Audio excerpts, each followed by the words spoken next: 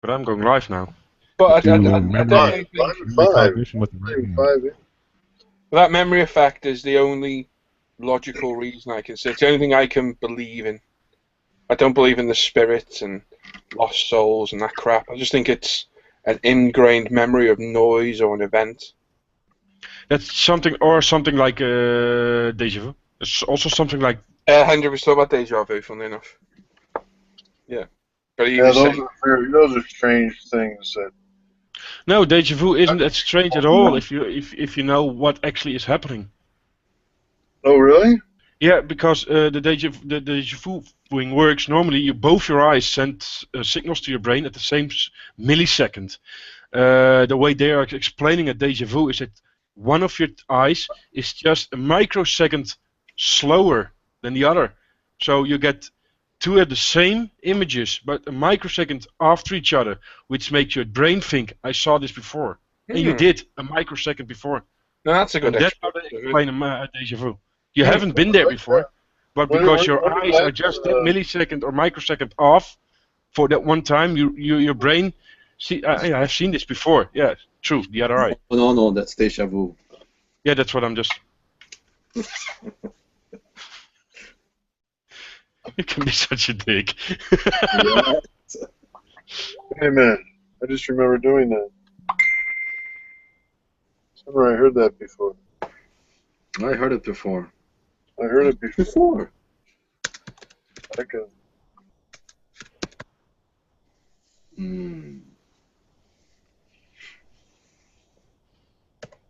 So there's an echo on one of these to do deja after.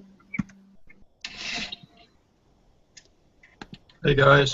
Second sight, deja vu, right? Sight. Hey, Jan. That's Jan, isn't it? Yeah. Yeah, hi Jan. What a guess that was. No, only got the camera on and I can guess his voice. Yeah. How's everyone? Bad, mate?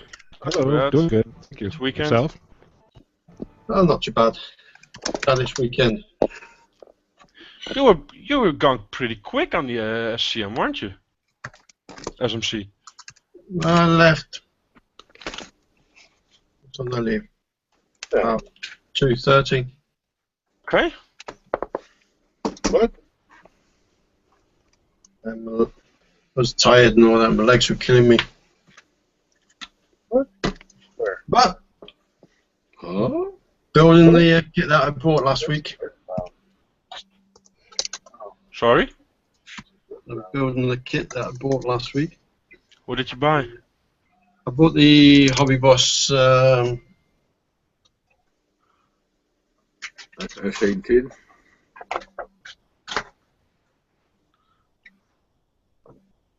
Ah, the Land Rover. Yeah, for the Desert Rat. Nice build. Is it a nice build? Say again? Is it a nice build? Yeah, it's coming together pretty well so far. What I've done so far. That's nice. Actually, it's all dry fitted at the moment. I bought some resin wheels to go with it instead of using the ones.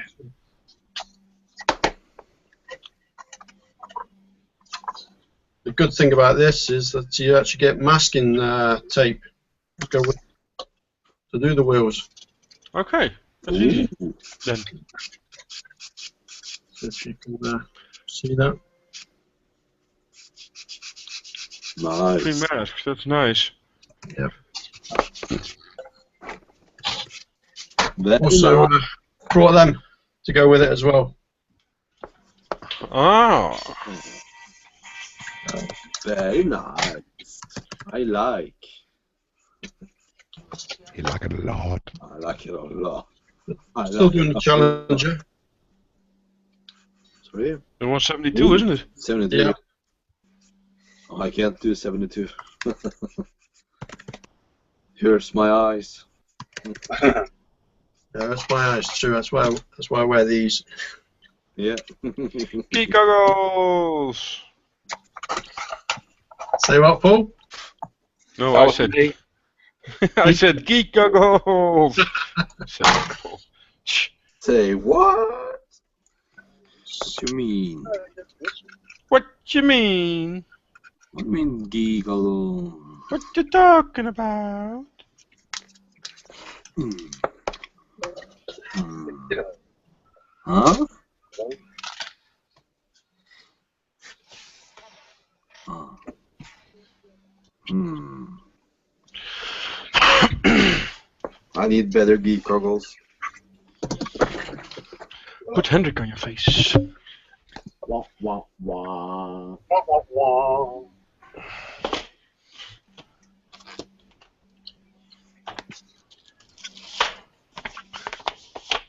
Hey, Oh, nice fit, Paul. Hmm? Nice video. What one? The reveal. Ooh. Oh, is it up? It's up. It's up.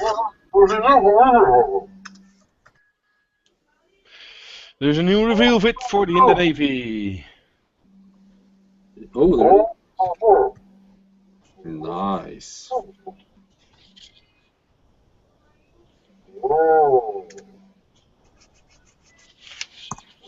Hey, cool. Are those Xeron cutters?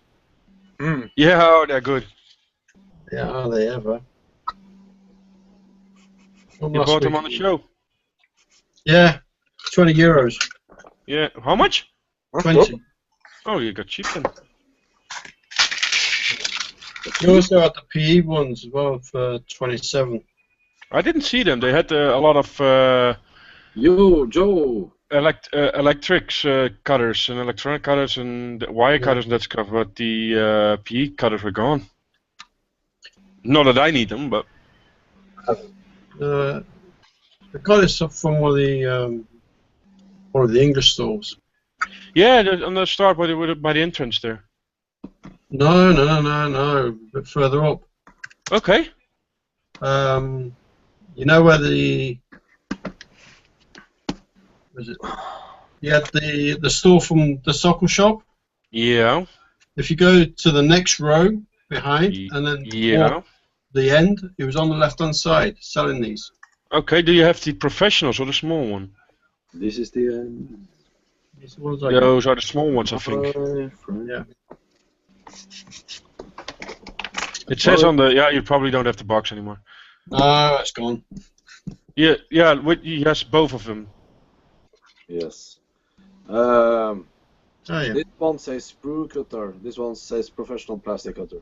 I think, if I can remember. Yeah, the big one says professional sprue cutter. Yeah. Yeah. It's the big one. I ordered this one first. It was wrong, so I ordered this one afterwards. The wife's emptied the bin already. Oh well. This one's actually better for the small parts, the small cutter. They're essentially the same. Oh, bye, Joe. He's gone again. What?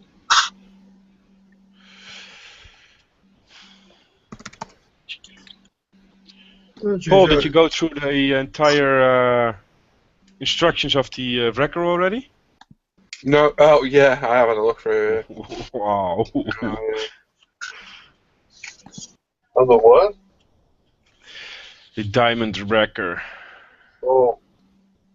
Really? Yeah. It's definitely not a 48-hour build. Well, Yeah, talking of 48. Oh, when's the next one? Hmm? When's the next 48-hour build? Undecided at the moment. Undecided. what's going on there? That's, Oh. Paul hasn't had his camera on, Andreas. You can see it. No, that's fine. What are we looking at? No, I just... You bastard. Huey Pops. Some bitch. Oh, look at those. Shiny black. Salty. I'm guessing the only real difference between yours and mine, Paul, will be the cabin. Or the cap.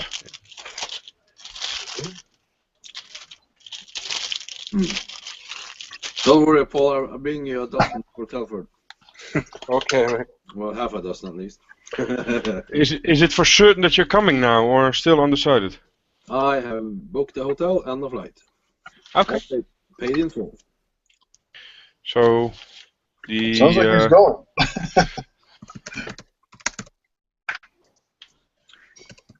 So he'll see you there. Yeah, see you there. You coming too, John? Oh no. Oh. Oh no. Maybe next year. I've had some money made. Yes. My flight cost me. What's that in dollars? How much? About $100 round trip. That's oh, not that's bad. cheap. Yeah. Yeah. Be a hell of a lot more for me. Yeah.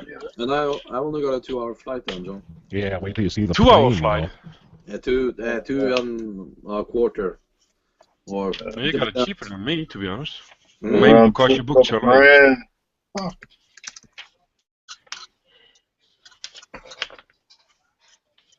How long is it from here, Seb? An hour? Oh yeah. You're closer. Oh yeah. I'm flying from Amsterdam to London, so. Yeah. I'm flying Oslo, London. How far is it from there? Yeah, which airport are you picking? Stansted. Yeah, I didn't do that. Yeah, I'm taking the shuttle down to Heathrow. I'm coming early in the morning, like 6:30. That's No, no. the time you land, or No, Let me check. You don't know. You get it. Yeah, 8:30. I land at 8:30, so 8:30 I land. And it's just about an hour by train and shuttle to Heathrow. To Heathrow? You're going to another airport? Yeah, well. That's no, I'm flying into Gatwick. Okay. How are you coming up? Sorry? How are you getting from London to Telford then? Tim? Tim? Okay, yeah. Okay. I'll bring the beer then. Tim's gonna pick me up first day, and I'll land at 7:30 Okay, yeah. around that time in Gatwick, and Tim should be waiting outside for me then. Where's Gatwick? On the east side of London, closer to Tim's. Well, Tim's on the east side, and it's going. East side, aye? Right? But Heathrow is on the west side. West side. South side more. Yeah, southwest. Central. No, it's sorry, west side. Yeah, it's more to the west. I was looking the wrong way. More to the west than Heathrow even. Yeah, but Stansted is on the northeast. Northeast, and that was almost a 2-hour drive for Tim. Okay. And I checked the prices. It was almost £40 to take the shuttle bus to Heathrow. Yeah, I know. So I decided the difference in money, I'm cheaper off going to Gatwick. Way cheaper. Okay. I haven't got much options. Because I could fly from Eindhoven to Stansted for €60 round trip, but if there's £80 on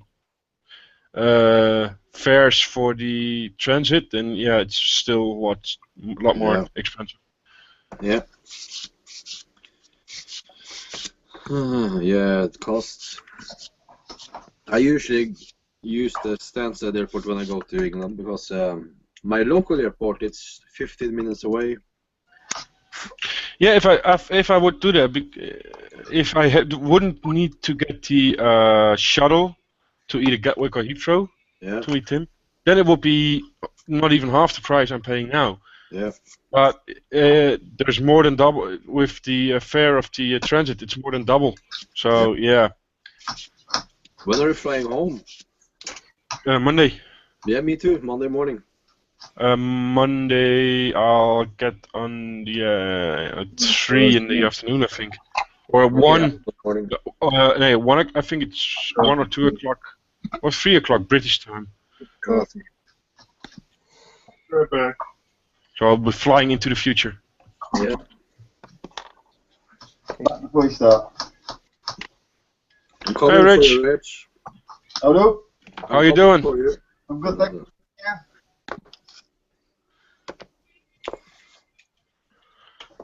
How's everybody else doing?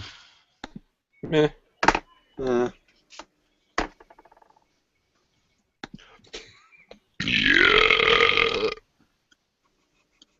I'm so glad it's the weekend. I love Oh, my yeah. job, but I'm so glad it's the weekend. Don't we all? Of course, Paul not. But Yay. Ah, the weekend. It means the weekend hangouts. is there a difference for you between a weekend hangouts and a midweek hangout? You're in them. Yay. Yay! We love you.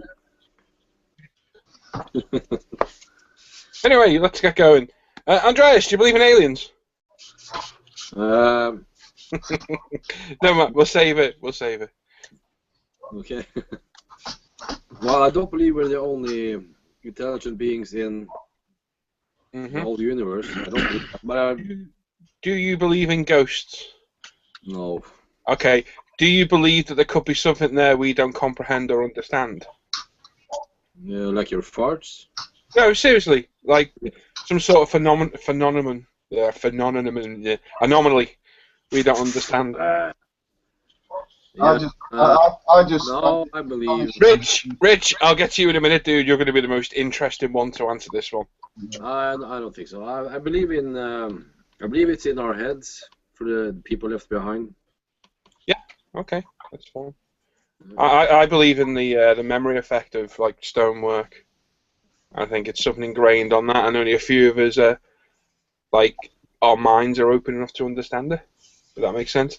Rich, what you're not religious, are you, Rich? No, I'm not religious at all, mate. Do you believe in aliens?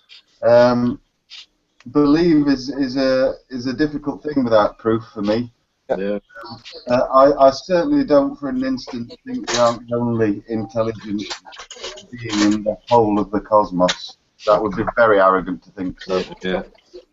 Considering how many Earth-like planets we've already discovered, you know, the chances of them not having formed life over the billions of years the universe has been around is ridiculous. I hope that camera view doesn't go any lower there, that new one. Why? I've got trousers on. No, it's not you. Somebody else. It's not that sort of hangout. John? John? Yeah, hold on. It's just connected. I'm trying to figure out. Oh, okay, just keep the camera there. Don't go any lower. Yeah. Yeah. I hope you got shorts on. Rich, do you believe in ghosts? No. Do you believe there's something there we don't understand? What I just asked Chris. No, I don't. Okay. The reason I don't is quite simple. I can't believe for a second in this time of so many people having extremely good quality recording devices in their pockets, willing to record anything and everything. Nobody's got some decent footage. Yeah. I don't think. Yeah. But Not all this do you not time. think rather than Why don't we see dinosaur ghosts? Why don't we see flea ghosts? No, that's fine. Now, rather than it being like a lost soul that can't find its way to heaven, yada yada yada, do you think it's some sort of phenomenon we don't kind of understand? Well, currently, something our psyche can't tune into, but some people. I'm a practical guy. Psyche is a nonsense to me.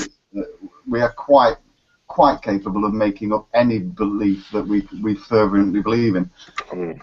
That's irrespective. I need physical, measurable proof. It's a very simple judgment on things. If I can't measure it, it's not real. That's fair enough. That's a good point. Now, how about, this is another point, how about the fact that as humans we only use approximately 10% of our brain? It's a nonsense quote. It's not true at all. I don't know. I can't remember who originally started it, but we use a colossal amount of it. It all gets used. It's just we don't understand what half of it does. Okay, I'll take it from another point of view. Do you think there's people out there whose brains are more in tune to something others aren't, and they can pick up on something others can't? How could a brain be in tune with something that we can't make a device to measure? I would suggest it because there's nothing there to measure. What do you mean, women? No one can understand them.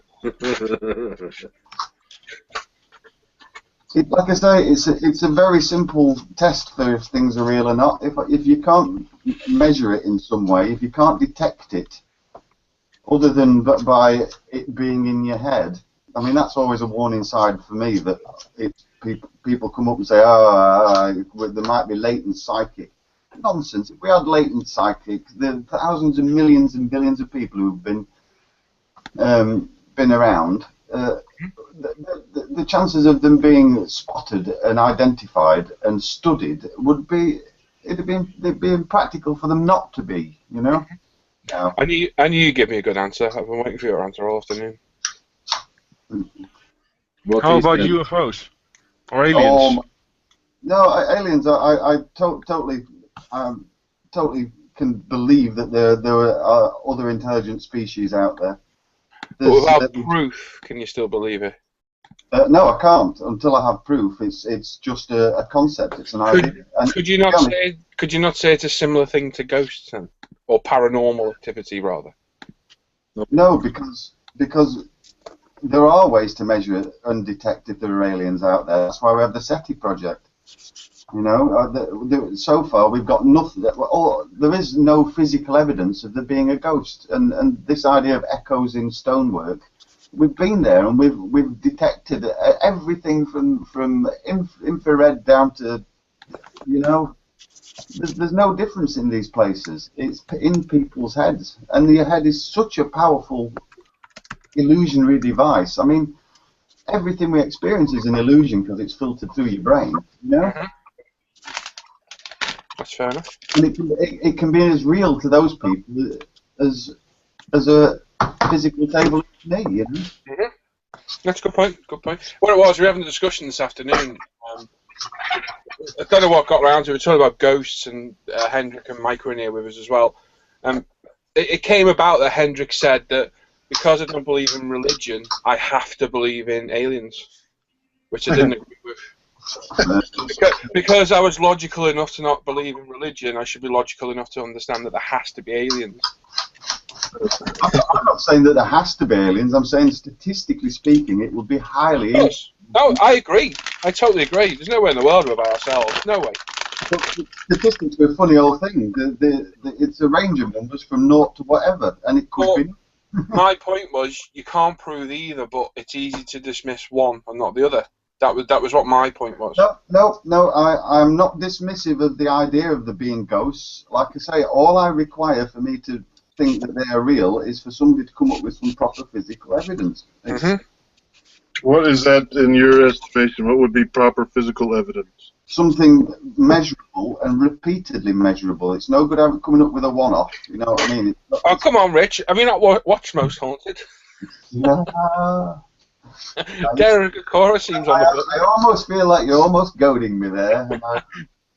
What about the repeated stories of those ghosts at that place the pub that you were telling me about, Paul? The fourth most haunted place in England. Yeah, we've got a pub in Sheffield, the Queen's Head, that's purportedly one of the most haunted places in England. Well, how do you account for those repeated evidence? The people saying the same things. A draft. People can say anything. You cannot trust a person to say something. People don't even remember things. What you're saying is you need to witness it yourself. You to believe it. Because I can't trust my own brain. I need to have a device that I can then show to somebody and say, look, this is what I'm detecting. Are you detecting the same thing as me? I think there's an app for that. I can't just say I saw something because I can't back that up.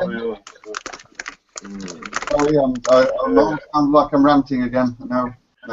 Let's have a subject. The thing what I just read is we don't use 10% of our brain. We use it all. We only understand 10% of how our brain works. There's a famous quote that I'm going to dreadfully misquote, but it's something along the lines that if we could understand, if we had a brain capable of understanding our brain, I can't remember what the quote is now. Bugger. I'm going to get out of there. Yeah. We aren't smart enough to understand our own brain, is what it boils down to. And we can't ever be smart enough to understand our own brain. Wow, that's mind-blowing. Dude, I can't get my head around that, man. It's the same argument for why a god can't be omnipotent, because to be omnipotent... It's totally blowing my mind, man. Trust my melon, man. Yeah, trust my melon. If the human brain were so simple that we could understand it, we would be simple. Yeah. The human brain was that simple to understand, we'd be able to replicate it properly. Yeah, and we can do in chunks. We've got some... Yeah. You're a chump. Chunker. Hey, who you calling it? Don't do that. Don't go there. Yeah. Thank you, Dave. That's got my blood pumping for the weekend there. Thank you. Alrighty, No, cool. Then turn the camera off and rub one off, and you're done. I'm just going to go and grab some beer. I'm gonna grab that beard. Just grab that beard.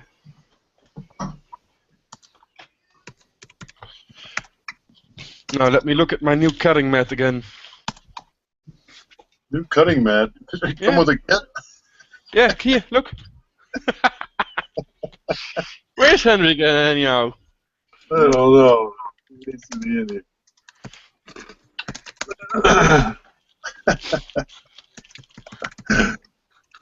That was classic. Thank you for kind words today, Paul. Oh yeah. Yeah. He's seen the reveal. I've seen it. You're not proper moderators in it. Okay. Until you've been mentioned by Paul in a video. Oh, I've been mentioned a couple of times. Yeah, yeah. Andreas got a special mention for his F-18. Yep, I heard that. That's fine. Because I know it kicked his ass the whole way.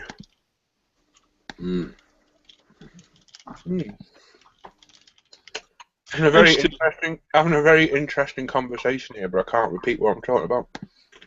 To who you're talking then? Because we're live. Oh, sorry. It's to whom you're talking? I can't say, but it's very, very interesting. That's it. Oh, very interesting. If I can be bothered typing it, I'll put it in the chat. Just copy it. Oh, too much. Way too much. What is that stuff? What stuff? How do you say that? Cider. Swedish cider. Look at that. That's something Ian put up, I think. Swedish cider. That stuff. How do you say that name? Alska? Pussy bear. Oh, Kopparbergs. Okay.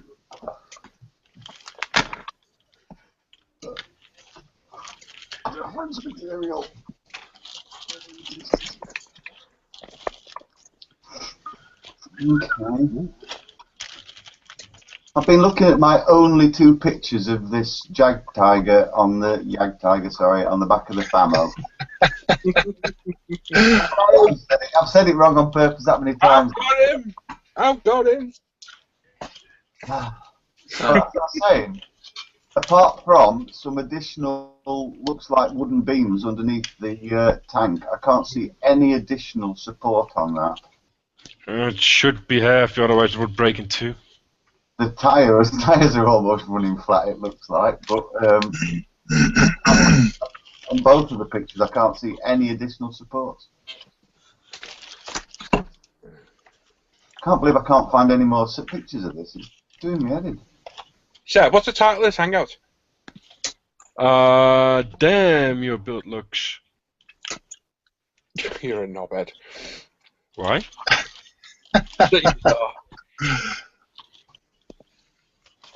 I always pick something current for the title. I know you do. I thought it was going to be Let's Get Richard Ranting. No, Not even? Do you want to get ranting? No, I've got it out of my system now. I was going to have another rant when I came back with a beer, but no. You got that beard for a while already. I've got no beer. Is there anything I should know about Bronco plastic? Yeah, don't buy it. I didn't. I got it for free. Oh yeah, it's your gift, of course. Yes. I don't know. No, nobody ever built something from Bronco. No, I'm just. No. Hey. I've got a. But useless. I think I'm mixing it up with something I saw in a cartoon once. The brand name, that is. Oh, rich.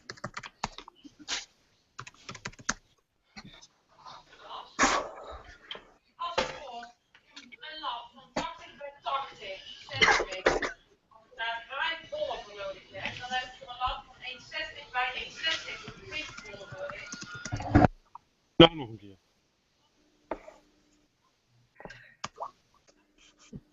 Ja.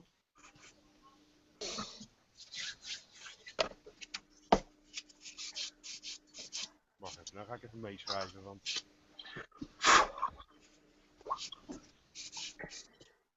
Wat van? Who? Heb jij? Jesus Christ, Seb, can you get any closer to the camera? Yeah. Oh yeah, you can. Oh. Jan, stop burping for Christ's sake. Jeez, can't take him anywhere. Can't take him anywhere. Get them fucking chewy pops out of the screen, you bastard. Son of a bitch. Son of a bitch. Ja. Als je 80 bij 80 hebt. Ja, maar dan moet er ook nog 2 naast. Ja. Is this close enough voor je? Ah! Nice, it's the one eye.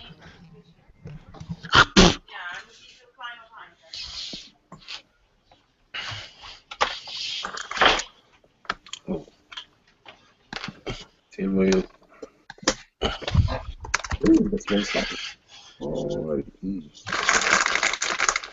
Ah, the other ones.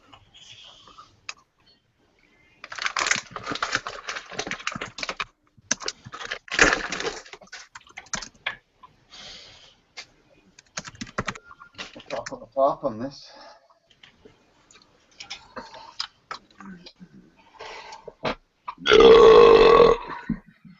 Nice one. Sorry, can't help myself. That label on Ian cider, it says love in Swedish. What cider?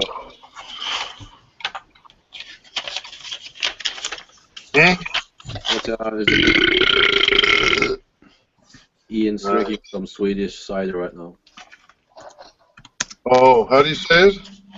Älska. Yeah, It means to love. I gotta be honest, Seb. Will, I'm talking to Will, and he said that he saw the Hangout title, and he was like, "What's all about? Blah blah blah." Someone's told me it's about that, you know, and that. And I thought, no, there's no malice in it. It's just a jokey title that Seb's done. Oh no, shit. You're not trying to cause trouble with it, are you, Seb? He's deleted the post. On the critique page. Okay, no problem. Yeah, I know. I've got no problem with it. But I think the jungle drums are going again, and someone's trying to cause trouble with the time. Well, tell him to grow some balls, get in here, and I'll tell him why. I did. I told him join, come chat. Join us. It will be fun. I know you got no malice behind it. It's just a jokey title we always do. We have had fit in or fuck off.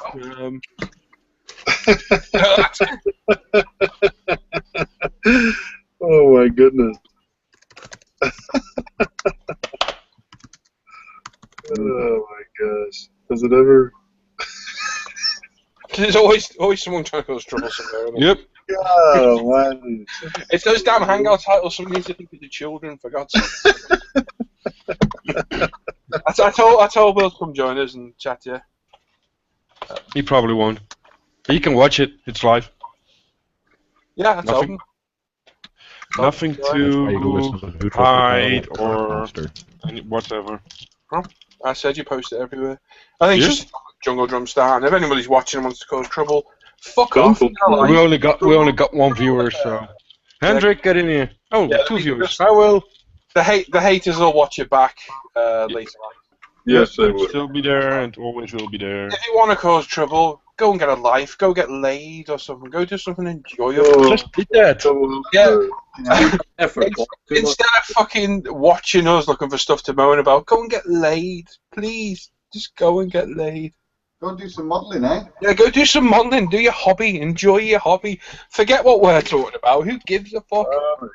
Jesus Christ, you sad fucking twat. Fucking Never seems to end. Ridiculous. It's an Yeah, Stefan says the same. Why does it say love? What? Swedish cider from Stockholm. Where are we looking in the Hangout chat? Hangout chat, yeah. What the fuck? Never seen it. And why does it? Why name it cider love?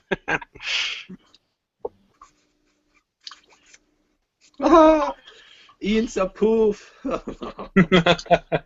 What, you didn't know? No. He's a poof? Maybe that's why he's coming out so strong on that. It's a facade.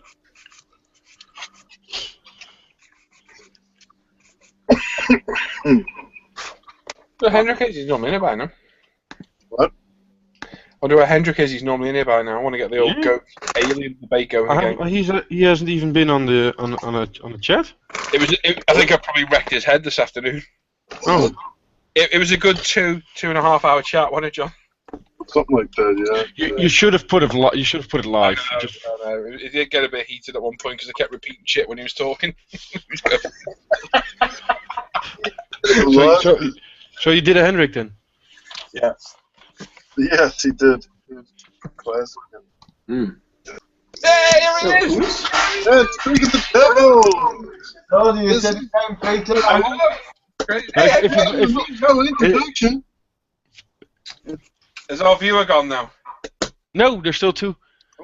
But John, if you say there's the devil, you have to believe because the devil is the counterpart of God, and if you believe in the devil, you believe in God, so you're religious. What? He's got a point. What it is, we're just waiting. UFO motherfucker. Not really having that discussion again, right? Not at all. No, Hendrik. Andrew, why do you keep muting yourself? What? Because I'm talking to my girlfriend. Touch it again. You asking her if she believes in ghosts and aliens? Does she? Is there a haunted place near you, Hendrik? Yeah, his toilet. Close to me? I'm down to my last black one, Paul. Down to your last one? Black salty ball. Oh, you fucker. Your last what? Yeah. Salty ball. Yeah, my last one. Oh. Yeah, Stefan sent me the dime. Oh, that stuff is so good. Oh, Lee didn't put the ISM stamp on there. You fool. On what? Oh, he didn't put the ISM logo stamp on the video. Okay. Oh. He can't be bothered.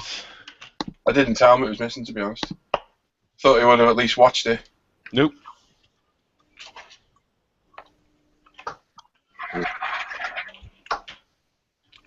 Well, and I'll do the one done next week because Mike did the slideshow for me because Mike's awesome.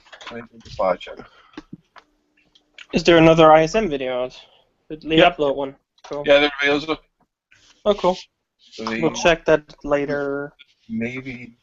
Hendrik, what's Net's view on aliens and ghosts? The same as mine, that it's all fucking crap. Oh, Ansel had a good bit to this conversation. I'm leaving if Hang on, right, conversation Ant. Yes. You're not religious, are you? No. Okay. Do you believe in aliens? No. Do you believe in ghosts? There are things that scare me. I don't know if I believe in ghosts. So or you not. do not believe in Shush, extraterrestrial Hendrik! life, Hendrik, right? shush. Okay, forget ghosts. Do you think there's some sort of paranormal anomaly or phenomenon? I Yes. can't say that word. That we don't understand? Yes, Okay, thank you. I do, and I've experienced it multiple times. Something you just can't explain, but you know it's there. That Yeah. smell on the toilet bowl, and that's you. And the pube, that random pube view as well. The one I always Paul, get are Chinese. Paul, are you trying to prove me wrong here or what? And getting other people's opinions. Yeah, right. I can see what you're doing. Hang on. Have I asked nearly everybody in this chat the same question? Yes, And everybody has an opinion on it, Hendrik. So I'm just interested in other people's opinions. Hendrik had an argument this afternoon that because I don't believe in religion, I have to believe there's aliens. What? Hendrik, you're such a dick. No, I think he has to believe in extraterrestrial life. He doesn't have to because believe. why? Wait. Everyone, calm down. Hello? Wait. I think Hendrik might have worded it wrong, but then couldn't debate it across to me properly. But I can't remember his point now. If you do not believe in religion, and if you think religion is a fraud, that means you believe in logic. Yes? If you believe in logic and reason, you have to believe that in the infinite number of universal galaxies and planetary systems, there has to be their basis and the development of life forms. No, there doesn't. So are you saying course if there you're does. religious, No, there doesn't. Not in this. What, that are alive now? The chances of that happening are, well, infinite in themselves. But it's the possibility that there is life, other sorts of life, doesn't say it's intelligent as us or further developed as us, is almost 100%. Yeah, I'm just My saying there argument- is a life my form argument- out there somewhere. My argument was that you can agree there are aliens on logic, but you can't agree that there's some sort of paranormal activity or anomaly of some description that we don't quite understand. Oh, God, yeah. See what I mean? That was my argument. And the way I was wording it was that, and Rich is going to probably sigh or something now, is that humans, we supposedly don't use all our brain. Maybe there's people out there who've unlocked a part of the brain, others haven't, and they're the people that can hear and see these things. Well, to be honest, there's so many unexplained things that are common day occurrences. Like my brother-in-law, he's a theatres nurse and he works with the anesthesiologist. Yeah. And nobody knows how it works. No science can actually explain how being anaesthetised works and what it does. They just know it works. Can I just intercede and say currently? No, I'm talking. And Rich, it's like talking to a flower. and he does anyway. Why, Hendrik? Because we don't share your opinion, we're wrong? No. the way I look at it is, I said that to Paul. Shut up! the way I look at it is, right, I stopped thinking about these things a long time ago. Do you know why? Because we will never know. So why waste time, energy, and everything else trying to work something out that you're not going to work out? Use your time more productively. Build models. Yep. Build models. Make something. I just think that from a human point of view, that kind of paranormal or unexplained instances of things that happen, that there's got to be more to it than just, oh, it's a ghost. I don't believe in the whole spirit lost on its way to heaven kind of thing. I don't think it's that. I just think it's some sort of unexplained. Yeah. There's I've said this about 3 times. The memory effect. People say that stone or woodwork can hold recordings or memories that certain people can hear. There's that kind of thing. Yeah. I'll just repeat what I said earlier today.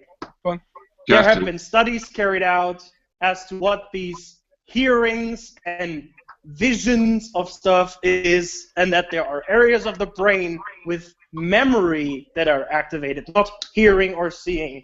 Yeah. It's the same thing as a fucking deja vu. See, and there Hendrik, is why are you arguing this as if you know it as a fact? You're just because what it's you've read on the scientific internet. research that has been Bollocks to taken that. carried out. Absolute bollocks. Okay, No, wait. nothing Hang on, Hang on, It's not my Chad, you're on an opinion. important point we were discussing. Wait. This before. concept. If you're so up your ass on scientific research, aliens do not exist. They're not proven, so they do not exist That was according my to scientific, Yeah. the scientific world. That was my No, argument. they this are afternoon. not proven that they are. The possibility of alien life forms out there is 99.9. Possibility, 99. not proof. Possibility. Yeah. The scientific community on this world hasn't even completely researched our own world. Good. Like I said earlier, Paul, if you, or like Ant just did, proclaim that there is something like that, prove it. Okay. Aliens, prove it. Yeah, it's a Ridley Scott movie. No, I told you earlier, Paul. Have you seen a human being? Yes, you have. Have you seen a ghost or some kind of vision? No, you haven't. I have. I've done Ouija boards and they worked. I've had some sort of experience, yeah. I've done Ouija boards a couple of times and every too, time Hendrik. they've worked, and that's unexplainable. Hendrik, have you seen a ghost? It is explainable if you do the research. Hendrik, have you seen a ghost? No, because there Have you are none. seen an alien? No, but I've seen human beings. there are and none. Because there are So no. there are no No. aliens. That's I've your seen own human words. beings. No. Yes, you said What I there said- are aliens. You Yes, there haven't are. seen them, so they're not there. No, I haven't seen them. No, so they're not there. They are. They're not! Oh my God, you are so stupid. You're so Oh, ignorant. no, you're so patronising. No, you're Using your own words. Just because somebody disagrees with you, Hendrik, No, and they're listen, wrong. And listen, if we developed on this planet, right, with water and bacteria into human beings or life forms, no matter how complex, okay? The God, no, I'm not going to go there. And there are thousands among thousands, up to millions of planetary systems with similar circumstantial surroundings. Only with water and millions? stuff. You better Yes. say billions there, buddy. Of course, billions. What about Googleplex? Hang on, I'll have a look now. No, but wait, Hendrik. What I can say about that, though, is Hendrik The has a good certain, point. the certainty Point is of that life forms being out there is so. No, the fact that there wouldn't be life out there is just There is no non-thinkable. fact. But But Oh It's my an God! inference. We your are words, Not a lot of Hendrik, evidence. your words. Sebastian. You're asking us if we ever seen ghosts. We haven't. Your words. So there are none. We ask you, have you ever seen aliens? I have. So according to your words, there are none. Well, I've seen Mexicans, anyways. The thing though is, the thing is, You have to boil down the racism with you, doesn't it? yeah, I know, it's Germans. No, Now the the thing is that we exist, right? What is the possibility of Well, us I don't know that existing you and exist. us All I've ever developing? done is heard your voice and seen your picture. Oh, for fuck's sake! Well, the thing is, Hendrik, Oh, it's just. like I said, Paul, earlier, I think it's a bit hypocrite if we would think that we're the only ones. He's gone. Yeah, well, that's his problem. He's Might have what? dropped- He might have dropped Of out. course. He might have just dropped out. He just Because dropped out. the only real answer is what he thinks. I don't want to cause an argument. It was an interesting conversation this afternoon. No, seriously, I don't want to cause an argument. It was an interesting conversation this afternoon. It's not. It can't be an argument though, because there's no definitive answer either way. No, It's- that's what I mean. You can't completely disprove one and then the other when there's no evidence for both. Yeah, Well, not- the thing is, if you say he's wrong, he goes through the roof. The thing is, from a scientific standpoint, which Oh, is what I tend to base my decisions on because it works. That's fine, Richard. My argument this afternoon was, at one point in history, all the best minds and whatever in the world thought the Earth was flat. No, they didn't. No. God, no, they didn't. The Greeks didn't think the world was flat. The Greeks worked out the diameter of the world. How would they do that? If Okay, dumb. Before the Greeks. No, absolute nonsense. No, when Drake. Rich, you're not listening. He said at one point. He didn't say the Greek. He said at one point. At one point, a lot of people, and I'm going to guess very intelligent people, thought the Earth was flat, and if you sailed across it, you fall off the end. No, because. Well, you're backing up Hendrik's argument. Because, hang on. This is Where the aliens live. a very, very common fallacy, but the thing is that anyone who lives next to the ocean He's an alien. knows that the world isn't flat. because they see ships disappear over the edge of the horizon and come back. Yeah. Yeah, but Rich, The- they started with ships that only were sailing next to the coastline because they were afraid to fall off. No, The first ships didn't cross oceans. No, seriously. No, the first ships never crossed oceans. Well, I was taught this in history, so is this complete bollocks I'm talking then? Yeah, it is. At one point in history, people didn't think that if you sailed across the world, you'd fall off the edge. I'm sure they did when they were like Neanderthal or something. Yeah, but that's what I'm saying. At one point, somebody thought. I was told. Yeah, my point was at some point, some of the greatest minds thought that it was proved wrong, and it changed. So could that not be found now? The greatest mind think this is right, and essentially it's wrong. That's absolutely true, Paul. It is, but It was maybe a bad example to use, but that's what I'm saying. Can't things move on?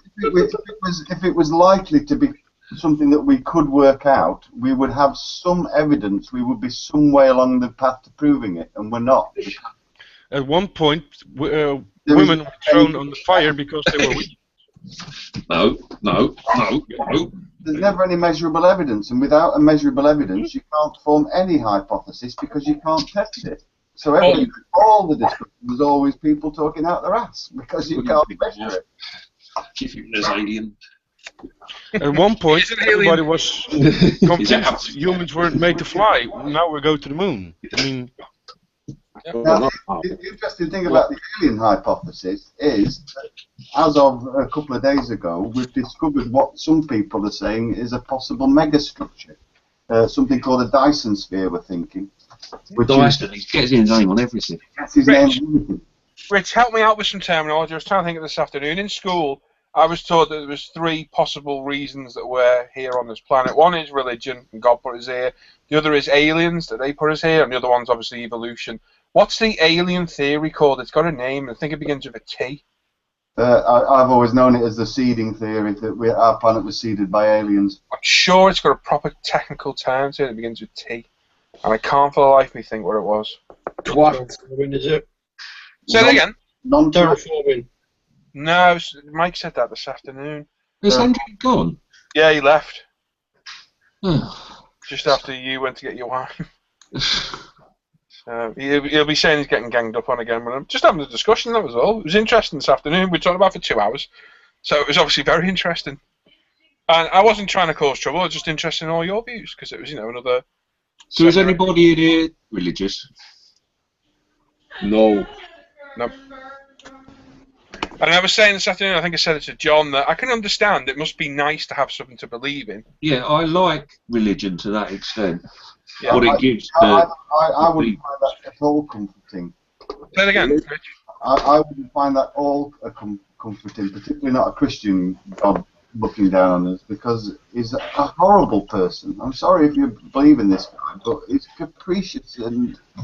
Yeah, you're talking about Old Testament stuff. No, Christians believe in community. Old Testament and New Testament. It's the same God. It's just written from different historical points. No, but a lot of Christianity is based on the last 5 commandments. Certainly modern Christianity. You just forget about all the and things that Jesus did, because Jesus is God. But you decide to forget about all the bad stuff that happened in the Old Testament. You can't pick and choose with a religion, mate. Hendrik said a link. To be honest, I've got more respect for the fundamentalists who read their book and live it as a literal truth without swaying from it. No, but Christianity gives a lot of hope to a lot of people. And it comforts a lot of people. Yeah, that doesn't make it bad. It does to them. Well, how does that make it bad? I didn't say it made it bad. I said it doesn't make it true. Oh, I thought you said it doesn't make it good. No. Morality is a whole different issue. Well, either Hendrik got kicked or he can't have an adult discussion. He was actually shouting at me again. He was shouting at me again this afternoon, trying to explain something to me. Yeah. I've seen aliens. Everything, whatever he says he believes is the right answer. I might have been winding him up a bit, but... Yeah, but the thing is, if he's saying one thing, and doubling back on his own words a second later. It was an indefensible standpoint anyway, because even he was saying it's a 99 point. Well, if that's the case, there's still a chance that there is no aliens. You cannot prove it until we find it. The physical evidence, that's what you need. The point I was That's making this afternoon was it's equally probable and not probable to either paranormal activity. No, I would say not, because we have no evidence, and there is no scientific model for a ghost to work in. Yeah, but is there evidence for aliens? But I've had first-hand experience with Ouija boards. But we know the kind of things that we should be looking for. This is what I'm saying. We've detected this. But again, I've had things happen to me, Rich, that I can't explain in any. As I said, your brain is a fantastic filter on the world. You know, everything that you perceive has gone through your brain. I'm not saying you're wired up differently. I'm saying it's not things that like I thought I've heard. It's physical things that have happened. Yeah. That I can't explain. And Hannah's seen it too, and Hannah was with me. So there's two of us that seen it. It wasn't that I was imagining it. When man was playing tricks. That's great. Shared.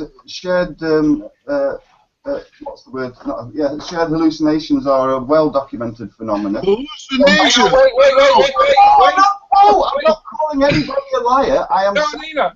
Do you think I could hallucinate my car alarm going off every morning? Like I say, your entire perception of the world is filtered through your brain, mate. Yeah. The thing that. But like what I was saying, I'm not calling anybody a liar. I'm saying for me to believe this story, I would have needed to have seen some physical proof. Yeah, but then again, it's the same with Hendrik. Have you ever seen aliens? Because this is fundamental. If you can't provide me with that fundamental proof, this discussion goes no further, because that's what I require to be able to believe it. You know, and this is I always end up in this discussion in the street when I get accosted by religious do-gooders. Well, I'll tell you a story, and this is one of my experiences. Did you see the pictures I put in chat today, random, of like a house, a field, street? No. Right, that's where me and Hannah used to live, and that was on-street parking in an old Victorian terrace cottage. There used to be a farm behind, and the field for the farm was at the front. Down the side of the house was a track that went round the back of the house to gain access to the gardens. That track, before the houses were built, was the track the cattle used to travel through every morning from the field to be milked. Every time I parked over that lane, my car alarm went off between 4:30 and 5 in the morning. Every single time. I parked anywhere else in that street, it never went off.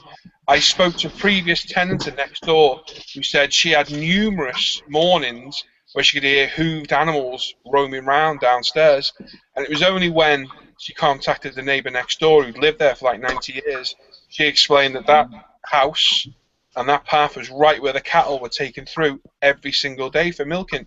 I can't explain that, but I didn't imagine that fucking car alarm going off every morning if I parked over that lane. And I could park on the edge of it. It wouldn't go off either side, but as soon as I went over it, every morning between 4:30 and 5. You're telling me you can't come up with a single other excuse apart from ghost cows? No, I can't. That alarm went off every night when you got parked there. Perhaps not even some young lad taking the piss every night and knocking your car every night and thinking. Could well have been, but other than that, I can't think of anything else. I mean, that's highly more likely than being a herd of ghost cows, mate. Probably. No, it's not.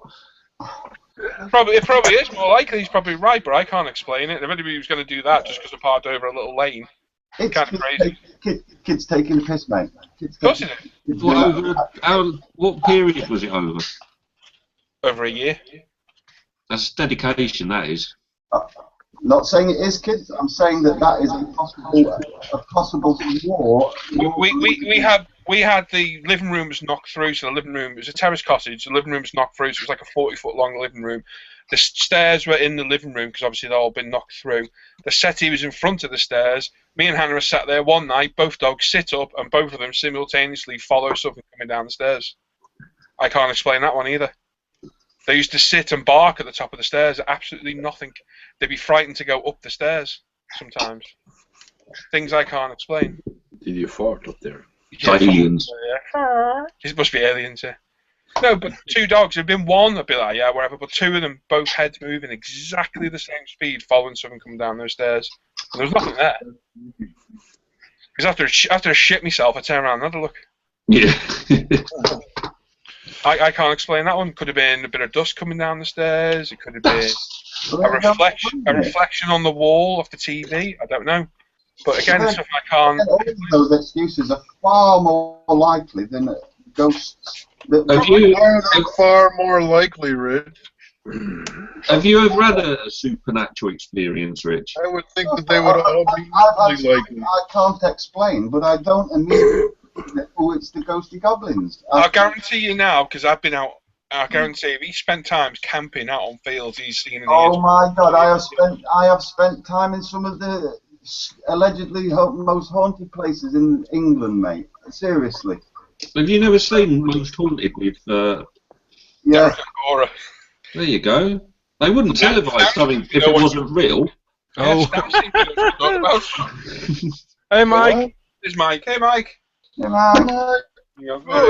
Straight. Hello. Here, there's the haunting from Canada. I was trying to figure out which friggin' hangout to join. There was like 2 of them in there. The same one. What? I didn't look that close at them. All I saw was 2 hangouts and a billion. Mike, you might not like the conversation. We're talking about ghost aliens again. Hendrick's already rage quit and left. I thought you guys got bored of that. No, I asked everybody else their opinion and we're having a discussion now. Very civil. Until Hendrick came in. I've seen Aliens. Good film. Very good. Number 2 is my favorite. Yeah, Aliens. Yeah, Aliens. The first one is classic awesome. The first one's classic, the second one's definitely the better one. They're 2 completely different films, though, aren't they? The first one's more of a suspense film, and the second one's an action. More action. Oh, yeah. The second one's better, in my I opinion. like the third one. Was the third one the one on the prison? Yeah, the prison one. The prison one. Yeah, again, that was different. I like that one. Has anybody talking about aliens? I got to think of Ridley Scott. Has anybody seen The Martian yet? No, it's supposed to be good. Supposed to be good though. NASA, and they're producing it too. A few people have said it's good.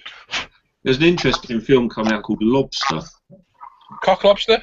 Lobster. Lobster. It's set in the near future, and it's illegal to be single. And if you're single, you get sent to this special hotel that's like a prison. What? And if you don't find a partner within a certain amount of time, you get turned into the animal of your choosing. What? Oh, Wesley would be shocked. Okay, that's crazy. It sounds awesome. It's got loads of like big stars in it and stuff. You're watching porn again, and That sounds good, though. Yeah, no, it does sound good. Anyway, I shot a shotgun today, and it was awesome. Did you enjoy it? I fucking loved it. Good, isn't it? What gauge? What size shotgun? 12 gauge. 12 gauge, clay pigeon stuff. Did you hit much? Oh, Yeah, nice. I got 26 out of 30 shots. So oh, clay pigeon. I did that once. Only it's missed good, 2. isn't it? It's good fun, isn't it, Ant? The only one that I couldn't do was the rabbit where it bumbles along the floor. I found that quite Yeah, tricky. that can be random, though. I can jump and everything. Yeah, but no, the other ones I was quite pleased with myself. It was calling me Harry Potter though because I was shaking. I don't know if I'd had too much coffee, but the thing was bouncing around all over the place. I said, I'm trying to improve my spread. That's what I'm doing. I got a little help. Yeah, it was good fun though. I'll do it again. Play shooting. I haven't been play shooting in years. Holy shit. It's good fun. It's fucking expensive now, though. Well, I was thinking about how much ammo costs. you could get. He was saying you could do a morning session for about 40 quid all in. No, you couldn't, mate. Not once you're used to doing it. No chance. Yeah, that's 50 shots. Not in the morning. No chance. I used to go through a case of 250 in about 2 hours. Yeah. And that's 80 quid for carts. Keep shooting their ammo. Rounds. What? Clay pigeons. Clay pigeons. Yeah, if it's sporting, it'll be, John, sporting. So it's imitating wild game. So you've got left to right crosses. Yeah. Overhead away. Teal straight up. Yeah, the teal straight up, the rabbit. It was a shotgun, John. It's not bullets. No, it's a shotgun. I've got one of my spent cartridges here. I found a couple of unbroken clays and bought them back for the kids. Yeah. Well, I could have taken a handful of live shells and made them never know. Yeah, probably. The only ones I couldn't hit were the ones that came towards me because I didn't give enough lead. Yeah. But the instructor said that's the most difficult one. There's a dog bark somewhere. Ghosts. I heard a dog bark. He'll be back in 40 minutes. What? Hendrik said he'll be back in 40 minutes. Huh? If there's place for him. 2, 4, 6, 8, 9. After the talk of aliens. No, I'm glad we discussed it. It's an interesting conversation. It's good to hear other people's views. If you're open for a discussion, and he I'm clearly open isn't. for discussion. I believe but he clearly isn't. I believe there's something out there other than us, and I also think that there's something with ghosts or paranormal activity that we don't understand. I'm open to both. I've got no proof on either, and I've got no proof to disprove either. So I'm open-minded on them. I do not believe there is an almighty being that controls everybody. Because No, I don't believe in that. no. I don't believe. As me and John, well, John said it first. Things like that, they've come from somewhere. Years ago, some lad came named Jesus, probably, like I said, he tripped and fell in a puddle, and everybody said he was floating on the water. Or he did a party trick where he pretended to turn water into wine, you know, and some fuckers wrote about it. And like Chinese whispers, it's gone on and on and on and turned into that. It doesn't even have to be like that. Just think of someone with a very bad ending. Waco, it's a sect, a cult, and this one just grew. Yeah. I said to Hendrik, we could have a nuclear apocalypse, and the only thing that survives is Hendrik's thesis. And people could look on that in 2,000 years, think that's scripture, and start worshipping Hendrik. We'd never. I said, and on the 6th day he created his desert dio, and on the 7th day he went to the show and won fuck all. I was only messing with you. On the 7th day he found his barrel. Is he still butthurt over that not winning anything? He's just still talking about it a little bit, but I think it's getting less. Warned him, we're like 2 months in front. And I said it on the show. I said, "Don't be that. Oh, I'm never disappointed." And I saw his face when he didn't win anything. Yeah. Man, some of those photos and those builds were phenomenal. Yeah. There were a couple in there that won like silver and bronze that were not as good as his though. Was to show you that the judges may have been biased. Come on. I don't know if they're biased because there are about 25 or so judges. Biased judge? No, there's no. Oh, and I told him his work is good. But yeah, well, like he told, there are just people who actually commenting on that he used the wrong roll color for his jerry cans. Okay. Actually, he didn't. Go. Sorry to interrupt. Go look at the Pricks Facebook page. Mickey must be watching us. Hi, Mickey. Hey, Mickey. Come join, Mickey. Maybe in 40. Hey, Mickey.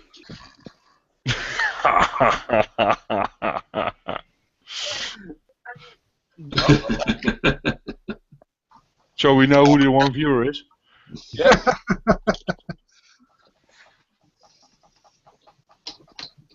I thought Mickey was in your company. Oh well, we got our first commotion already because of the title of the hangout. It was instantaneous. Evening, one and all. Hey. Hey, Aaron, how you doing? Yeah, all right, buddy. How's the car? How's got to do car going? It's not working like it was. No, we think after you tidied it all up, yeah, it's all gone a bit pink tongue. So we know it works. Yeah. but we just need to have a fiddle about. What's it not doing? You think? Working. It's staying on full beam. We haven't worked out how that's working. Only one side of the indicators is working. Well, that's because of his stalk still. That's the stalk, you think? Yeah, that's what I told him. He's got to clean that up to make it work. Right. I haven't been round actually. I've only popped round to say hello, but we've done. It's still looking good. Though. It's still 100 times better than it was. Anyway, when you're around the next time, give me. As long as it's during like the evenings or the weekends, I can talk to you most of the time. Hang on a minute. What? Tim, Go. I'm going to ask you a question, and I've asked everybody the same questions. What? Prepare yourself. Do you What? believe in aliens? Okay. Do you believe in aliens? Do I believe in aliens? Yes. Just answer the question honestly. Do I? Yes or no? Right now. Tick tock. Sorry, Tim. Do I believe that there's something else out there? Yes. Oh my goodness. Sorry, what did you say? Yes. Okay. I don't believe in little. Do I believe in little men that come down and visit us? No, but I do believe. Okay. Do you believe in ghosts or the fact that there's some paranormal anomaly or phenomenon that we don't understand? Sorry? Yes. You do, okay. Are you religious? Was when I was a kid, not really anymore. Okay, thank you. Well, I got dragged along to church. Not really anymore. So either yes or no. No. A bit. I don't think there is a little bit. Okay, let's reword it to something. Do you have some sort of belief? That might be an easy question. Easier question. Right. Well, religious is very broad, isn't it? Having a belief. I believe I can fly. Do you think there's a God? I don't believe there's a God. No, I don't believe there's a God that sees over everything. You have faith in yourself? Yeah. Faith in myself and faith in others. You fool! You're from London? Are you sure? Yeah. There's some nice people out there. That explains the accent.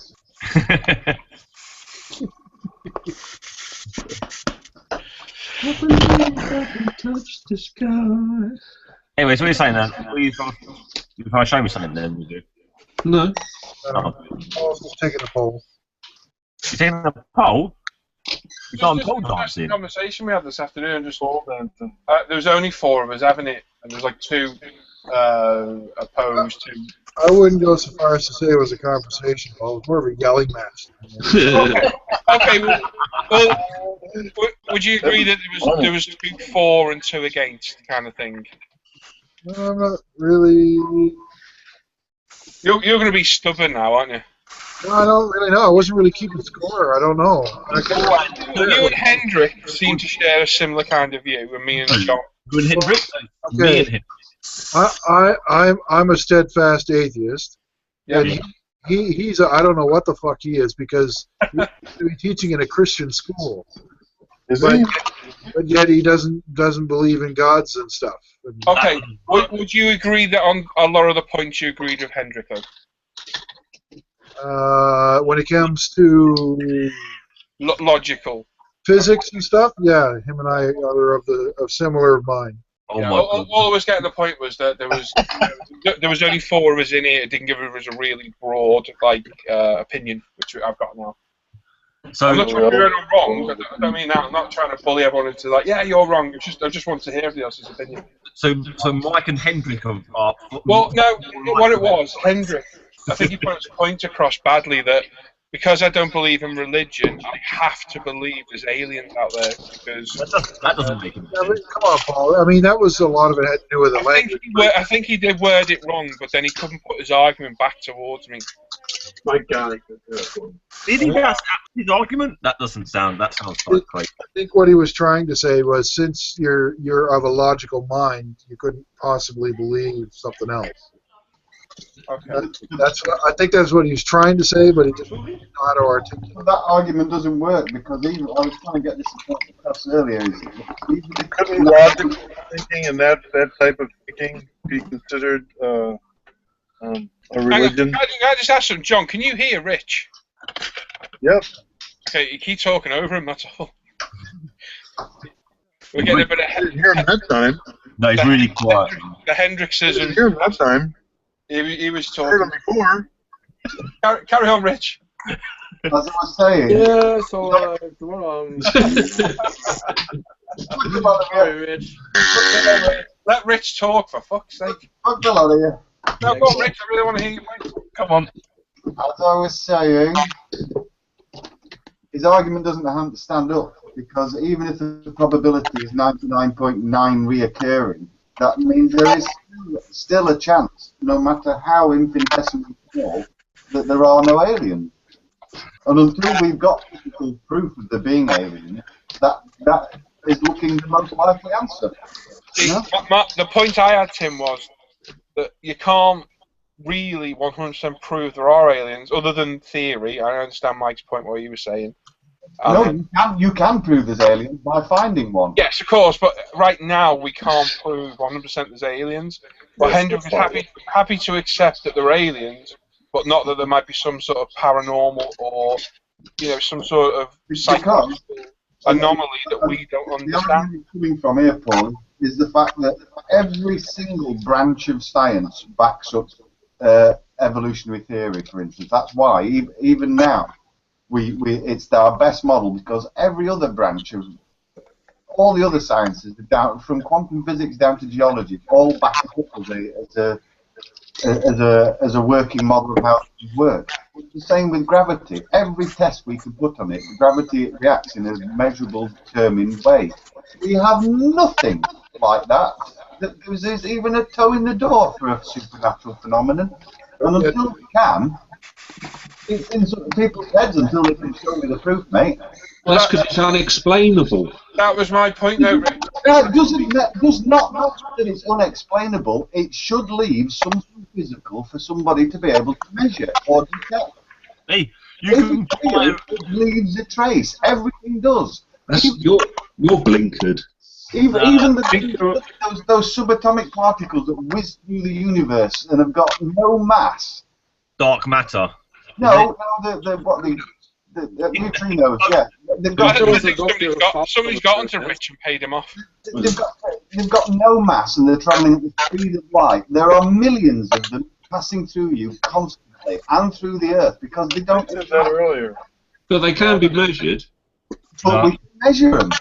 As thing that's not there as you can possibly be, we can detect. And you're telling me after, like I say, everybody walking around with fucking cameras and we can't get a decent shot of a ghost? Bollocks.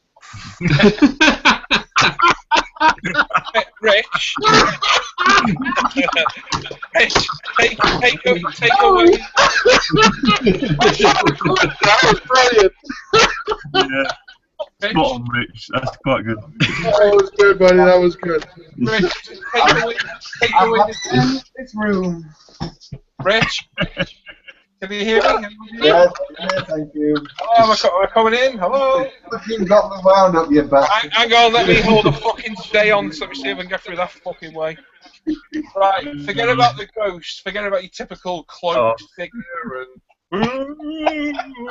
I'm just talking some sort of weird anomaly we can't detect or... Not there until we can detect it, mate. Of course, yeah, hang on, you're missing my point though. That what I was saying to Hendrik was that he's happy to say there are aliens with no proof, but there can't be any paranormal activity because there's no proof, and that was what he was saying. Hendrik's talking about probability. Yeah, no, probability isn't certainty, is it? This is what I'm saying. Every branch of science backs up itself. And because every branch of science backs the other branches up, we can form projections based on the data that we do have that become more and more likely as the better we get at gathering data. This is the scientific method. And if something starts to be bollocks, we're quite happy to throw that to one side and say, well, that was a waste of fucking time. But it wasn't a waste of time because we now know that. That's because science is easy and they don't put the budget into looking into spooky supernatural things.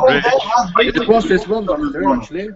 A shit ton of money has been spent on paranormal research. Even the fucking Russians were doing on it.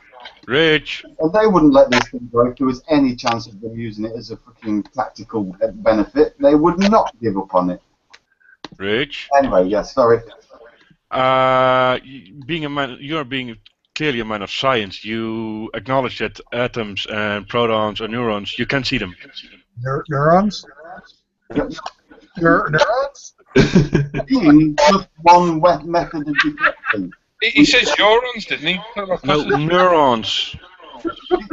Is just one method of detecting. But why are you so bent on being able to see something paranormal? We can't see heat.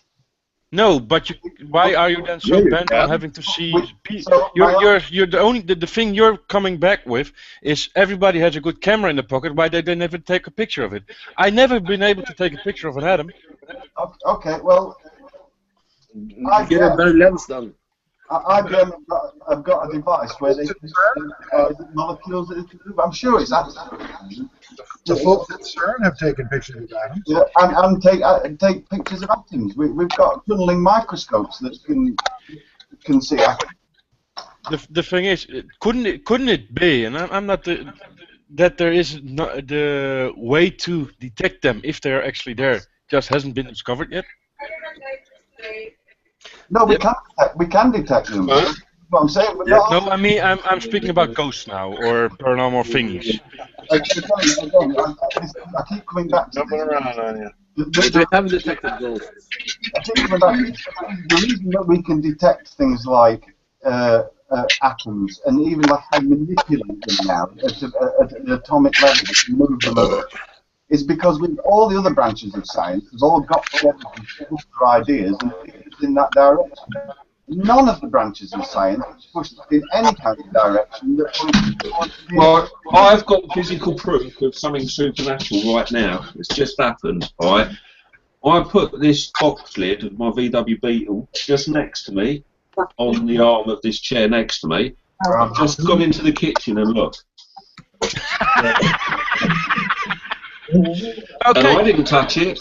But then there's something else.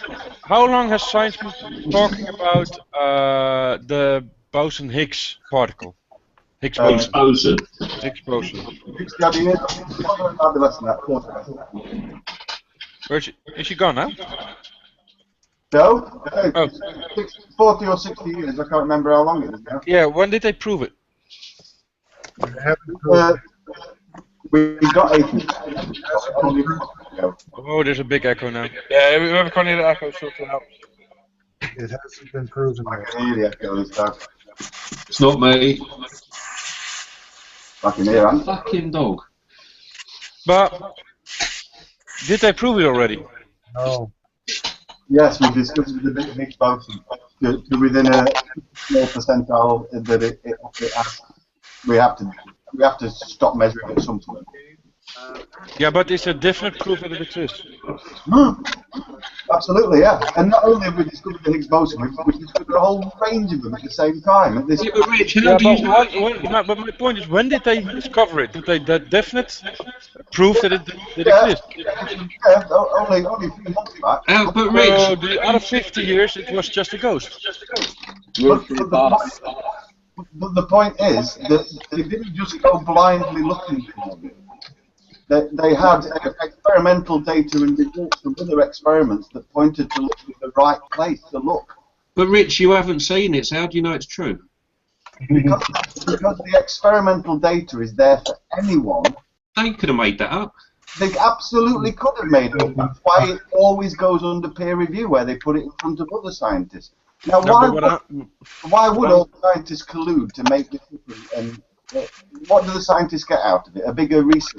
Money! The thing what I'm trying to say here, Rich, is somebody 60 years ago thought, hey, maybe there's something we call the God particle. Let's all research that. And for 60 years, it was just a theory. Yeah, just the ghost still. That tied in with a lot of other theories. And they're only now able to repeat a process to show us that it exists. Absolutely, yeah. So what happens if in 6 years from now somebody says, hey, let's try this, and they find a ghost? Or At no point They did I already found ghosts. At no point did I say ghosts are not a possibility. I'm saying currently there is nothing that gives any credence to the fact that there's a supernatural. Nothing. No branch of science which. The thing is, you make decisions about things throughout your entire life. When you bought house insurance, you didn't go to the first guy who says, "Oh, I think I can do 14%." No, I know I can do 14%. He said, "No, I want to see you fucking working out before I give you all my money."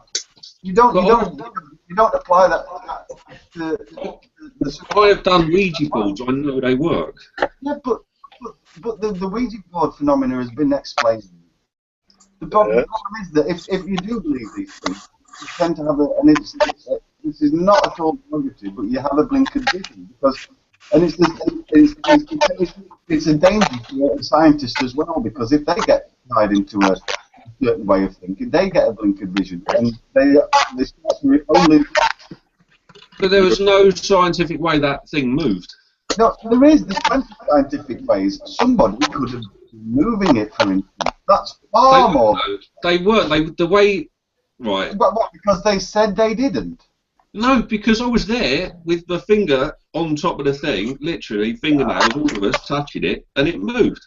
And you don't think somebody might be in on the trick and know how to get that to move so it looks like it was? Magnets. No, because we did it at school. We did it with cut up bits of paper and half a Panda Pops popping. If you really want, I'll send you some wiki links to the. Rich, would you do a Ouija board? I wouldn't. Yes. I wouldn't want to do a Ouija board because. Why not? Because I think it's nonsense. There's no no fear of. If it's nonsense, then why not disprove it? Say again, sorry.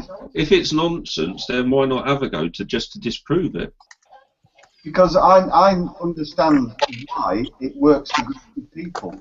Darren, yeah, but say it was just me and you, and the way we were touching it, the thing physically couldn't move, and you were there, you wouldn't be interested to see what happened. I absolutely would. I could probably predict what would happen. But the problem is that a Ouija board is done with a table with about 4 or 5 people around it. Oh, no, it doesn't. I'll bring my fishing rod. Yeah. Somebody somewhere is having a toffee crisp. There is a group phenomena that is well known, and I can't think of the name, but I will go and look it up. Darren Brown talks about it. He uses it. It's such a well-known psychological phenomenon. You get a bunch of people touching this thing, and everybody. I don't think you should poo-poo it until you've had a go. Touching this thing? What? I'll send you a link. And if I can find the Darren Brown one, that's just as interesting because he explains it. Do you know what my theory is? Our little universe is somewhere in a little one of those snow globes. Yeah, on one shelf somewhere. And one day he's going to go along and fucking shake it really hard. Yeah. You've been smoking too much pot, Tim. I do love the idea of the Big Bang, though. I love the idea. For all the crackpot theories that have been aired this evening, the universe and everything, in reality, is fractal in nature. If you look at the veins in the arms and the pattern that they are exactly the same pattern that the galaxies and things form into. You know, there is nothing to say that we could be the macroscopic level. There could be a macro level, orders of magnitude bigger than us.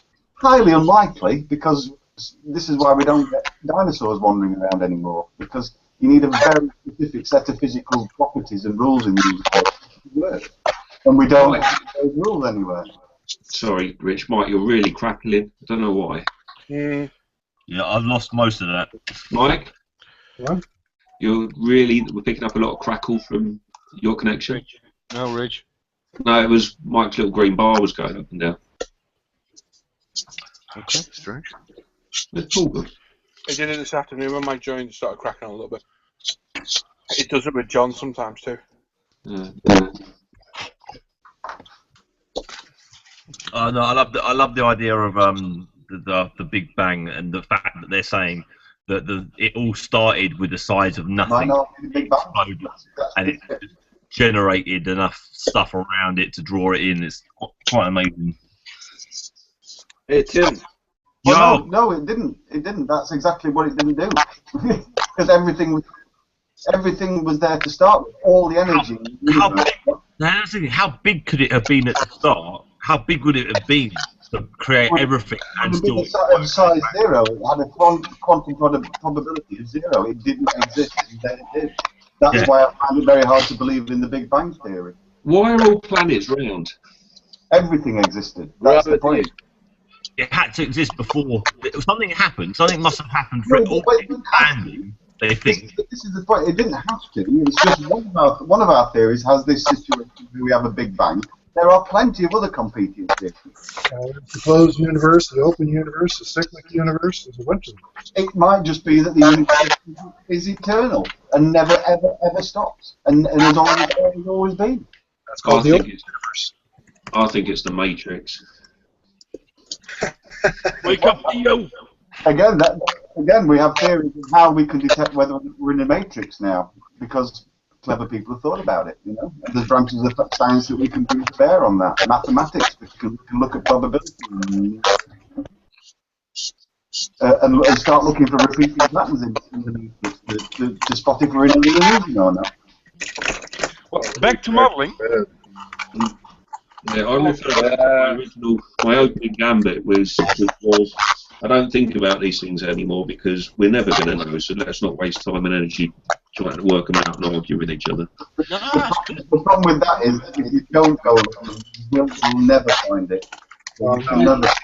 People much smarter than us will think about it. Yeah, very unenlightened buffoons. I still think magnetism to be the right. I quite like to read about it and try and expand my brain a bit on it. I'm no scientist, but I like to try and understand what they find.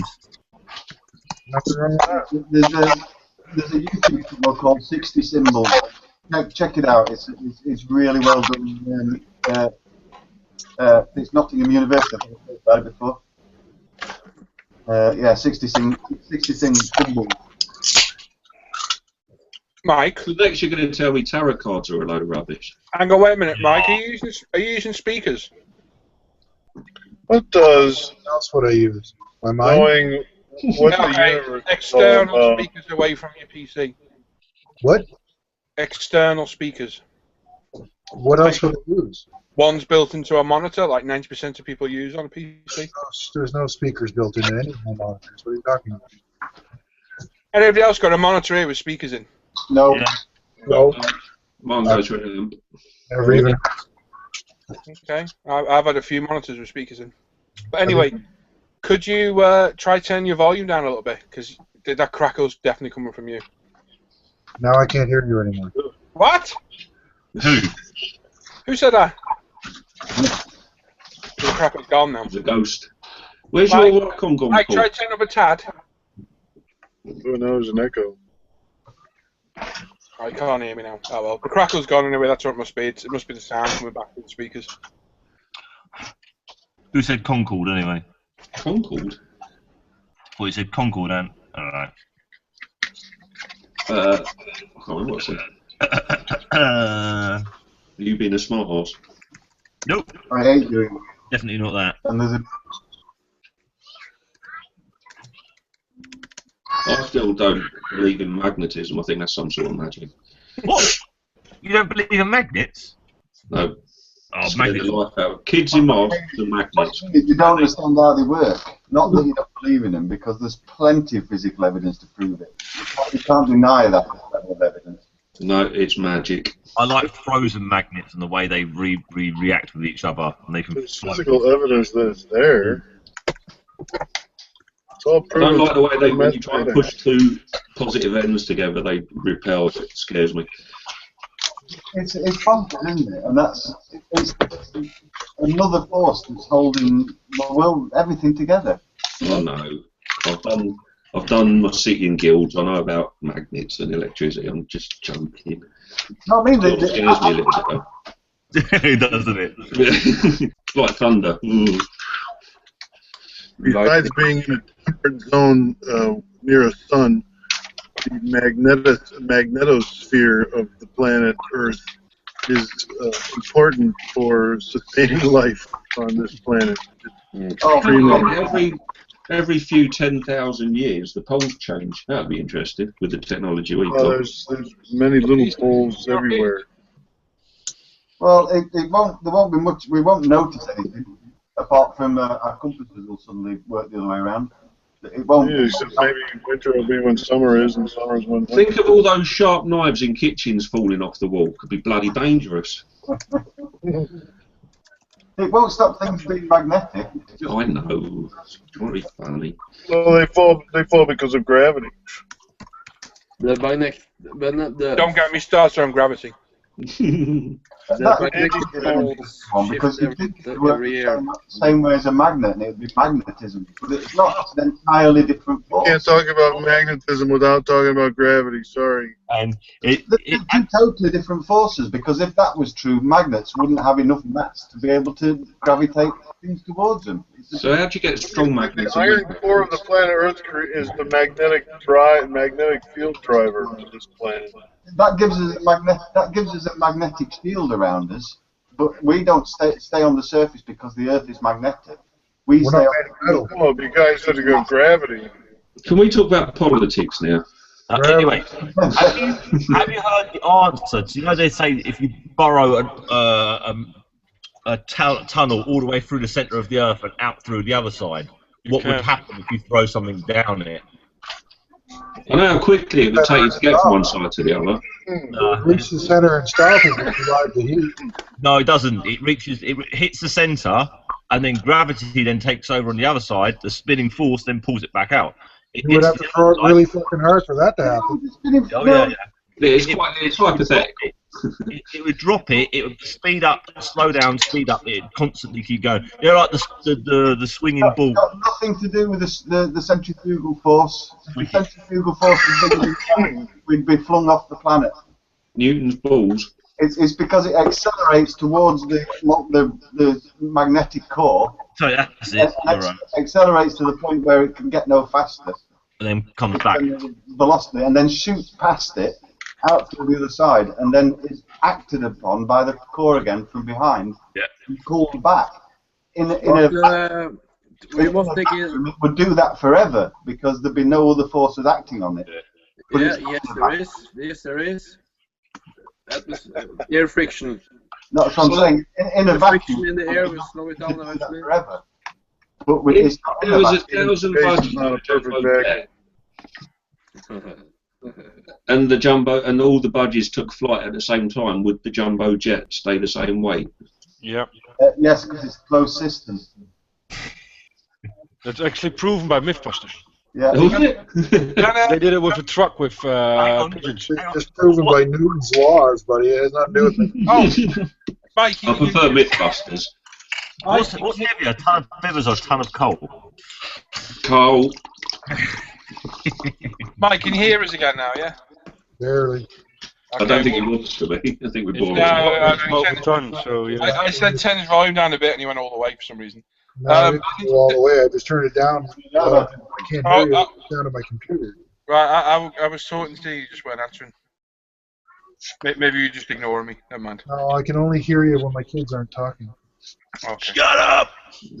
But anyway, since you turned it down, the crackle's gone. We've still got an echo, but the crackle's Oh, gone. I can't hear an echo. It must be me. No, wait, Anthony, it keeps coming and going. No. Back again. Yeah, it's back again. I can hear the echo as well. I can't hear it. Hang on. I can hear an echo. You do realise I'm not being arsey, Mike, by saying the crackle's coming from you. I know that. It just is unbelievably annoying when you try to listen to people. And it sounds like Donald Duck orgasm. Hey, there it is again. I just heard it. I can't hear it. It must be you, John. No, it must be you. I just heard it. What are you talking about? I can't hear the excited duck. I can't hear it. There it is again. Oh, that's a pig. Whee! Oh, then it's you. Ooh. Controversial. A commercial? Where? You got a bus finished yet? Working on it. But like I said earlier, Mike, I already got the first, angry person about the hangout again. What? What? Yeah, Paul, you got that message. No, Seb called to hang out. I don't know what's called. Damn, your mother looks shit. Yeah, and it was commented on one of the pages it was put on that it was trying to cause trouble. Good. It should cause trouble. And what did you call it? The bricks of plastic. Damn, your mother looks shit. Here's what I think of what that person thinks. There we go. That's. Two of them. You know the dog. Get a double bucket of I don't give a fuck. Hello. Hi. Ruh-roh. I think it's always going to complain about it, no matter what we do. Yeah. FIFA. Very proud of it as well. But the funny thing is, it's on a page where you should be able to give criticism, and if they get criticism, they don't like it. Oh well, never mind.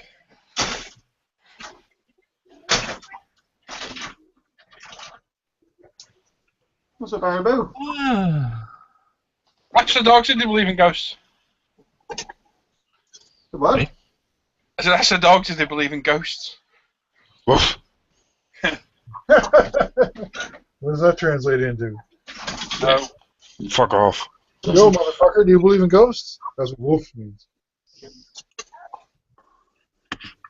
I'm full now, isn't it? So I had to count. Yeah.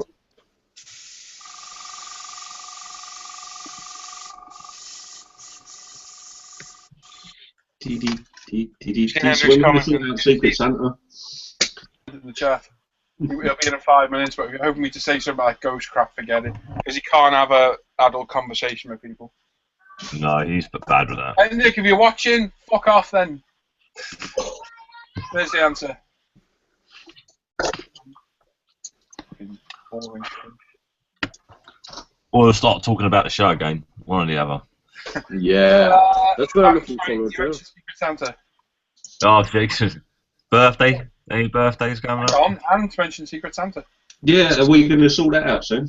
Yeah. I reckon after Telford we'll get that going. Good idea. That's 6 weeks then, 7 weeks to get it going. Everyone agree? Yeah.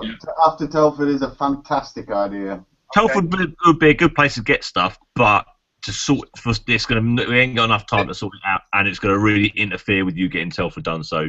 Thing is, though, you're going to get people from the other side of the world, maybe. So I wouldn't hedge your hopes on actually buying something physically yourself rather than buying it from abroad and getting the shit to. No, that's a good point. That's a good point. Yeah. I know everybody wants in. Who's in here? Les, do you want in on that? Sure, man. Secret Santa. What we do, we just randomly pair you up. If you get someone from, say, the UK, you just buy them something from a shop in the UK to make it easier and simpler on postage. Yeah. Okay, yeah, that's fine. Okay, but Jan, do you want in? Yeah, I'll do it this year. Yeah, good man. I'll have a fixed budget as well, so... yeah, we'll decide on a budget later on, but I think it was £20 plus post last year, I think we did. Yeah. I think it was, I forget now. Yeah, I think it was £20 plus post, wasn't it? But if you want to spend more, or, that's up to you. That's your decision. You can't say that, because otherwise it's not a limit. Well, it's your choice, though, isn't it? A couple of quid extra. Because a few people did spend more money last year. Yeah, that's been a bit over. It's the recommended budget of £20 plus post. I don't remember what I paid last time. I remember mine, what it was. You would that look fiddly. Yeah, me too. It was about that, yeah, I paid about that. I think I was close to £20. I was maybe a couple of pounds over. Yeah, that's what I mean. Don't be tied by the 20. If you want to spend £2 extra, you want to do that, fine, by all means. But are we going to do if you want to do a higher amount, by all means, we'll decide that later on. We'll all sit and decide what we want to do. Well, if you're gonna do it, don't go bragging about it. Yeah. Maybe we could do like something from the stash and then a lucky draw kind of thing. Say that again, Ant. I was just thinking, no, it might not work. I was just thinking if everybody donated one thing from their stash. That means you're going to post it halfway around the world. That's the problem. Yeah. And I absolutely don't have any 135 in my stash. Yeah, and none of you fuckers have anything out my stash. Fuck off. Yeah, we get to choose what comes out of the stash. My stash isn't big enough to make donations from. What we'll do, I mean, if you want to keep it the same amount or whatever, we'll decide that later. We can set a poll up on the Pricks Facebook page or something. I think it's a fair amount. You want to keep the amount, or you want to? I think we make it 25 to sort of help, so you get a better kit with the post. Yeah, that's what I was going to say. The only thing is, for 20 quid, there's not many good kits you can get for 20 quid. Aircraft, maybe. Armour, you're quite restrictive on that price. So that's what I was going to say. The kit though, does it? It was anything modelling related. Of course. Yeah, of course. I mean, I got books. I'm gonna get the same guy I got last year because that made my life easier. It'll be randomly drawn. It will be randomly drawn by Hannah, apart from mine. It's not fair, Paul. I want in on that too. Yeah, we already need it, mate. We've already asked you. Yeah, regarding the draw.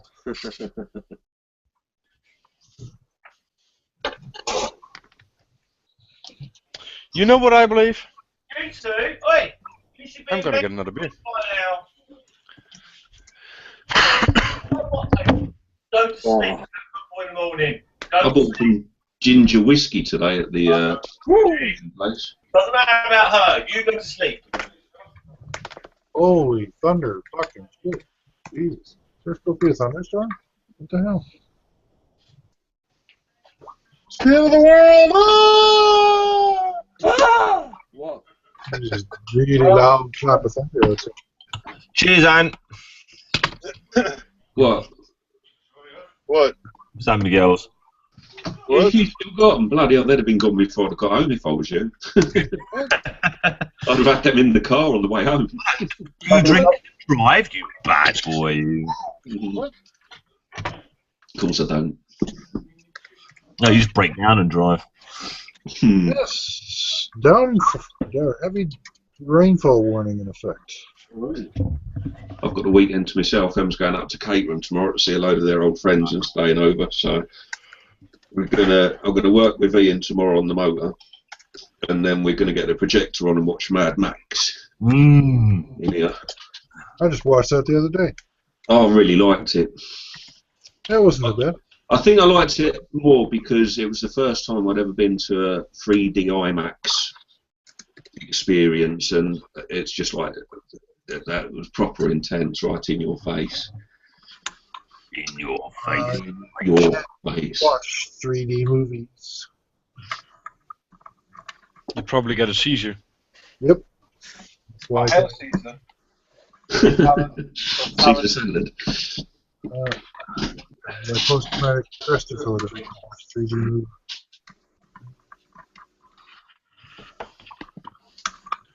The IMAX didn't do it for me though. That giant screen was just too much fucking work. A movie like that, it was very intense. You were on a camping ground then. I watched the first of the new Star Trek movies on IMAX, and it was too much work. I was watching it like this. Yeah. Watch a tennis match in the first row. It's ridiculous. Did they also? I'm never gonna go see another IMAX. It's fucking ridiculous. Alright. It's European tennis.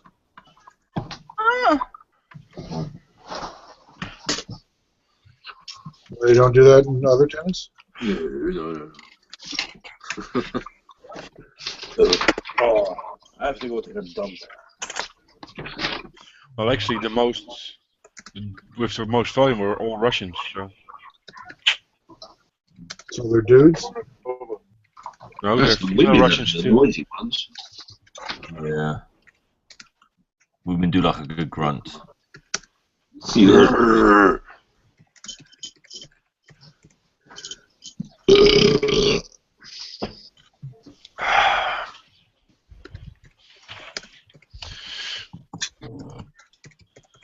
Possibly going to start a new kit.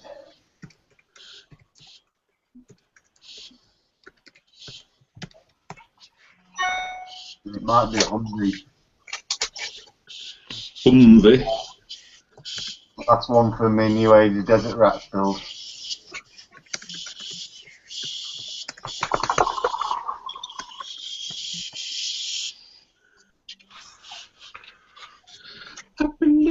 I can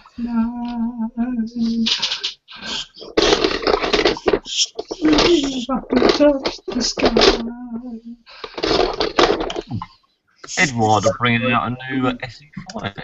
Oh, okay. Those are two Irish lads that are on X Factor.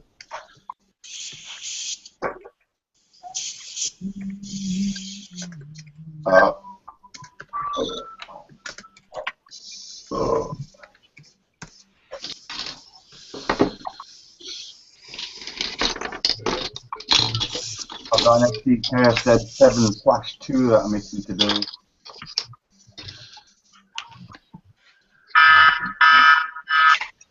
That'll be the aliens. They're here to sell Avon.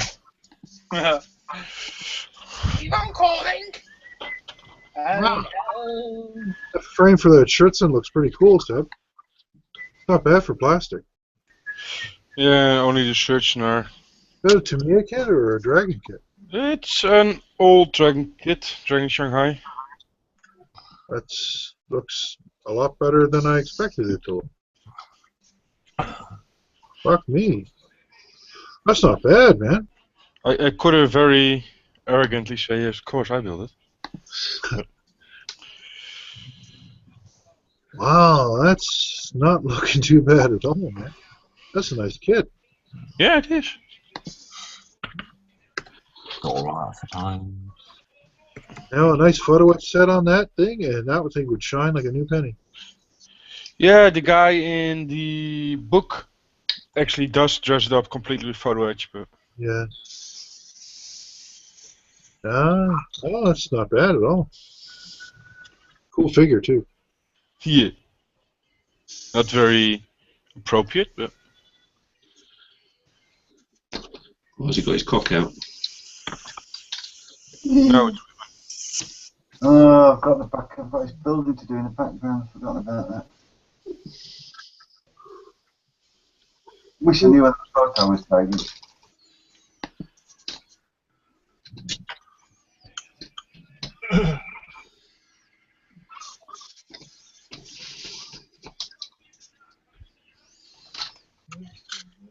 A lot of fun.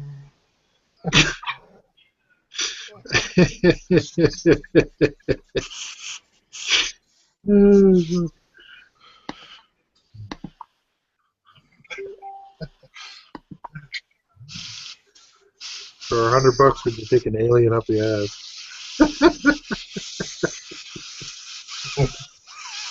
Decisions. Yep, exactly. Well, since neither of them exist, I'd be fine with both at the same time.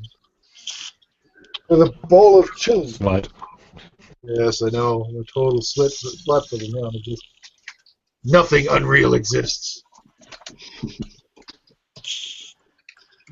Where's Ian? He would be good for this conversation. Blind faith that nothing outside of accepted science exists.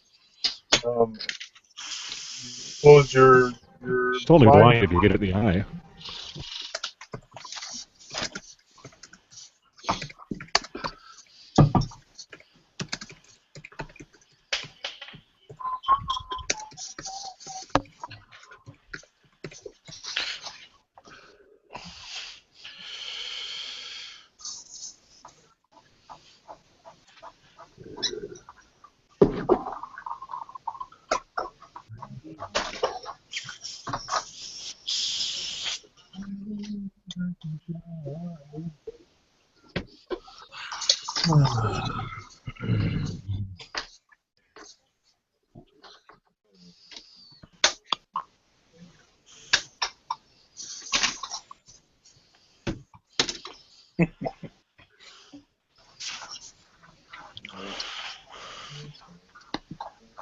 You're having fun, Paul.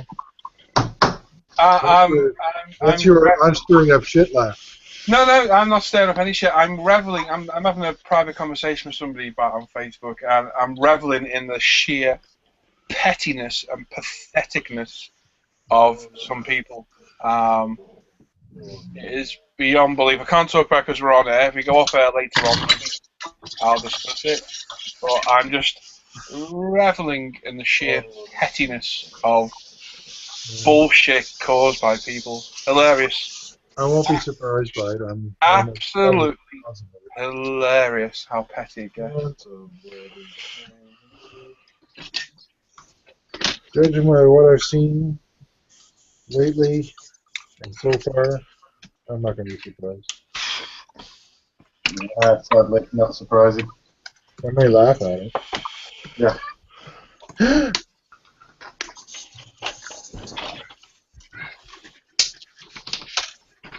Sheer fucking pettiness it is.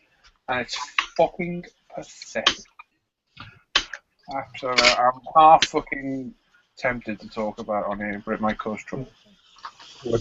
You cause trouble? You don't do that sort of thing. Come on now. I'm trying to figure out why you care.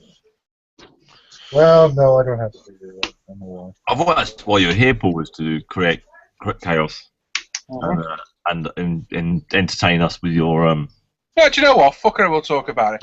Right. Listen, right. When Tim Green was doing the prize draws for ISM, do you remember? Yeah.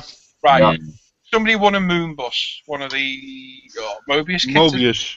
Yeah, it's an expensive kit. It's about a 50 quid kit. Tim Green donated it. We got the address for it to be sent off to. Tim said he posted it, but as you can probably guess, he more than likely didn't fucking post it. So we got a complaint from the winner saying it hasn't turned up.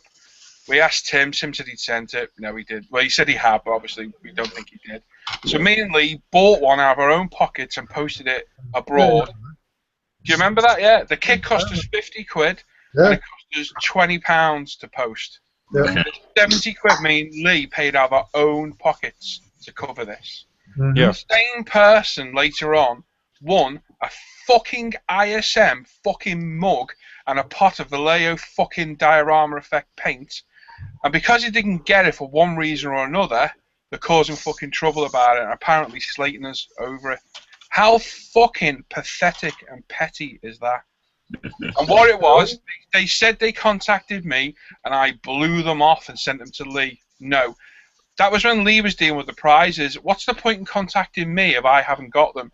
So I would have said, there's no point talking to me, message Lee, he'll sort you out. I didn't blow anybody off because I'm not an arsehole to our members on the forum. Right? So he's probably contacted Lee. Lee's memory's not the greatest at times.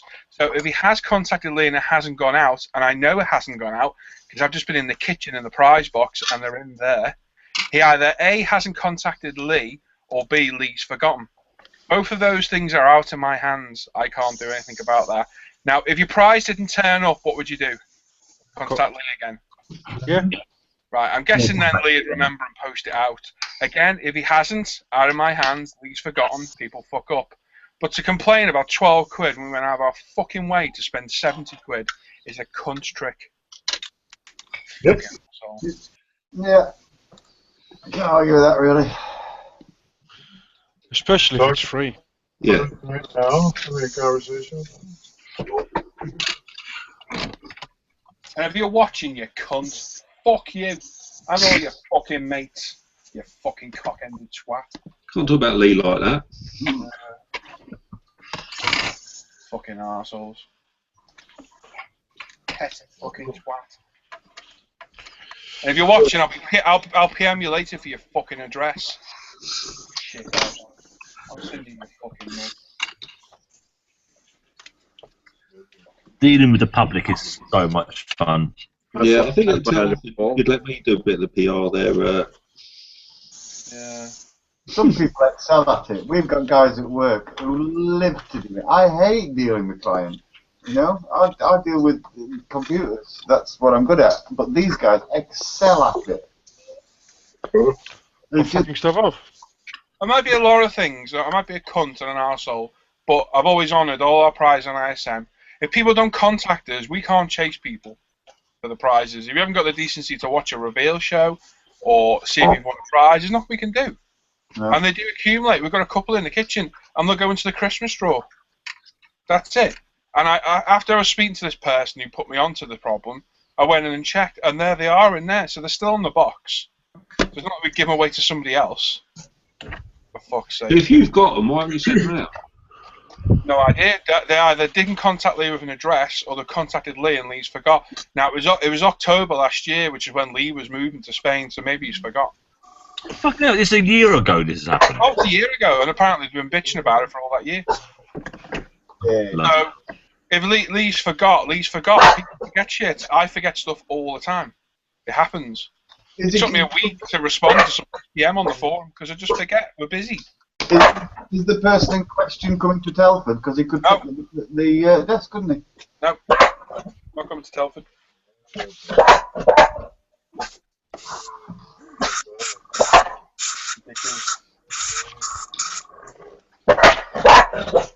Whose dog is that?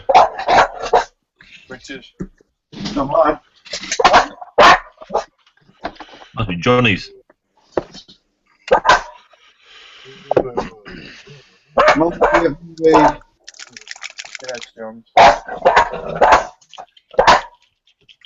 Exactly what I thought about it.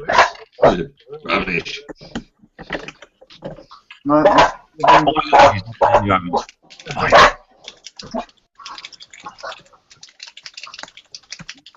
Come there right now.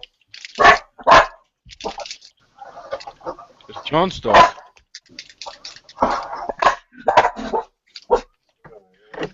Alright. Hey, that's enough. It sees ghosts, I think. Release the dogs of war.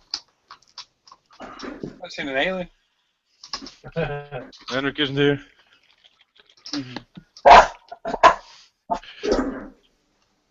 There's no such thing. Yeah.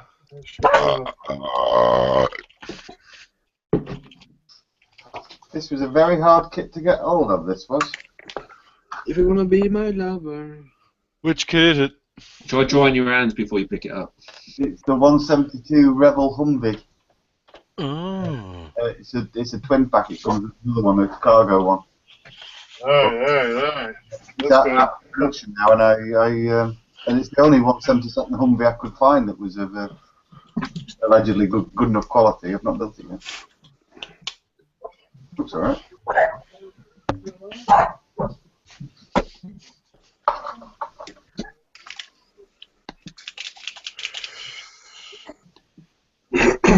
And then that one.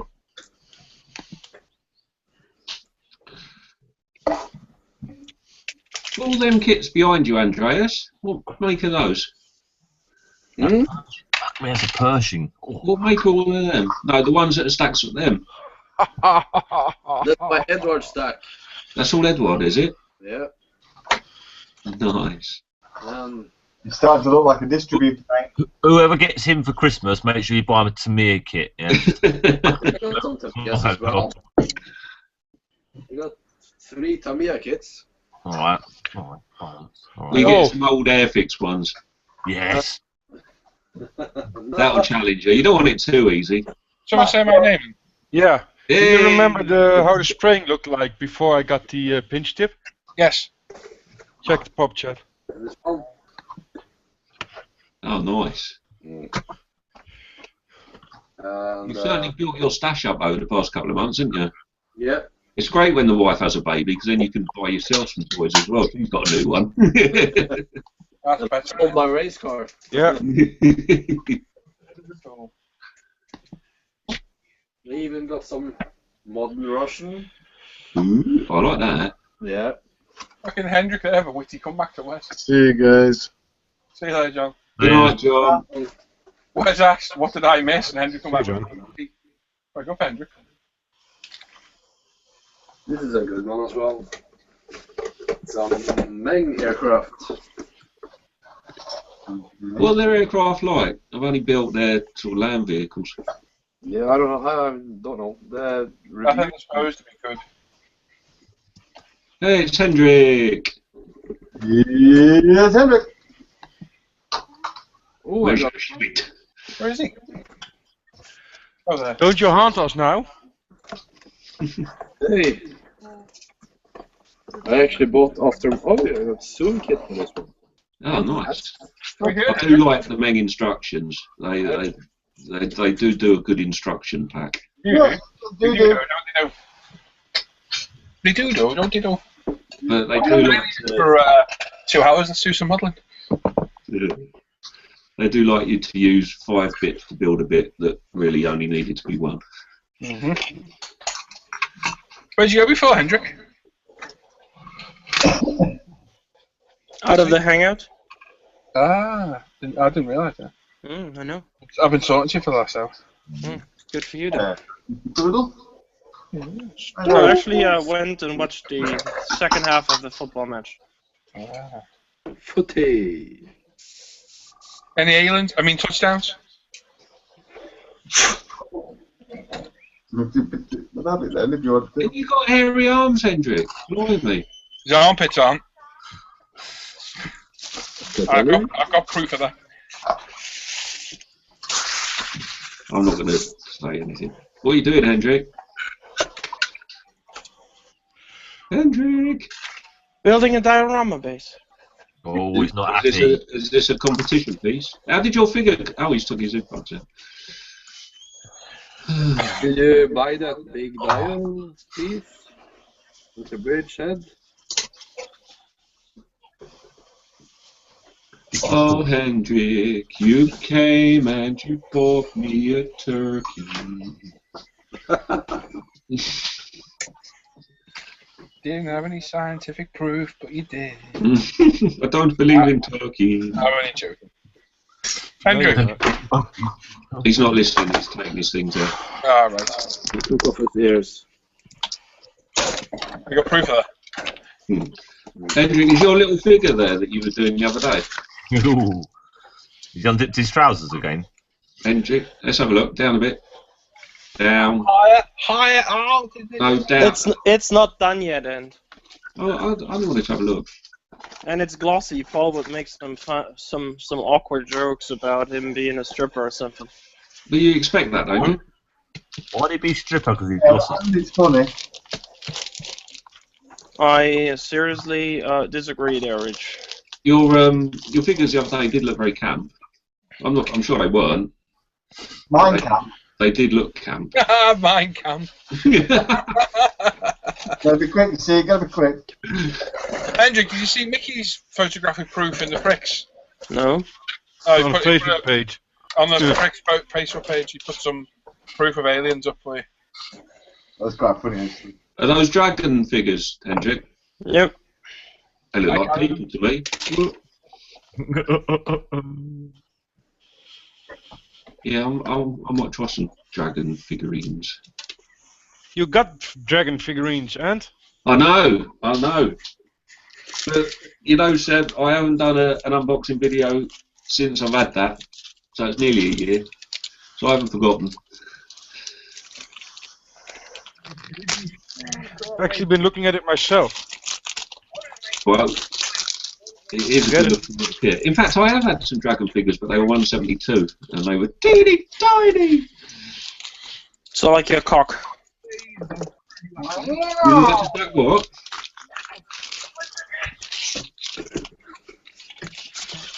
Hendrik says to me, "Want your cock?" I didn't know.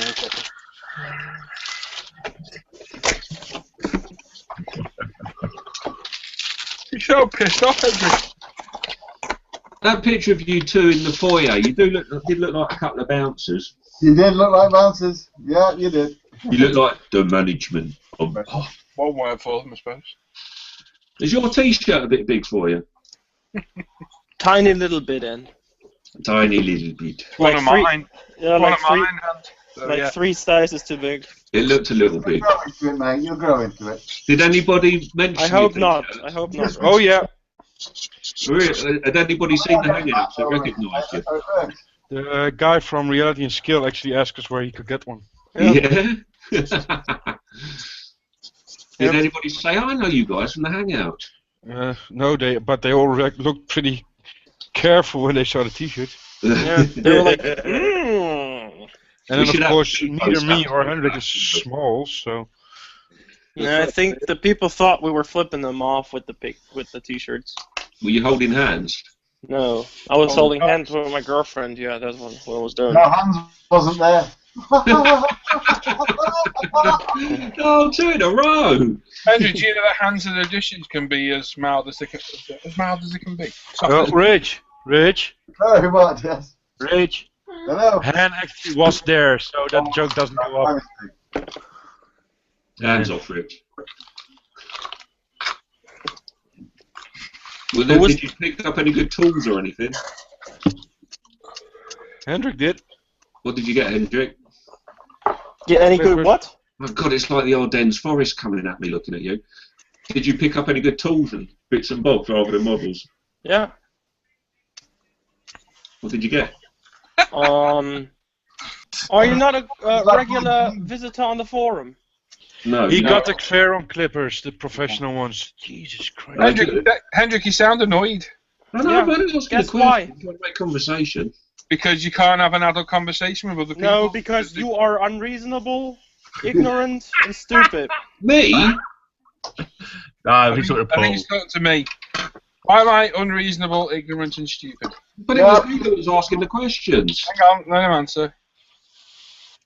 I told you I would not be talking about that crap now. I want to know you just insulted me though. I want to know your reasons. You know exactly what my reasons are, Paul. I have no idea. I was putting forth my opinions, and you gave yours. No, you were forcing opinions. No, I wasn't forcing anything. I was asking other people their opinion. You didn't like the answers that were given. No. Well, you Hendrik, when you wear a watch with a bracelet strap, do you find it pinches the hairs on your arms? No. No. So I'm ignorant and stupid because I've got my own opinion. No. Why then? Because you are always attacking people for forcing their opinions, and yet you are forcing your opinion there. How am I on who? On me? By trying to ridicule my position? How is I ridiculing your position? Is it doggy style? No, sit there, man. Sit. Oh, for fuck's sake, Timothy. Can you not have an adult conversation without losing your rag? Hendrik, seriously, are you that immature? You can't talk. No, I can have a reasonable and adult conversation, but apparently you guys can't. There's no need to keep complaining about other people because they talk. I was trying to talk earlier, I was interrupted every time, like, hey, you stupid, so I just don't care about that crap. Did I do that? You're stupid. Was it me that said that? Yes, you were interrupting me too. Did I call you stupid? No. Did I call you anything? You just called me ignorant, stupid, and what was the other one? Fat. Immature. I know that one. Immature. I didn't call him fat, that was you, End. That's Ugly. He said ugly. I'm all three of those just because I got an opinion and I didn't agree with yours. No, because you were forcing an opinion. How was I forcing it? I gave you scientific proof there. Did you? Yeah. I had probability. I didn't have any scientific proof. Did you read the article I posted, Paul? I read a bit of it, yeah. You said probability, I think, to quote Rich, I think he said 99.9%. 99, red balloon. No. Percentile is irrelevant because there is a chance that there are no aliens. There are a number of very very well thought out arguments for why we're not finding aliens. Tim. Sorry. But I don't understand why I get insulted because I've got a different opinion to you. I wasn't forcing anything on you. I asked other people's opinions. You weren't even in here when I asked most of them. I felt you forced your opinion on me, Paul. Well, did you change your opinion to mine? Oh, I think he's killed something. Hendrik? Wait, I just flipped my phone over. Okay. What'd you say? Did you change your opinion to suit mine? No. Well, I didn't force my opinion on you then. You were trying, though. At least that's what I felt. Hendrik, I think you confuse difference of opinion with either personal attack, as we've had this before. Sorry, Doug, I'm busy. You felt bullied because other people were disagreeing with you, and a group of people agreed. I just don't understand how me saying that because you think of something and I think of something different is me forcing my opinion. If I was forcing my opinion, I wouldn't have listened to anything you said, but I listened to everything you said. Okay. Meg! Let's agree to disagree. No, because I'm immature, Fat, ugly. What were the other ones? Forget. Smelly. Smelly. No, what are the ones Hendrik said?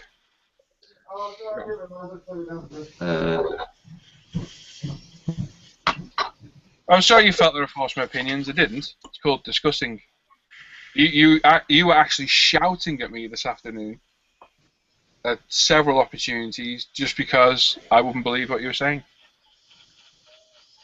If you think that's right, then that's fine.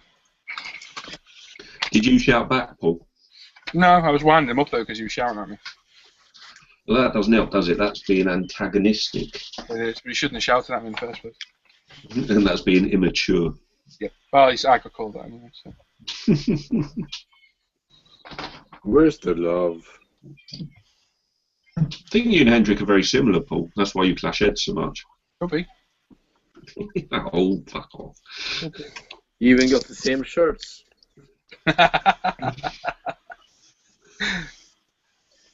See, Henry, I can sit there and listen to your discussion, and I didn't dispute any of it. I was just asking for your reasons and proof for it, and you couldn't come up with it. Could you? No. But I wasn't the one getting all pissed off and worked up over it. I was sat here discussing it with you. The same way I asked Rich, and Rich didn't agree with me. Rich, did I shout at you? Rich, He's still waiting here. for me. Rich. Rich is doing something with his daughter. Who else didn't agree? I didn't agree. You did a bit, because I had the same opinions as you, really. Yeah, but Rich put in a good argument. I didn't shout at Rich. Rich spoke, I let him speak, we discussed it. We went on. There's something nice about the smell of a shotgun shell, isn't there? Yeah, cordite. Oh, it is. Oh yeah, cordite. Is that gunpowder? It's modern day equivalent, yeah. The fella was saying there was a guy there that does range shooting as well, and we were talking about sort of like the long distance stuff and how feasible a 2 mile shot is and what have you. And he had lots of sort of examples because he's been doing it for years and years and years. And what I never realised was that one of the factors that you have to take into consideration is the speed that the Earth is spinning. Over a distance, yeah. Snipers have to take into that. It's called oh fuck. And that was it. That was interesting. Something effect because of the rotation of the Earth over a certain distance. Yeah, but it's only above 1 or 1.5 miles, I think. Yes, but snipers take shots at that range. It's got a word. I think it begins with O. I don't know what he called Nigel, speak to Nigel about it. Nigel, tell you everything you want to know about sniping. But I thought that was interesting. Yep. Pretty amazing. I think you got to take into account the curvature of the Earth. I was like, really? He's like, yeah, because if you think that thing's in the air for maybe 2 seconds, and you've got to take in the speed that the Earth is sort of spinning at, you've got to calculate that into your shot. The spinning speed, the curvature, the temperature, wind, environmental. Yeah, they have a scale for the wind on various scales. You also have what's called the sniper's telephone number. You get cartridge temperature, which is their predetermined ranges set on the turret of the scope. So they can pick a range and they dial it in. Did you say telephone number or turret number? No, telephone number. They call it the sniper's telephone number. Yeah. Yeah. There's a lot more science to it than I Oh, yeah. But the wind thing is really simple. It's literally, it starts on a scale of like loose leaf or litter blowing around on the ground. Yeah. Okay there, Hendrik? No, I'm not. Well, what's up? The Dio idea I had in mind just fucking went up into puffy air. Okay. Oh no. Because the building I bought is crap. What, the bridge building? No. Did you get what building then? The Diodump one. Because you can't position it the way I want it, because otherwise the roof of the building will be overhanging the Dio way too much. Chop it off, could you modify it so chop it off, it's hanging over. Blown off? Hmm? Could you modify it so the roof has been blown off? No.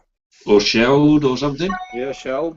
That's what I mean. Chop it off neat, mate. The ones on the back of that little one I did for the desert thing, they're all open backed. There's nothing behind them. Just chop it off. Rich, the thing is, it is open. That's not the problem. That's not what I'm talking about. The problem is the roof, because it's overhanging over here. Look at all this is overhanging the diorama edge right here, because the Yes. dio ends here. You should be able to Is shut that that off. the back of the dio? Yes, that's at the back of the dio. Cheeky buggers. Cheeky wanker. What is it, resin or plastic? Plaster. Plaster. Yeah, I'm fucked. Plaster. Anyway, It's not fully plaster though, is it? You can score it, and it'll crack if you take your time with it. But is it fiber or reinforced? No, just plaster of Paris sort of stuff, I'd guess. so anyway, Anthony, get back to what I was talking about. If you want to know anything about it, ask Nigel Telford, he'll tell you. Yeah, I'm thinking I might get into a bit of shooting, so I really enjoyed it today. Oh, right. It's an expensive sport, whatever part you get into. Kips. But yeah, the wind thing I can't think of the wind scale now. It's got a name as well. But the first scale we used like loose leaf off the floor and litter to literally branches moving to like using clothing moving or animal fur, anything like that. It's weird how it works. Because unlike US snipers, UK ones don't have a spotter. They do it all themselves. Yeah. They don't? I did But as far as I remember Nige ever telling me they don't have a spotter with them, no, they do it themselves. Okay. They don't have any else, they work it out themselves. That's why British are so much better. Thank you. Don't forget, Nige wasn't only a sniper, he was a master sniper. He was a trainer as well, wasn't he? Yeah, he was at the top of the... I'll tell you, there's a couple of good, because I was trying to show the boys a couple of YouTube clips of what I've been doing today. Yeah. And there's some couple of really good videos. One of them is done in slow-mo, but with high-definition cameras now. You can actually see the shot spreading and the wadding come out and the shot go through the air before it hits the... It's fairly slow compared to a bullet. It's about 1300, 1400 FPS. So you can see. You can. I've shot at pigeons, and I've watched the fuckers avoid the shot. Yeah. I've seen it coming out. I don't know what. Again, unexplained phenomena. I've seen them flying, whip up and over it, and away they go. Yeah. I've actually physically watched them do that. Well, I said to him, there must be some point then, scientifically, where you could get shot at, regardless of the angle, and catch some of the shot without getting hurt. Yeah, I think its effective range is about 150 yards. Yeah, he was saying on that. the old clay range I used to go on, there used to be tractors out in front, like doing the what's the word I'm looking for? Harvesting. Yeah. And they must have had shot rattling off the screens. There's another video. On the high towers, on a windy day, we used to get the shot coming back to us on the Olympic track. Jesus. It had no power in it whatsoever. You could literally land on your head and you wouldn't know about it. That's what I was talking about. There's another video which is really good. He's one of Bisley's favourites. I think he's like the world champion this year. John Digweed.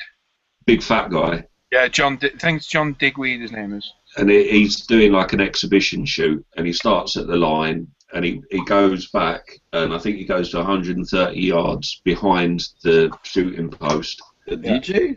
And actually takes out the pigeon, and it's like the new recorded sort of world record.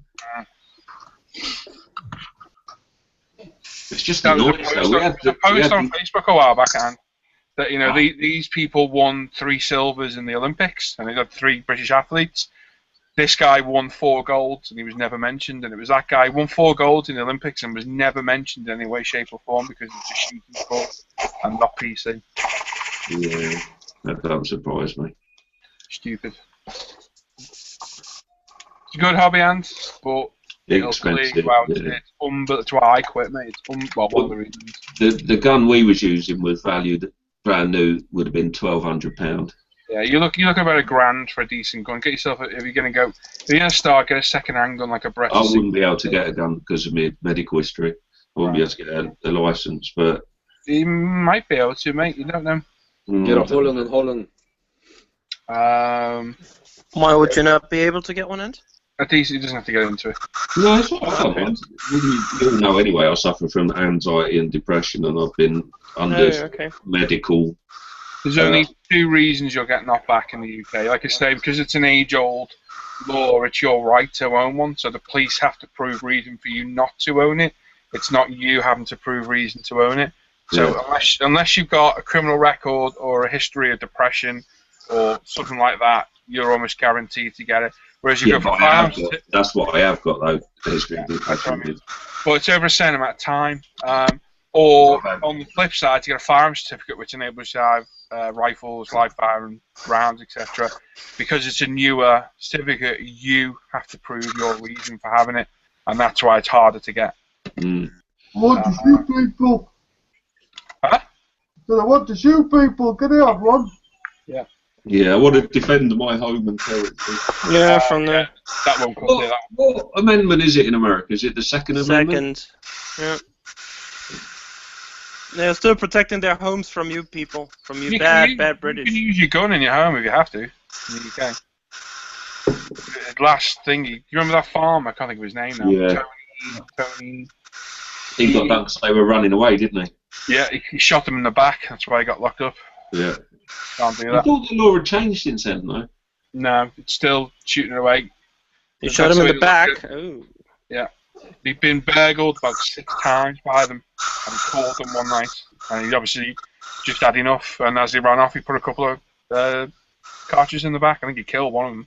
Yeah, he did. Seriously wounded the other one. Yeah, he's going to jail for that, man. Yeah, he did, and he got released, I think. He got released on appeal. Oh, no, he was inside for a long time. Yeah, he was in for about 5 years, I think. Yeah, I think it was a 10-year stretch he got. Tony. You don't know whether or not one of them said, and we're going to come back for you and your kids. You know, what would you do? Yeah. Still no reason to shoot them, unless it's a physical threat where you feel like honestly, I would have no qualms if anybody threatened my kids to kill them, mate. No. Of course, but then you've got to pay the consequences. Yeah, like absolutely would, but that's what I'm saying. Yeah. No, I understand what you're saying, mate. I'm just saying that's not a legitimate reason you won't get away with that.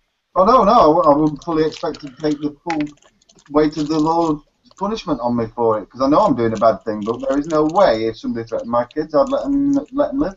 I'd bombs and going to prison if somebody ever did anything to my two. Oh, yeah. With a shotgun at a close range, you're almost certain to kill them with it. Mm. Even birdshot will put a hole through you.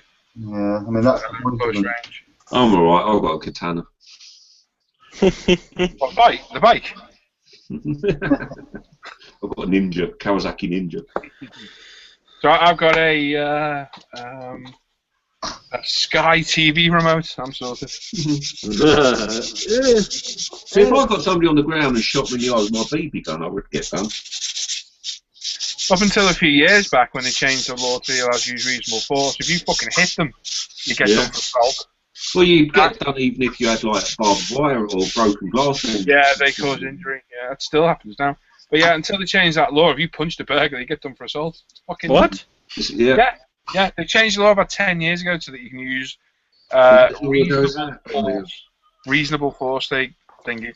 And the example I was given was that if you trundle into the bathroom at 3 a.m. and you happen to stumble across a prowler, if, say, there's a golf club at hand, you can use it with reasonable force. That's reasonable, okay. Yeah. But if you go get the toilet brush and give them a disease, well, yeah, if you run after them down the street and beat them to a pulp of it, you're getting arrested for it. Because they're fleeing the scene, you're not in any threat anymore. Hasn't Pretorius been released? Yeah. No, he has been indicted. Pretorius? He has been indicted on, but not murder, but manslaughter. Hasn't he been released after like 12 months or something? I don't think so. I'm sure. Yes, he's left the prison yet today. Say that again, Sip. He has left the prison today because he's on good behavior out. Okay. Like house arrest stuff or what? Yeah. And they wanted to get it for murder and he didn't. Go out and get leg lift. Well, he's a fucking Olympian, isn't he? Yep. Yeah, he's Olympian. He talks with a limp and walks with a lisp. Talking about a burglar, it's even here. I got a glass light street in my roof. If a burglar would walk about that and break his leg on my table, I'm the one to blame. Yeah. What? He has nothing to do on my roof, but if it happens, I have to pay. What the fuck? That's mental. Mm-hmm. Check So German law. Hendrik, if you wanted to put like barbed wire around your garden wall, or what a thing in the 80s over here was you'd put broken glass in cement around a brick wall around your garden. Yeah. Are you allowed to do that in Germany? No idea.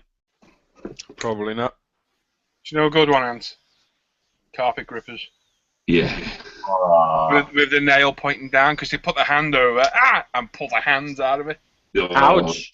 Them things are fucking evil. I've trodden on them with those slippers. Have you ever caught your knuckle on one? You must have. Oh yeah, pulling out carpet to run a bit of Oh my life, that hurts when you catch your. Evil. That's up there with kneeling on the claw hammer. Oh. Have you done that one? I'll tell you what I have done with a cable cutter. Caught my finger in the grips when I cut through a cable. Oh. Blood blister. Oh yeah. Yeah. You can't call them what I we think used to call kneeling them. on the claw or your claw hammer is one of the most painful things. Or an Lego or an upturned plug. Upturn plug, definitely. Drawing pin, that's a good one. Yeah, that's a good. I've sat on drawing pins before now. I've stood on a few of them. I do remember being an inexperienced youth, just sitting. I used to work for W.H. Smith's, and I was sitting in the stockroom playing with a stapler, and I had it and stapled it into my thumb. I ain't done that again. I only did that once.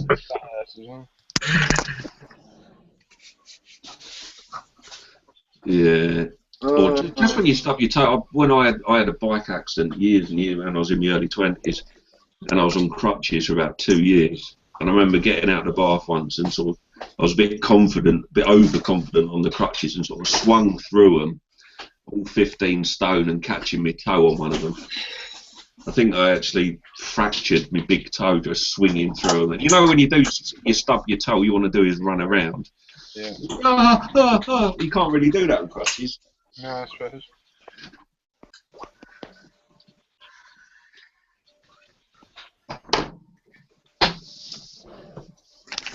No, I think the most painful thing is catching your hand in a set of grips or a bit of skin. Especially when you're in a customer's house and you're trying to style it out. Two things I used to get from plumbing, and they're both from cutting pipe. Using a pipe slice, you know what a pipe slice is, don't you? Yeah. Mm-hmm. Either tight on a wall, so you're catching either the skin of your knuckles or the top of your finger. And it's about 6 hours later, you get a really nasty friction burn there that, it stings like a bitch. Oh. Or the other one, when you're holding a copper pipe and you're using a pipe slice, if you do it a few times, you get like a copper burn on the pads of your hand. Yeah. Things like a bitch as well. But I think the most painful one is if you've been siliconing and you don't realise you got it in your hair, or you put your arm in it. Oh, yeah. Trying to pull it off your arm hair. Yeah. I had a bit of one of the kids' sweets stuck to the underside of my arm last night. It was like a hard-boiled sweet or something, and I pulled that off. Yeah, but silicone, when you pull it, the fucking thing stretches. Yeah. The pain's just relentless. It's like, you can't just pull it off in one go. I remember when I was in hospital, when I had this accident, I had to have a chest drain because I punctured my lung. And they must have put the Acme sticky plaster over my chest, and trying to pull that off for them to change the thing was more painful than having a punctured lung, I think. I remember once doing a job, I think I'd done a shower, and I'd sealed all the tray, which uses an immense amount of silicone. Yeah. And I was covered in it as usual. All my clothes were waterproof. Oh, it's murder. If you get that on your hands, it goes everywhere. Yeah, it's everywhere. It's all over someone's house. Fucking carpet. You ever got it in carpet before? Oh my No. God. I trod it through someone's house and put the block down the stairs. Oh. I was there with a razor blade cutting the top of the carpet off. But yeah, I did someone's shower. I was covered in silicone everywhere, but didn't think anything of it. Talked to the customer. Must have been talking to the customer for half an hour. Had a cup of tea with them and everything. Went to the petrol station, getting quite weird looks everywhere, thinking, what the fuck's going on here? Didn't want to go around, look in the mirror, I had a big clump of silicone stuck to me fucking eyebrow. I was like, you must look like something about Mary. I was like, why didn't you come fucking tell me? I was stood there talking to him for half an hour. You got a silicone in your eyebrow there, mate. Oh, thanks. I think the worst thing I ever did, I hadn't been doing the job long, and I was with the guy that was my mentor training me, and we'd gone outside the front of the house, and I put my tool bag down, and I was kneeling down in the flower bed, fixing the cables on the outside of the wall. Went back into the house, nice carpet and everything else. Moved the sofa out, went down behind the sofa, put my tool bag down, working there. I was like, I can smell dog shit. Oh. But one of the rules with Virgin Media is you have to put shoe covers on boot covers. You So forgot. I thought, right, well, if I've trod in dog shit or something out in the garden, it's fine because I've put these boot covers on. So I stood up, I could smell it, and it was quite apparent the smell was like filling the room now. And I stood up and I was like, yeah, no, my shoe covers are alright. I picked up my tool bag and I fucking put my tool bag in it, hadn't I? and I was like, oh, I was so embarrassed. The fella was really good about it, but I was like, that is so embarrassing. I've just brought dog shit into your house and it stinks. Yeah. I've had houses with white carpets and trod something through. But you never see it. It's always like it's one shoe, so it's like an odd footprint every here and there. Like, Yeah, it's murder. I always used to take a big beach towel with me, and or the dust sheet, and I'd go in there like, what are you going to do? Thinking I'm drilling because it's been raining. I just lay it out on the floor. Have you noticed the new dust sheets don't absorb water anymore? They're like waterproof. No, it's just a Hessian sheet. I had some old ones that were fantastic. You could chuck them under a rad, drain it, and if any mist, it was fine. It absorbed the water. I got this new one I've only had for about a year, and the fucking thing doesn't absorb water. You can chuck up all the water on it. It fucking floats along the top. Fucking nuts. You know, so I do a job in the house, fold it up, and all the water dribbles out the side as I walk out. Yeah. No, there's a couple of times I've sort of looked round and seen muddy footprints across the carpet. Oh. Yeah. The other one's bad as well. You know, when you get a really, have you ever bled or taken a rad off the wall where the water's been like absolutely black, like gunge? No. They get like that when the heat's not used for a while, and I've taken rads off the wall before now and had that gone on the carpet. And that's like pure fairy liquid on the carpet trying to get it off. Oh, well, once you've stained a carpet, I know before we moved out of the old house, had dropped the iron, or the iron had landed on the floor right at the foot of the bed and melted a nice iron shape into the carpet. Yeah. And this was years before we moved, and so we just lived with it. And then I had the brainwave as we were trying to sell the house. Move a bit of furniture over. Well, no, because it was right at the foot of the bed, and it wasn't that big a bedroom. So I thought, well, what we'll do is we'll pull the drawers out, cut out a bit of that carpet, and patch it in with this bit of carpet, like a nice little square. Fucking hell, a 10-year-old carpet, a bit that's been under a chest of drawers to a bit that hasn't. There's quite a fucking difference. Yeah, it's amazing how much it fades, isn't it? Oh, it stuck out more, I think. So we just pulled the bed forward a couple of inches and put a really big duvet over it. Do you want to know the worst bit of sheer panic when you work in somebody's house? When you're soldering pipes and you set fire to the fucking floorboard or the fucking joist or something. I tell you what, you've got no qualms in getting your cock out and pissing on it. Right now, if you'll do anything to put that fucker out, it's even more awkward when the customer walks in the room and you're doing it. Yeah, that's pretty bad. They would just say I needed a piss, or should I admit to setting fire to the living room? I think the worst thing I ever saw was I had an apprentice and he was trying to drill through a wall, but he hadn't measured the rooms out. I may have told you this before. And he was the room he thought he was drilling into, he wasn't. He was drilling into the living room. And what he really didn't realise was, as the old woman was sitting on the sofa was moving backwards and forwards as he was trying to pull his bit out. He'd gone right into the framework of the sofa. Yeah, you got to measure those rooms before you start drilling through them. You know what? Yeah. I've heard stories of people going into the back of fish tanks and all sorts of into electronics and having them catch fire. And Yeah. you can't yell to your partner because it's simple that you have laryngitis. I have fucking laryngitis. I'm sitting there going, "It's on fire! It's on fire!" Probably sounded like fucking Sling Blade. I like the way you talk. Oh, okay. I've heard somebody going into the back of somebody's laundry basket with and he catches the clothes. all the clothes. Yeah. Clothes and drill bits don't mix. No, they don't. Because he thought we'd just gone into a bit of insulation. So I should have gone through by now, backwards and forwards. I went to a job once where somebody had tried to change a soil pipe, outside, that goes right from the floor to the roof of the house. Yeah. But he'd been lazy, apparently. He didn't like heights, so he'd hung out the bedroom window, chucked a bit of rope around the top part of it, and just pulled it from down below. But what had happened was, and I was like, right, okay, and the customer's telling me, I was like, right, and he goes, yeah, so we just landed with an almighty smash. I was like, right, and he goes, yeah, that wasn't the worst bit, and he showed me his back door, and then the UPVC door was a big piece of cast iron embedded in the top of the fucking door. I was like, oh, shit. I said, you left the door open? He was like, yeah, you left the door open when he did it. I was like, oh, fuck. I think the scariest thing I've ever seen was my initial, I've told you this story, my first ever DIY project. When I was just had a dripping tap and ended up having to, I'm not going to bore everybody, but we had a dripping tap and I ended up having to have the whole bathroom redecorated and Uh-oh. a whole Oh, new... that's a funny story. No, I'm not telling the whole story, it goes on far too long. But I think the scariest DIY thing I've ever seen was during that story, and it was before everything had really gone to shit, and the sink had split in half, and I was trying to get the pedestal off the wall, and Em was standing next to me barefoot, and I couldn't get the pedestal off, so I just hit it with a hammer. Oh, I'm smashed. And it come down, but it must have come down. It would have been like a guillotine, but it missed her toes by a couple of centimetres. Oh shit! And even to this day, I think about it. I thought if that had gone into her foot, that would have cut her fucking toes off. People don't realise how sharp that ceramic is. No,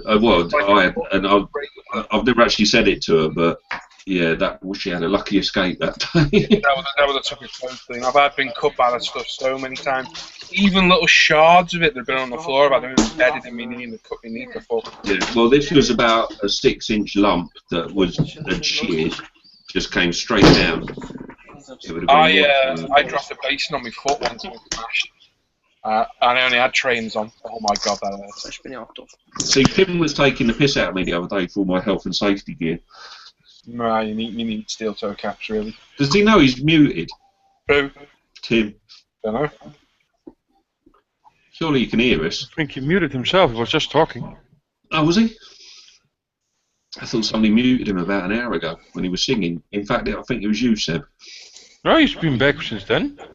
Tim was singing? I think one of the worst things I ever did, where I was actually worried I wouldn't be able to stop it, and I was on the brink of calling the fucking fire brigade. Oh. Uh-oh. Not like that Chinese fella that was trying to put his fire out. No, it didn't involve fire. It involved water. It was somebody rang me saying that they had a leaking water main, and I've always been dubious about touching leaking water mains, whether MDPE or lead or whatever or plastic. Yeah. And I thought, I'll go and have a look at it. So I'll go out and have a look, and it's the MDPE coming into the house. We're fitting on it, reduce it down to a stop tap. And I'm like, right, what is it then? He's one of these hands-on people. Rather than showing me, he goes in and starts ragging it round. So I got my torch in there, I'm looking, he goes, yeah, it's this pipe down here, this one. And as he racked it, the fucking pipe snapped. And full water main pressure just went. And it was the instant flood. I was fucking drenched. It was everywhere. And I was like, where's the water switch off? Where's the water switch off? He goes, I don't know. And I was like, oh, fuck. So I'm up and down his garden going, where's your stop tap? Where's your stop tap? Oh, we don't know. When we moved in, it was buried. We've got no idea where it was. So that's it then. There's no way to turn the water off. And I'm like, what the fuck am I going to do? And I'm like, shit. So I'm in the van looking for a new MDP fitting with a stop tap on it, built it up there quick. Meanwhile, this house is flooded to fuck.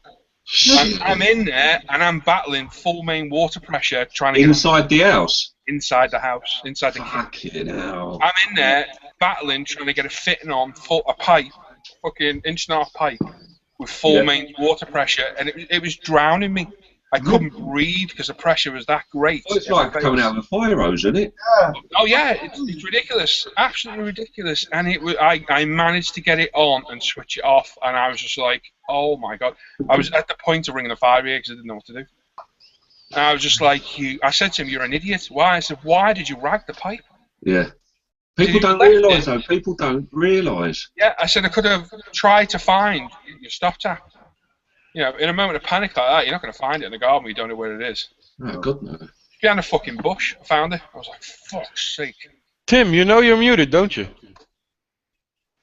But yeah, he does. talk I about thought I heard him just a second ago. So The he's house- spraying. It's probably. the house must have been under 2-3 inches of water because it must have been going for about 5 minutes while I'm trying to dick around, figure something out. I was literally drowning doing it because the amount of water. I couldn't breathe. Touch wood. I had to keep stopping and coming out of the cupboard to get some breath. Jesus. No, touch wood. The one thing I've always feared, but never done, is hit a pipe or a mains electric. Yeah. That's the one. And I know guys that have, but you know, and sometimes because we have those little metal detectors, but they're worth a wank. If the house isn't earthed, you can put it anywhere around the wall and it'll go. It's a fucking brickwork. In 20 years, I never went through a pipe. I went through one cable by accident. No, I haven't, and but that's I think my biggest fear. And I've been to jobs where like just going over a door frame to drill through to run the cable through, then you get the metal detector out, and it's like all the way along. It's like, there's probably nothing up there. It's probably that the earth rod's fucked or something. Yeah, but you don't know, some twat put a dodgy wire where it shouldn't. Yeah, and I've said no, sorry, I'm not taking the risk. Go through the door, Jam. Well, I've only got masonry bits. You'll be all right. You sure? Okay, well, you signed this bit of paper saying that you want me to do it. Yeah, smoke everywhere. Oh yeah. I actually just had almost a brain fart when Ant said he had a little DIY project. And why the hell would you drink and drive? I mean, well. Oh, DUI. Oh, yeah. DUI. No, I've never done that. I'm a good boy. That's why I said almost. No, DIY. Basically, we moved into our first home together after we'd got married, and it was a little 2 up, 2 down with an ensuite bathroom, and it had a dripping tap. That's all it was. The hot tap was dripping, and I didn't really know anything about DIY or how to use tools. I'd inherited my granddad's old tool box full of tools, but it doesn't mean I knew how to use them. And being naive, my mantra was, how hard can it be? Uh-oh. Yeah, so this tap was dripping, and I didn't have a tap wrench. I didn't even know tap wrenches existed at the time. So I was trying to get up there with an adjustable spanner up behind the sink. I couldn't get it off. So I thought, all right, well, I'm going to be scientific about this. If I clamp that nut and gently tap the tap with a hammer in the opposite direction, it'll be like a reverse, so it'll just come off naturally. No, it won't. And I gave it a couple of taps, and this big crack went right through the sink. Mm-hmm. So I'm holding the sink, half in one hand and half on the wall. I was like, right, fuck it. Well, the tap's still dripping, so I put a bucket underneath it. And I went downstairs to Em and I said, look, I'm just going to nip up to the plumb centre and get a new sink. Again, how hard can it be? It's just a couple of bolts on the wall and a couple of nuts on the tap stems. You didn't, and did you? Yeah, I did. So I went down there and I thought, well, I'll get a new pedestal as well, because the bathroom furniture we had was like this salmon pink colour, which was horrible, and I could only afford white, so I'll get the pedestal as well. So I got back, and so now I've got a pedestal on the wall with just 2 taps and no basin. So I took the pedestal off, which I said earlier nearly cut Em's footing off, but luckily didn't. And then I measured up the new pedestal and the sink, but the sink overlapped the splashback by about 20 mil. So I thought, well, again, all we had were these 2 big 8x8 tiles on the back wall that were just the splashback. So I thought, if I carefully just chip them off, I'll be able to like get some plaster and stick them back on again. Everything will be fine. How hard can it be? So I started chipping away, and about 6 foot square of plaster came off the wall. No. On top of me while I was doing that. So I was like, right, okay, I won't be defeated. Now you know why there are specialists out there. Yeah, no, I fully appreciate that now. So then I rushed down to the local DIY place, and I could have bought a tub of pre-mixed plaster, or for 20 quid, or a box of plaster powder for like 6 quid. And you bought the cheap stuff. Yeah, because again, you just mix water. How hard can it be? Yeah. I got back and I managed to get about 6-inch square of plaster out of this one box of powder. I don't know what happened there. So I admitted defeat and went back and bought the tub of pre-mixed stuff. So how hard can it be? Exactly how I thought. I just need to stir it and whack it on the wall, but I don't know if this tub had gone off or what was wrong with it. It said it had to be a creamy consistency, but it was like a sponge, and I must have been sitting on the toilet stirring it for about 45 minutes. You have a paddle or just by hand? No, I just had a screwdriver. Yeah, you need a drill paddle. Yeah, well, I didn't know this at the time, so I thought, well, fuck it, I've been stirring it long enough, I'll just get it up on the wall. So I had a float, and I was getting it up on the wall, and every time I ran the float up, it would just curl up sort of behind it. And after a couple of hours of trying to get this on the wall, I was shouting and throwing things out the window. So Em came up and she said, all right, let me have a go. I've got more patience than you, which she has. And she managed to kind of cover it. So we've left it a couple of days to go off. Now, bearing in mind, Em wears contact lenses, and this was the only bathroom we had. We had 2 pipes coming out the floor with taps attached to the top of them. One of them still dripping. Mm-hmm. No basin or anything else, so she's having to do her eyes over the bath, and it was a right palaver. And again, a couple of days later, the stuff was still spongy and all this kind of stuff. And after about a week and a half of fucking about in this bathroom, I went downstairs and said, I don't know what we're going to do. I just can't do this. And that's when she said, we've got accident insurance on the house, don't you? Yeah. And we made a phone call, and 24 hours later, the whole fucking thing had been done, refitted bathroom, repainted, and everything else. See, the problem is, a lot of people think that, and you try and do jobs. The people, and I did it, spend 5 years of their life serving the time, making those mistakes under the supervision of somebody who knows what they're doing. Yeah.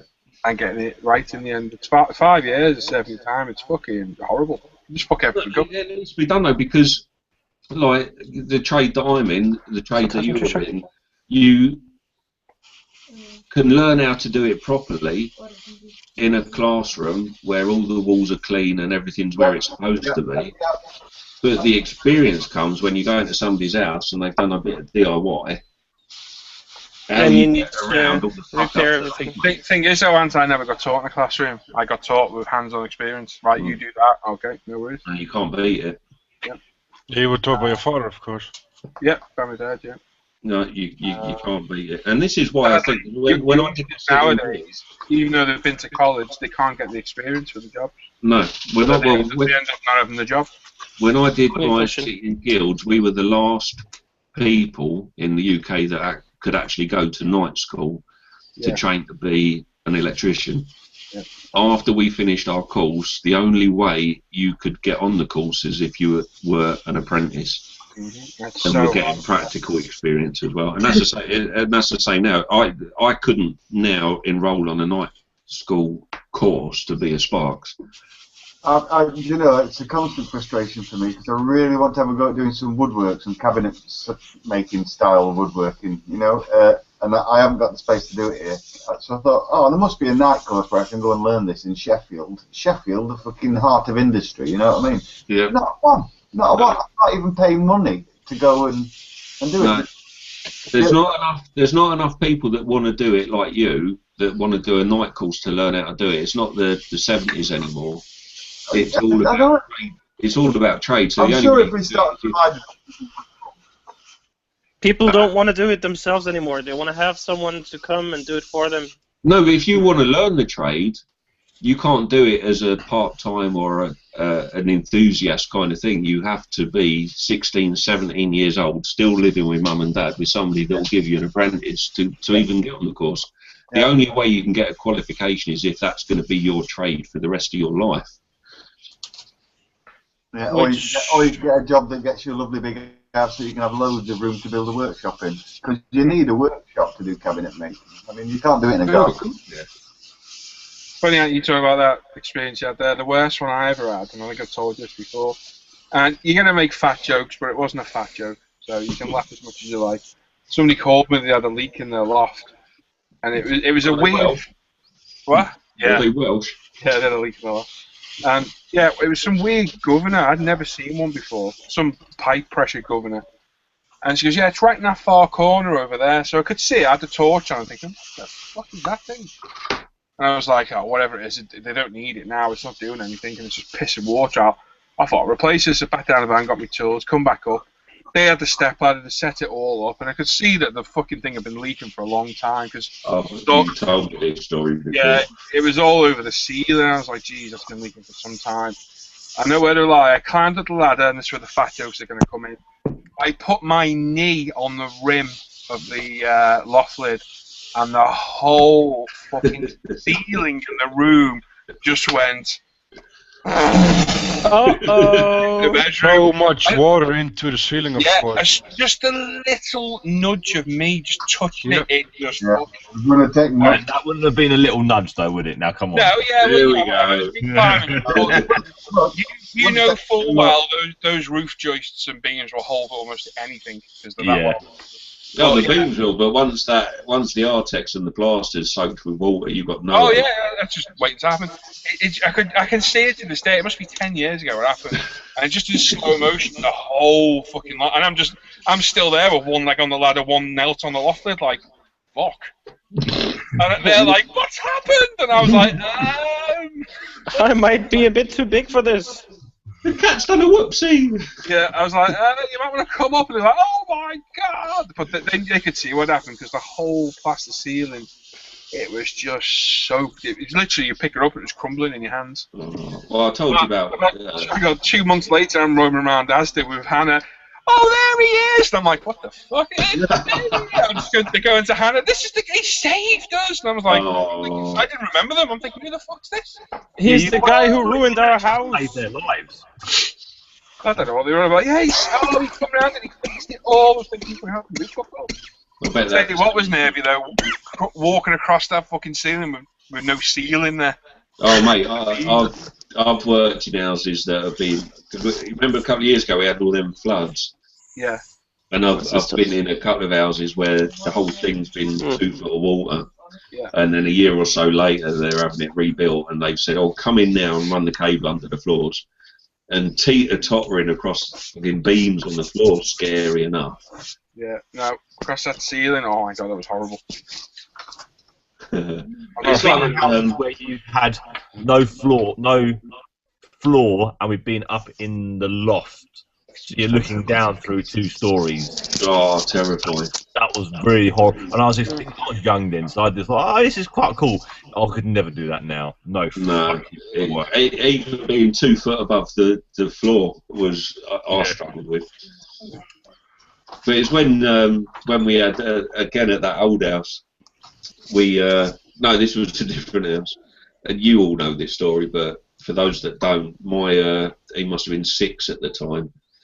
And every time he was having a bath, he was just picking the sealant out around the edge of the bath, which we had a shower in, and sort of putting it all back again afterwards. And, one day Em came home and she said, "Anne, why there's a bit of stain around the light fitting?" And it was an open plan front room, so the stairs were in the front room, and I sort of went up and looked at the ceiling. There's a bit of a bow in it. Yeah. I thought, I'll just poke that with a screwdriver and see what happens. Oh no! Torrent of water. Oh, mate, and about 4 foot square of plaster just came crashing down, and so we knew we had insurance at this time, so we called them out. But because we had Artex on the ceiling, I didn't realise this. We had Artex on the ceiling. They came out and said, right, we're going to have the whole ceiling down. We can't patch that in, the whole lot. And the house had to be sealed off, and there were guys with fucking asbestos suits getting rid of the Artex and everything else. And for a couple of weeks, we just had the spare beams up there. And you don't realise until you see an exposed ceiling the routes that wires and pipes take. Mm-hmm. Every time you drill into a ceiling, it's like Russian roulette if you're going to hit something like that. Yeah. There's no standard plan that wires take or anything else. Well, there should be. Well, there is, but nobody fucking uses them. Well, there is, but up in a loft, different. Yeah, We had an alarm fitted at my mum and dad's old house, and they're drilling through. And we're like, make sure you don't hit a pipe. And they're going, oh no, it's fine. What do you think they did? Hit the fucking hot water pipe. Yeah. Whole system. It's a pretty small chance, but the chances are definitely there. Yeah, it fucking happened. My dad were not happy. Oh, mate. Well, we had a touch. We had a right result because we had the insurance. Our excess, I think, was 50 quid, but because they had to completely replaster the ceiling, and when you plaster a ceiling, you fuck up the walls, they had to redecorate the whole room. Fucking hell. And because it was an open plan staircase, they had to do all up the staircase and the landing as well, all completely redecorated for 50 quid, which was a touch. So your complete house got redecorated for 50 quid? Pretty much, basically. yeah. But yeah, it's because the kid was picking the fucking the sealant, the mastic. He goes, oh, this is nice. And then putting it back in again. Yeah, it looks like it's sealed.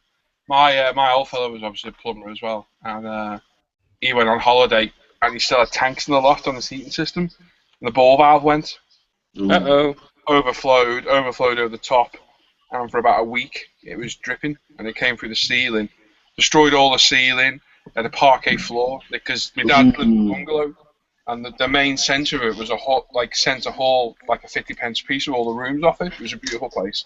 Oh, and this must have been 30 foot square as like a 50p shape, and it was all parquet floor, so all the parquet floor fucking lifted, and the wallpaper, all the covings, everything. So they got put in a hotel for 2 weeks while it was all done. They had brand new parquet floor, new ceiling, new coving, everything. Decorators came out to decorate. They damaged the parquet floor. Aww. So they did all the decorating, and the parquet floor guys came back, and it was like 20 quid a roll wallpaper. It wasn't cheap. So when the parquet floor guys came back, they replaced the floor and damaged the fucking wallpaper. And I think my dad worked it out that a 50p washer out the ball valve cost about 20 grand's worth of damage in the house.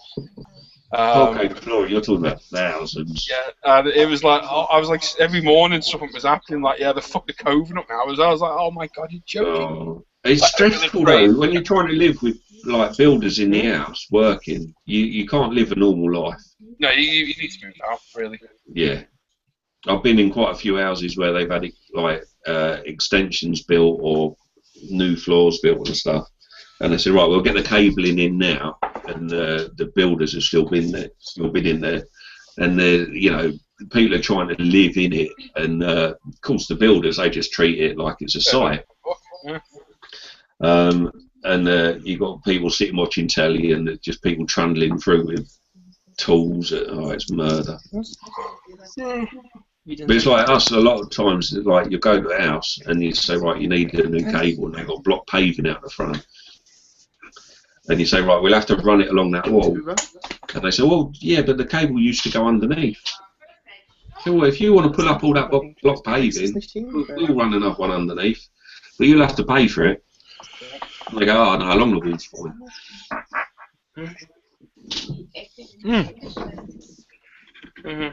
I went to a job once, and he was pretty much rebuilding his house, and he'd run his own trunking up his drive under the ground, and he was just about ready to complete, and he called us out to run the new cabling.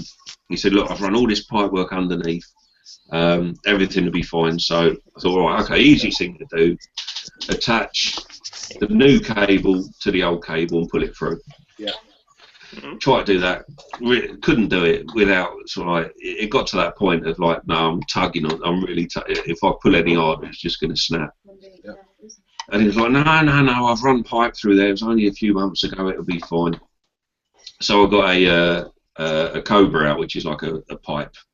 The big rolls of hard wire that runs through pipes. A bit like a sunny snake sort of thing. Yeah, they normally use fiberglass rods as well, don't they? Yeah. They're pretty much that on a roll. Yeah. And I ran it through, and I was like, no, there's definitely a jam here. And we worked it out, and he'd had, on there, he had about 2 ton of sand. 2 ton bags of sand sitting on it. And he's like, no, it's fine, I've run pipe. And I said, no, you've crushed the pipe. And he wouldn't fucking have it. I said, right, I'll tell you what I'm going to do. We'll tie it right. I'm going to run this rod through till I can't get any further. We'll put a bit of tape round it. We'll pull it out and we'll measure from here to the end of that rod, and then we'll measure from the wall to where it stops, right under these 2 ton bags of sand. Yeah. Oh, I didn't realise. My bad. Do it yourself. Yeah. Fuck it up. Just like that fucking car next door. I didn't even fuck it up, I just didn't know where to bleed and start.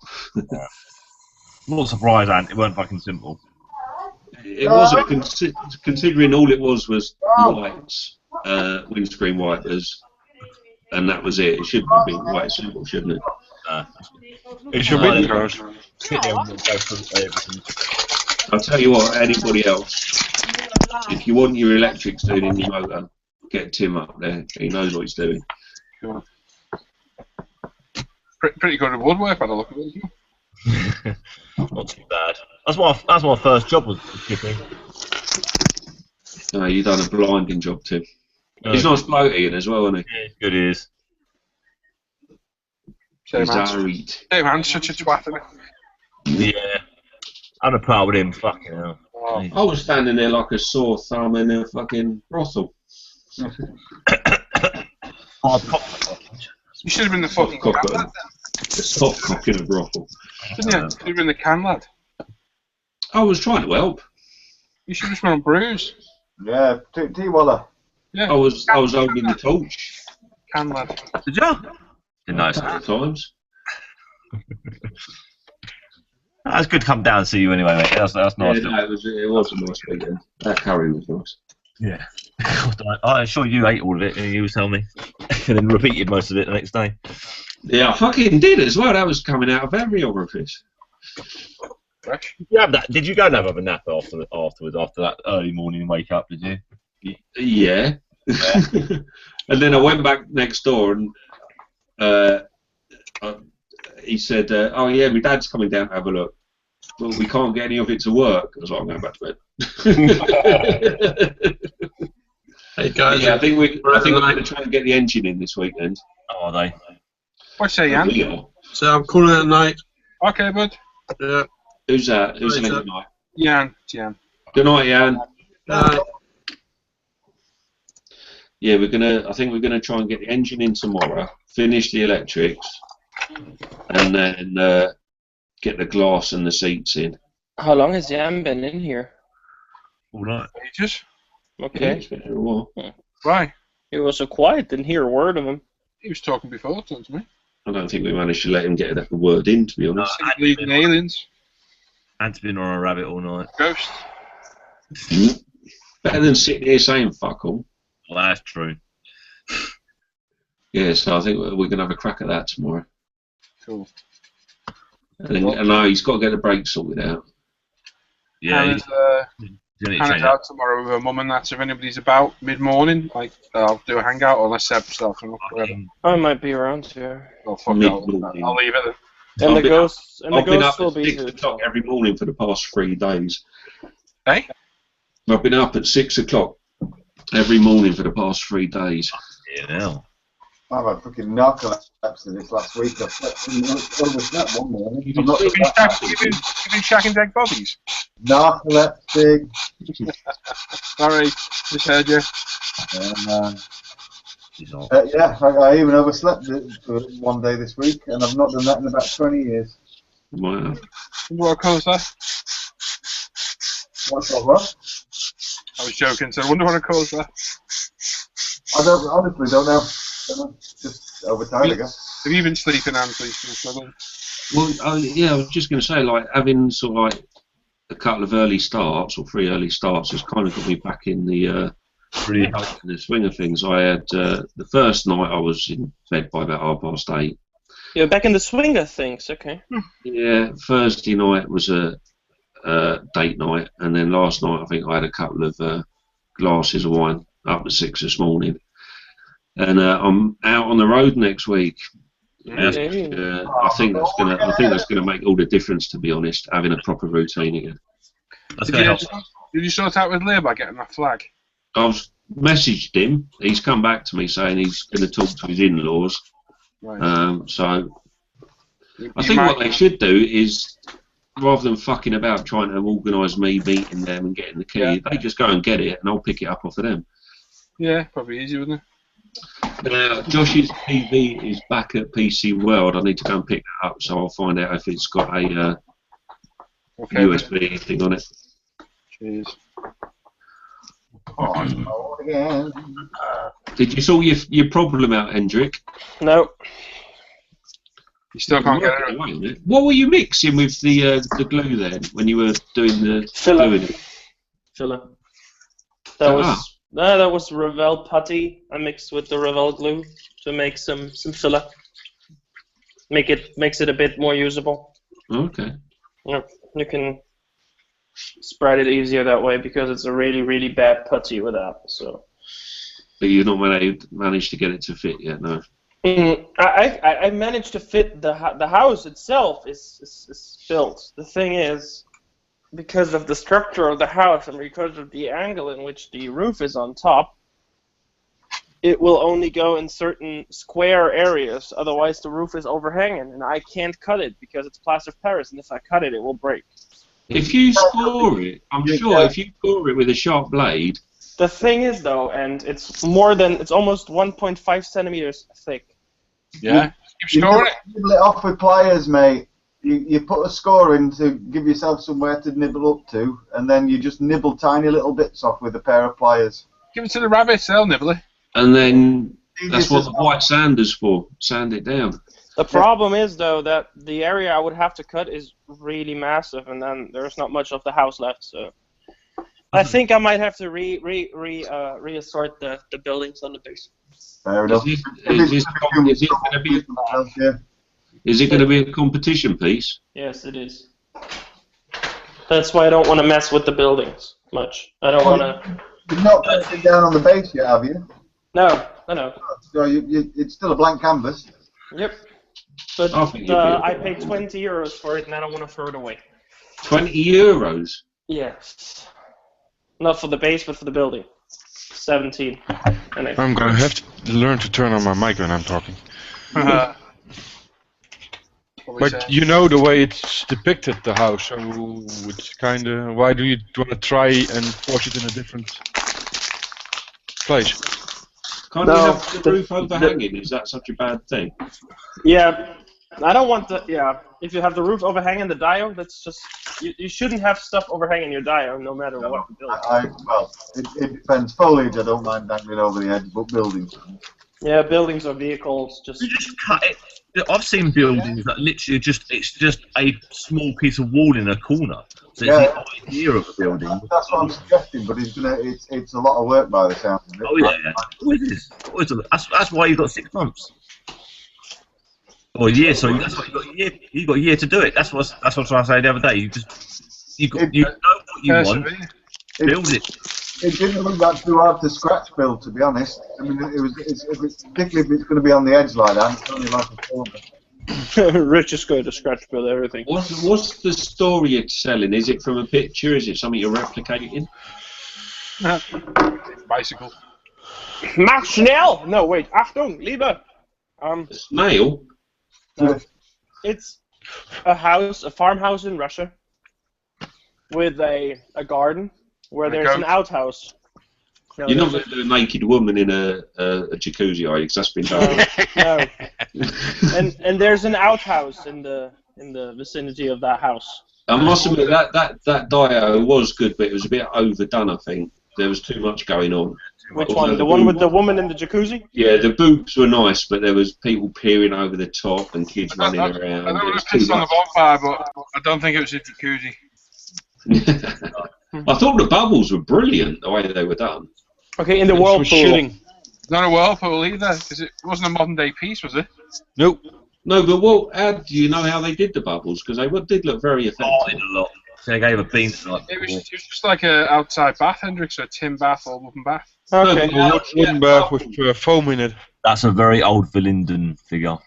She had bubbles. Yeah, no, but she had bubbles going over the top that looked quite real. What, Michael Jackson's monkey?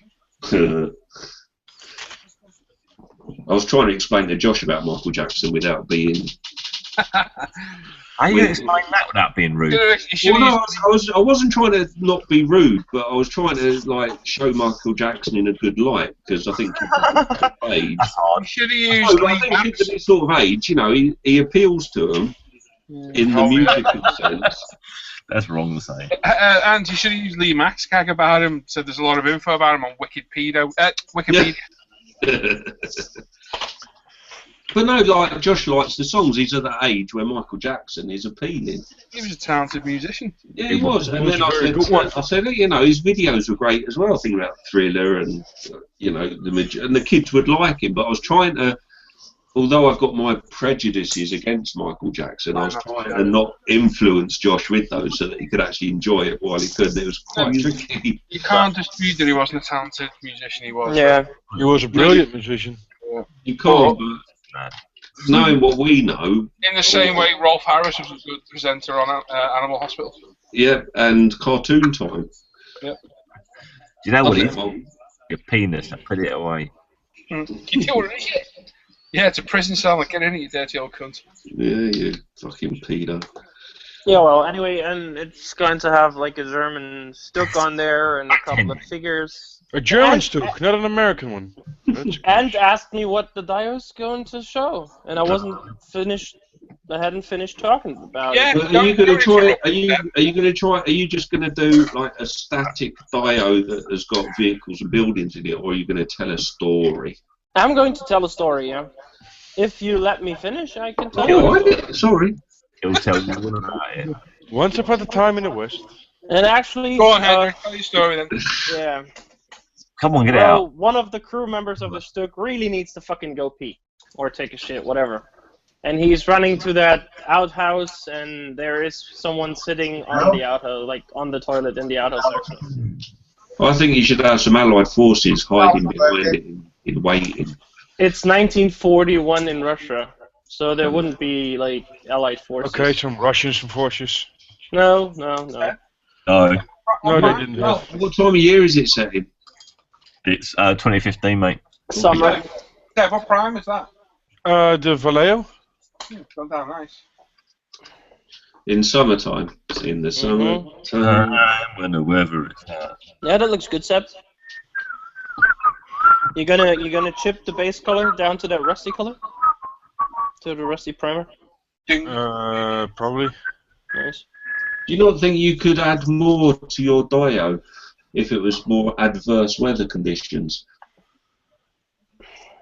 Hey. Like, say it was sort of autumn or like a rainy season, you could have puddles and mud and.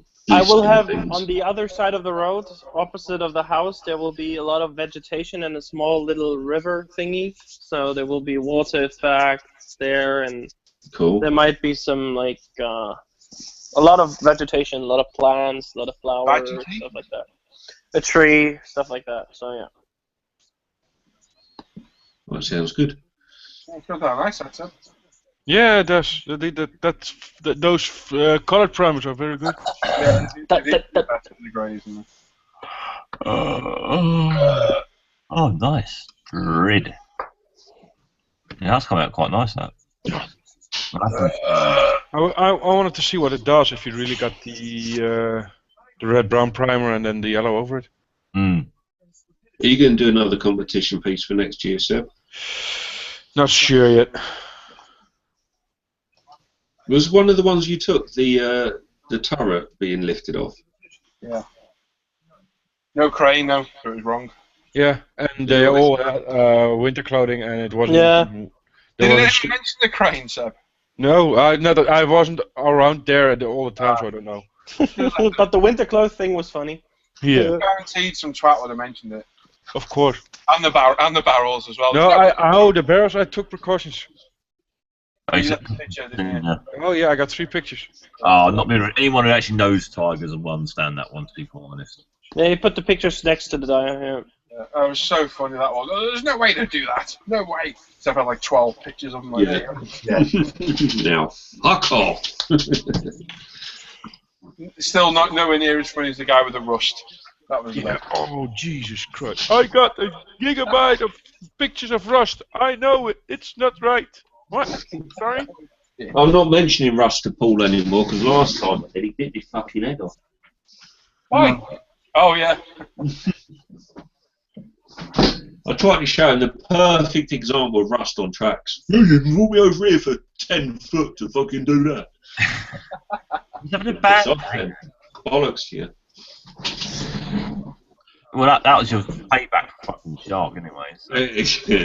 You're like a bear with a sore head, he was. You understand how much pain I was in that weekend, and off my fucking head on millions of painkillers they'd taken. I did fucking well to stay there because I was ready to fucking come home. You was the first, because I've never met you before, and I remember walking through and seeing you coming through from the full track guy. Yeah. And I thought, I know he's fat, but he doesn't sweat a lot. Fucking hell. And then I noticed his face looked like a party balloon. Oh man, the pain was ridiculous. Horrific. You're having a dentist appointment 4 days before 12th edition? I'm fucking taking all my fucking teeth out. Me and Rich are taking 2 grams of cocaine just to keep them happy. Yeah. Anyway. God, I haven't heard Charlie in years. Oh, I'll tell you what. No, you're not. No, don't want No. Obviously, we're not. We're joking. But where I went today, I was chatting to the sort of a tutor guy. They're not. And he was saying, yeah, we because this place is spread out over quite a few acres. It's a really, really good sort of complex. I've got a couple of acres. And he was saying they went down the end of the drive. The gaffer told them go to the end of the drive, which must be about half a mile away from the actual sort of hut, as it were. It was more than a hut. It was nice. It was really good. And to clear up some rubbish. And he said, yeah, we found a load of cocaine down there. And I was like, oh, my boss was there. I was like, oh, that's it. Oh dear, that's terrible, isn't it? What you do with it? Inside I was thinking, naughty people, it's disgusting behaviour. Oh, gross, terrible. Right, catch you later. All right, Tim. I'm off. I'm knackered. I'm ill. Bye, Tim. I'm going to call it as well, gents. Oh, man. Rich! No. When did Mike leave, actually? Because I I didn't don't see know, that. I didn't hear him say he was going, just fine. He snuck it. Anyway, night, guys. Everyone. I'm at my bench all day tomorrow if anybody fancies hang out during the day. Yeah, we'll do. Hannah goes out early in the morning, so I'll probably fire off like 10, 11. Yeah, sounds good. Yeah. Later. Good night, Rich. Bye, Rich. I probably got rid of Henry Keller. Talk about chosen. So, I'm thinking of buying a 135th trumpet behind, and then one try and talk me out of it. What? 145 what? Trumpet to hind. Helicopter. 142 or 145? 135. And it's like 2 foot long, it's huge. But I just want one. I've wanted one for a long time. Where are you going to put it? Difference is I can take the rotors off, so I can actually fit it somewhere. So it loses all its diameter. Does that make sense? I think you should go old school and have a couple of models hanging from the ceiling on fishing I wire. did consider that hanging from the ceiling. It looked awesome hanging from the ceiling. I'm guessing, I haven't seen this before, Paul, this is for you. Okay, I'm going to try and say it. About the term, about the curvature of the Earth and everything, we were talking about the snipers. Uh-huh. I got a message here. Paul, the term is transpermia. Maybe. Transpermia? Yeah, transpermia. Transpermia. Oh, and then Wes pops in. Who sent you that? Brian Hall. Oh, okay. Thank you, Brian. Thanks, Brian. I can't remember the actual term, but yeah, that could be it. Thank you. I'll tell you what though, when we was at the place today, there was another party that rocked up. There was about 15 of us, and there's about 5 or 6 people rocked up, and you could smell the money on them. They all had like the proper gear on, and there was one bird, and she was about 6 foot, long blonde hair. all the barber gear on, shooting jacket, knee-high boots, and when you've got 15 cable engineers sort of walking past. Show us your chest. Oh mate, it was terrible. And we were trying to work out which was her car in the car park, and there was 10 Virgin Media vans, a new Mini Coupe, and loads of BMWs. We're like, yeah, she's in the Mini. Well, you right about it? I don't know, I didn't ask. Why did you not ask? We didn't follow her around. I've got a question for you. Go on. Are you religious? No. Oh, for fuck's sake. What? I'm asking opinions. If you don't like it, fuck off. FIFO. Do you believe in aliens? Or existence of extraterrestrials out there? Yes. Okay. Do you believe in ghosts, or think there could be some sort of paranormal anomaly or phenomenon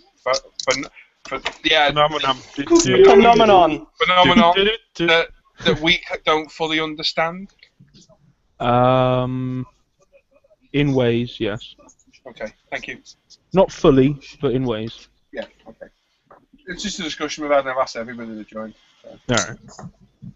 Les, did I ask you? No, not yet. But okay. Les! I don't believe in ghosts. Okay. And I don't believe in aliens either, because the simple fact is that just what everybody's been discussing all night. You know, there's proof of neither. So. Yeah. Rather than the actual ghosts of like a cloaked. Well, yeah, no, exactly. Do you think there could be some sort of anomaly there that isn't like a dead person per se, but it's something we don't understand? Well, I mean, it's always possible, just like there is the possibility of aliens. But I haven't myself experienced it, and I haven't seen data that supports it. So I'm just kind of like, yeah, okay, whatever, you know. Okay. So. And the last one, which is probably are you religious? No. Okay. Not since I was 13 and got in trouble at church. Well, I think it's very hard because I know I'm tired of being the altar boy. Sex with your sister is not allowed. I know I've had supernatural experiences, and I've shared them before. And people that have also had those similar experiences kind of understand and go, "Oh God, yeah, no, that's really spooky." But I think for somebody that's never had that, it would be very hard to sort of understand and appreciate. That's a good point. I never asked that. Hendrik, have you ever had... This isn't an attack at you. I'm not picking you for any reason. I'm just asking because we were talking about it this afternoon. Have you ever had anything happen that you can't explain like that? Nope. Do you know what I mean? Nope. Like you've seen or heard something or... I always came up with a logical explanation for whatever I heard or saw. Okay, that's not technically what I asked you. I know what you mean. I have had the situation where I thought, well, what was that? And then I came up with the logical explanation, so, yeah. Have you ever gone upstairs and you knew all the windows were shut and gone upstairs and all the windows have then been open and the smell of oranges? No. Okay. Have you ever woke up with a sore ass? What about you, Seb? I haven't heard your opinion on any of this. Seb was quite good. Me and Seb had a good little discussion before everyone joined before. I haven't had any sort of experience. Your name fucking Seb. Hang on. that was an unexplained mystery. I know we mix your names up, Wes. I was thinking, fucking hell, Seb sounds weird. No, I haven't had an experience I couldn't explain anyhow. He met me. That's bad enough. Yeah, well, that's also explainable because you were yakking about it months in front. So that's just reminded me of something. When I was 12 or 13, I went to Italy and I went to Venice, and I think the square is called St. Petersburg Square. No, yeah. St. Peter's Square. St. Peter's Square, and I took some pictures there. When I got home, there was something on there that I can't explain. It was in the sky, and it was a UFO. I wish I could find the picture now. I can draw it, and it was it looked like a helicopter, but it wasn't a helicopter at all. It had like a slab body with a fin out the back and a 45-degree front on it at the front. And it was actually on the picture. It was probably a photo editing, or the developer mistake. But if you think about like when drones first started getting used, and now you're talking proper drones, like military drones. Military drones, yeah, and they were first seen. Oh yeah, of course, yeah. Before they became sort of in public awareness, people would have gone, "The fuck is that?" And because of military, everybody said, "Well, no, it was nothing." That'll be all the shit that they see around by Area 51. It's just stuff to test and probably. Do you know what? I remember seeing a thing a few years ago, and it wasn't until this year, or about Christmas time, I found out what it was. And it was the space station, the International Space Station. Yeah, ISS, yeah. Yeah, and there's certain times, and I remember at Christmas, Emma had been on this website saying, "Oh, you can see Santa's sleigh going over," in brackets, it's the International Space Station. Yeah. I was like, I saw that fucking years ago, and didn't tell anybody because I thought they'd think I was mental. I tell you what freaked me out once, and I feel so stupid now. I picked Hannah up from a mate's house one night, and in the sky I seen something on fire floating along, and I was like, "What the fuck is that?" And I followed it in the car for a while, thinking, "Oh God." It was only a couple of years later I realised it was a Chinese lantern. Yeah. I'd never seen one before, knew nothing about them. That's the thing, you experience something like that for the first time, you ain't going to know, are you? I felt so fucking stupid to realise, oh, it was one of them. How about you, Wes? I would love there to be actual proof that there was intelligent life as we expect it to be out there, but when you sort of try and comprehend the whole time scale of humanity and civilization compared to the length of time of the planet, the chances of something else that we could communicate with being in that same timeline are infinitesimal. Yeah, that bit doesn't interest me. Mine's the other way. I'd like to see what the paranormal thing was. Yeah. And did you read the article I posted? No. Just say yes. Just say yes. Yes. Read it, and then your theory that you just proposed there gets... Yeah. How can it, though? Say there was aliens, right, that could communicate with us. Not saying they need No. Let me finish. This is a hypothesis, right? Say there was an intelligent life form that managed to transmit something that another intelligent life form could then receive. Yes. The chances of that happening when there is another party that is ready to receive it, because they could have sent it and there might have been a Tyrannosaurus Rex going, "I can't get Sky Sports." The chances of the linear time actually crossing over like that, when you're talking about I don't know what the word is, infinitesimally, the probability of, the two things happening at the same time. Yes. It's never going to happen. And how high is the, if there are 30 people in one room, how high is the chance that two people have the same birthday? Only the day, not the year. Yeah, no, it's pretty slim. No, 99% with 30 people. It's 99% and... No, it's not. But there's only 356 days you got 60 people. And you're gonna say, between those 60 people... Seb, Google it, trust me. No, that's bullshit. No, it's not. Google. It's a mathematical... Bullshit, Hendrik. No. You got 30 people. You got 30. You got the divide. 356 days. Over 30 people, because eventually that's what it comes to. So in a classroom, say when you're teaching, Hendrik, and you've got a class of 30 pupils. Yep. What did you say the ratio might be? At 30 it's 94, at 60 it's 99 point whatever. Give me a second, I'll prove it to you if you guys don't believe me. So that means that in your classroom, at least half of them are having birthday on the same day. No, Yeah? we're talking about the possibility of 2 of them having the same birthday, not of 15 of them with another one. Only 2. Not all of them need to have the same birthday at the same time. Give me a second. I'll post a link for you. The same year? I suppose it would be. No, he didn't say. Date. We're talking about the day. Only the day. Like the 15th of December or something like that. Not the year, only the day. The same year as well, wasn't it? Alright, we're not talking about... So, 30 what? People from every year in 30 years? Anyway, Wes. Yes. Have you ever had something happen that you couldn't explain, like paranormal or something like that? Or sex? Leave it alone.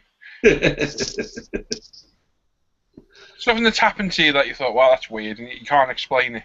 Or seen something out the corner of your eye that's... Yeah, or something's happened that you thought was weird, or... I've had one creepy thing. I was at a friend's house, and I was just like, he went off, and I just like wandered around his house, and I went up into his loft, and it was sort of dark. Yeah. I'm gonna go check out the water tank in the loft. As you do. And I went up there, and it was dark, and I was just walking around, and I felt something stinging my ass. Yeah, he uncovered his cock. No, I was walking around, and I felt like Someone felt reaching like around. Shut up, Hendrik, for a minute. Fuck. It felt like something pushing me, and it sort of pushed me slightly to the side. And as I sort of got pushed to the side, something fell down where I was standing. So it was sort of like something pushed me out of the way to stop me from getting hit. I mean, I've also had like been in like houses, castles, and all that sort, and it feels like it had like the feeling of a presence of someone, but there's no one else there. I think that the most tangible one that I've ever had was when I lived in South East London, and one of the local tramps died, basically, that we were friends with, and he was quite a local. Everybody sort of knew him, and we all went to the church. And there was hundreds of people that actually turned out for it. And afterwards, we went back to my mate's house, and there was 3 of us, and we did a Ouija board because that's the sort of point in life we were. No way I would ever be one of those. And there was, and this is going to sound bollocks, but it's the God's honest truth, or my truth, believe it or not. There was just a picture. It wasn't in a frame or anything, but there was just a picture on one of the shelves of him, and we were doing the Ouija board. We were drunk and a bit. You were doing the what? The Ouija board. What is that? I don't know what it translates to. It's like a wooden table with letters and stuff. Okay. It's a paranormal. Yes. Okay. But we just did it with playing cards and an upturned glass. Okay. And we were doing it and sort of asking questions. And the picture just fell off the mantelpiece. And how'd you do it with playing cards? I can't remember, but you lay it out where the numbers, you do it in a circle and the numbers represent letters, and there's black and red for yes and no. Right. And you kind of have a glass in the middle. Yeah, I'd never do that. And I don't want to know that. You know, the picture, it flipped off the mantelpiece, but there was no windows open. It wasn't like knives flying through the room and stabbing themselves in the wall or anything. But the chances of that happening when that picture had been up there from when he died to the funeral were pretty freaking slim. Would you do a Ouija board, Hendrik? Nope. Why? Because I don't believe in it. Okay. But would you not do one to disprove it? Who? Hendrik. Somebody needs to ask a question too. I know they've got to ask them anyway. So! Would you not do one to disprove it, Hendrik? The thing with the thing is, and that even though you would say it doesn't work, it's just the way you manipulate the board yourself because you want to achieve certain results and stuff like that. People that believe in it would always say, well, no, you're just trying to... Unless you actually do it, because I was very sceptical when I first did one years and years ago, and I wouldn't get one again because I've done a couple and they, you know, I didn't like what I was fucking about with. But if I was to say to you, right, say you were coming to Telford and there was me, you, and Seb in a room, like, right, let's not a Ouija board, but like let's recreate this thing. And we did this at school, and it worked as far as I'm concerned. Would you go, all right, then come on, then I'm going to say this is a load of bollocks? And the way you do one is like the way we did it. We each held a finger like that over a tumbler glass. Yeah, and the ghost led your hand. Yeah, I know what it would move. But the three of us, see, until you've done one, you can't disprove it because I know I've done one and I know there was something moving that glass. Yeah, your fingers. Yeah, but they were sitting on top of them. This thing was moving from left to right. There's no way I could. Is there anything in this glass? It only needs one of the people with a finger on the glass to move the finger in one direction. All right, okay. Get a glass, Hendrik. No? Get an empty glass and put it on your table and try and move it. With your finger just balancing on the top of it. Yeah? What's the problem with that? Well, do it. Turn your camera on. Turn your camera on. Oh, Anthony. Your camera's not on. Got me cool. I'm talking about your finger being perpendicular to the base of the glass. There's the glass. See that? Yeah. There's my finger. See that? See that? That's not perpendicular. What do you mean with perpendicular? To a right angle of the base of the glass. I can't see your finger. There it is. Too far away. Yes? No. No, it's not perpendicular. I know. Never mind. But you wouldn't do one. Yeah, why not? Well, of course not. Because it's just bogus. Then why wouldn't you do one? Because it's bogus. Even to prove it was bogus. I just proved it is bogus because I could fucking move it with my finger.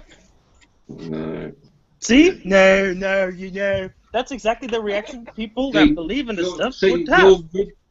But you're ridiculing me now, which is what you accused Paul of doing earlier. No, never mind.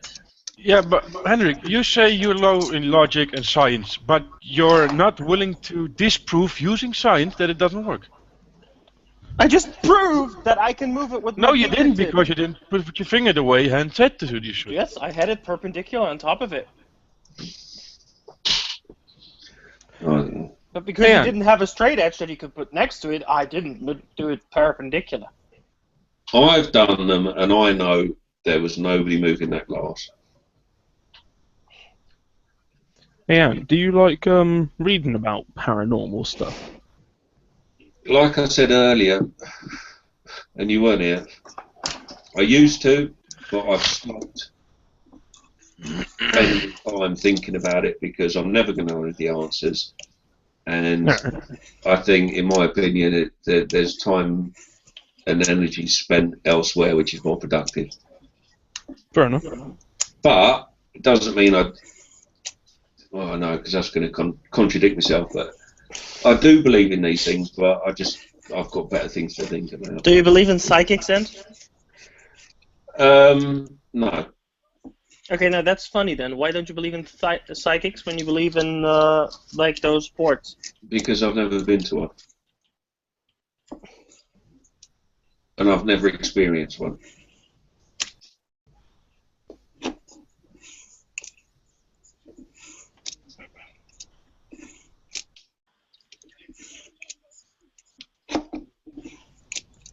If I did, and I thought they were genuine, So yes, I guess I do need proof as much as everybody else, but I know what I've done in the past has made me think there is something else supernatural out there. It all depends on if you've had experiences and stuff. And you know, you think you hear like Well, we were saying earlier, and Rich, you know, when Rich was here, he joined in, and we were having the same discussion about sort of Ouija boards and everything else. I know that I've done them and I've experienced things that couldn't be explained. Yeah. So I believe that there is a supernatural. I don't know what. Go on. You believe that the picture falling off the pedestal or whatever it was on, is not you cannot explain that other than there being some force pushing it off? No, because I had a belief that when it happened, you know, it was some form of supernatural. I think it's because of the fact that you're doing a Ouija board at the same time. Yeah, the probability of it just falling off when we were sitting around watching telly. Could it not have been like an earthquake? No.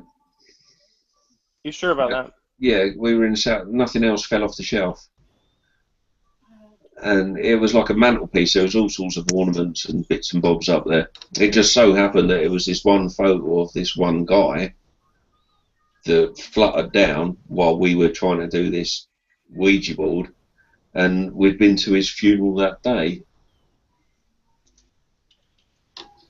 You can't dismiss that there's some very high coincidence that would happen. Yeah, I would think the same thing if that happened. I would look for a logical explanation in that situation, but I guess that's just me. Yeah, no, that's fair enough. I'm not dissing that. I'm not dismissing that. But it's very hard to find a logical explanation when you've got those arguments around the situation. And it's not that, you know, that's not just once that's happened. I've had other experiences as well. Like I said, when I was at school, we did Ouija We're talking about gay encounters. Hey? We're talking about gay encounters. I just come back. Sorry, I must have walked into the wrong conversation. Just the one, I didn't like it. It's just funny that, because Wes loved it. He was young and needed the money. Yeah.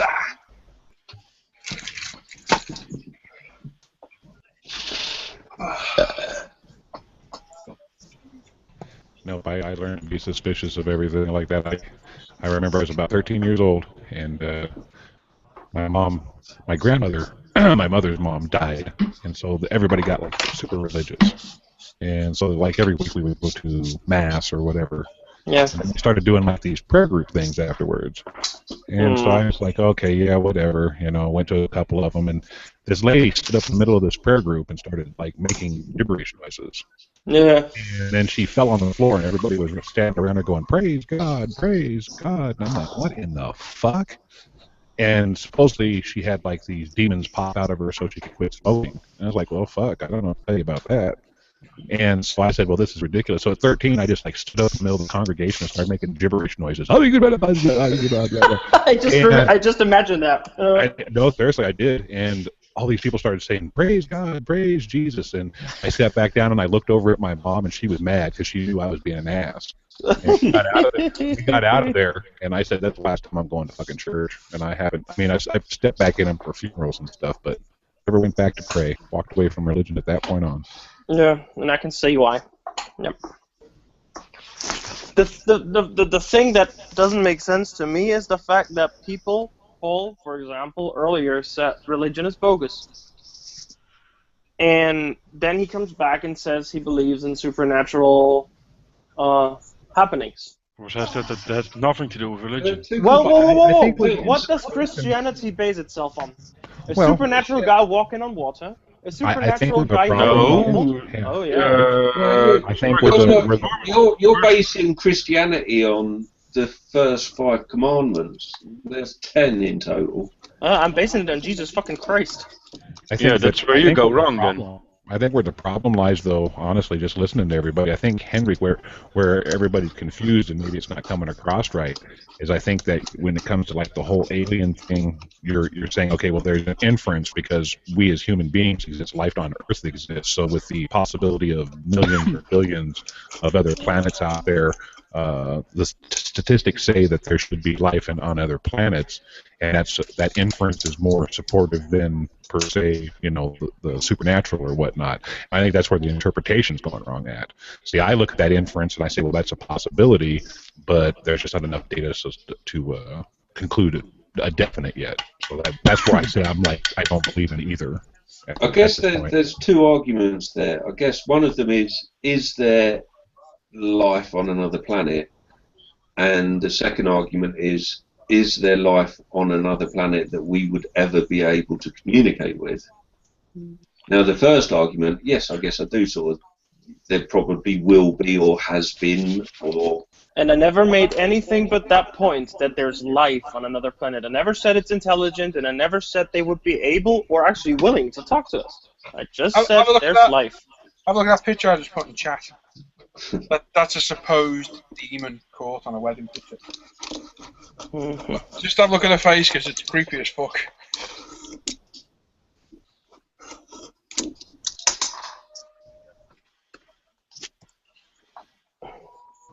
Is it possibly damaging?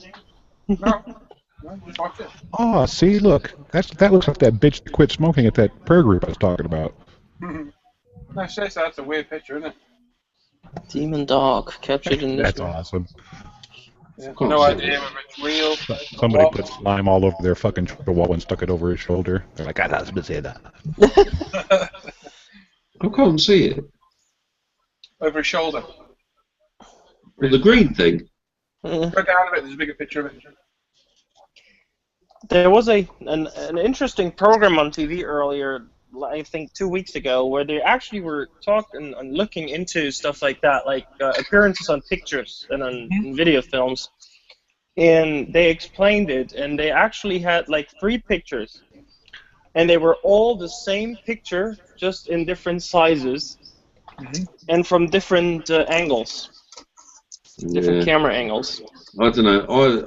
I remember as a young kid, I must have been 5 or 6, waking up in my bedroom thinking there was a German Shepherd climbing through my door and being terrified, and then my mum coming in and turning the lights on. It was my dressing gown. You've just been playing Resident Evil. Well, in 1976, I've been playing Pong. I think a lot of those picture things are just perception. Like things you if you are told what to look for, you'll see it. Have you ever looked at the website when you'll see it, you'll ship bricks? Nope. It's a website worth visiting, and that's things hidden in pictures and stuff. And it's a funny website. Things like that I dismiss, but I know what I've experienced. But isn't it basically the same thing, Ant? No, because that's just a picture. I know what I've sat through and what's happened and what I've experienced. A picture like that could be shadow, it could be curtain, it could be anything. And you said you were drunk when you did that thing, right? Yes. I wasn't when I was 14 and did it at school, though. Just saying. Just saying. Yeah, but me being drunk doesn't make a picture fall off a fucking mantelpiece. But it does influence your perception. Not when we're doing a Ouija board on the day of the funeral, the guy the pictures fall off the mantelpiece off. Just saying. Yeah, and I'm just saying what happened. Similar experience I explained this afternoon. Before my dad died in Tenerife, he owned a delicatessen he bought when they ran.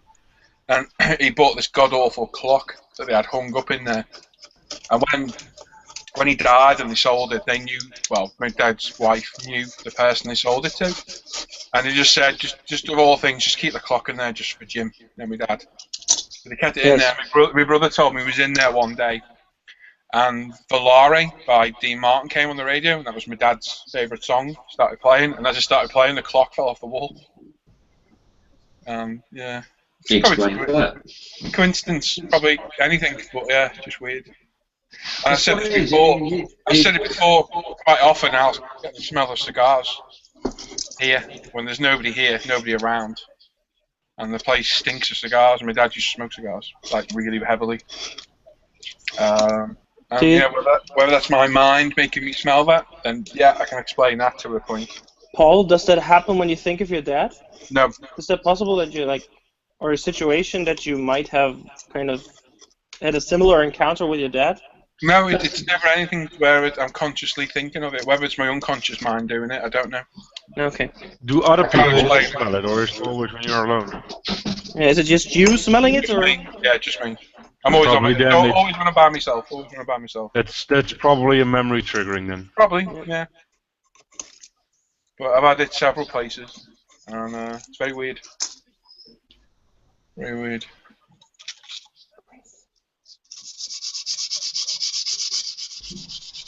So that's the kind of religion part that I quite like the bit of. That you've got maybe loved ones looking over you. That's probably the one part of it I think is quite nice. The rest of it's bollocks.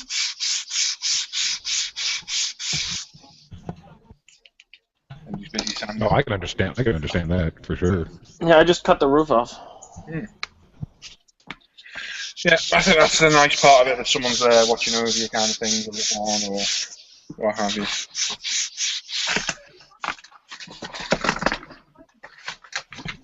I'll tell you what, though, if it is the case, I'm going to have words after I die going, why the fuck did you stop me from doing that? You could have told me, for fuck's sake. Should have stopped me buying that anal intruder. Hendrick's birthday. I wasn't ready, goddammit. Fuck that. I wasn't ready for the 9-inch bottle. 18 fucking inches, what the fuck? Could have broke me in first.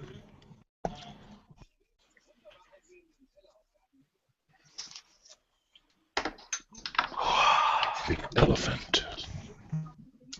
What? I think my suspicion and stuff like that in that situation is just based on the fact that I'm a very scientific person. Oh, it's healthy, that's for sure. No knock on that. And I've read a lot of stuff. And me too, comics. Still, Superman doesn't exist. Oh. No, I was actually talking about scientific stuff, about stuff like that. That's why I know about that study that has been taken out about perception and people hearing things that others don't hear because of actually remembering stuff rather than hearing stuff, and which brain areas are activated in those situations. And it's the areas that are connected to remembering and not listening or seeing. So that for me is very indicative of them not actually hearing stuff but just remembering stuff they had heard before.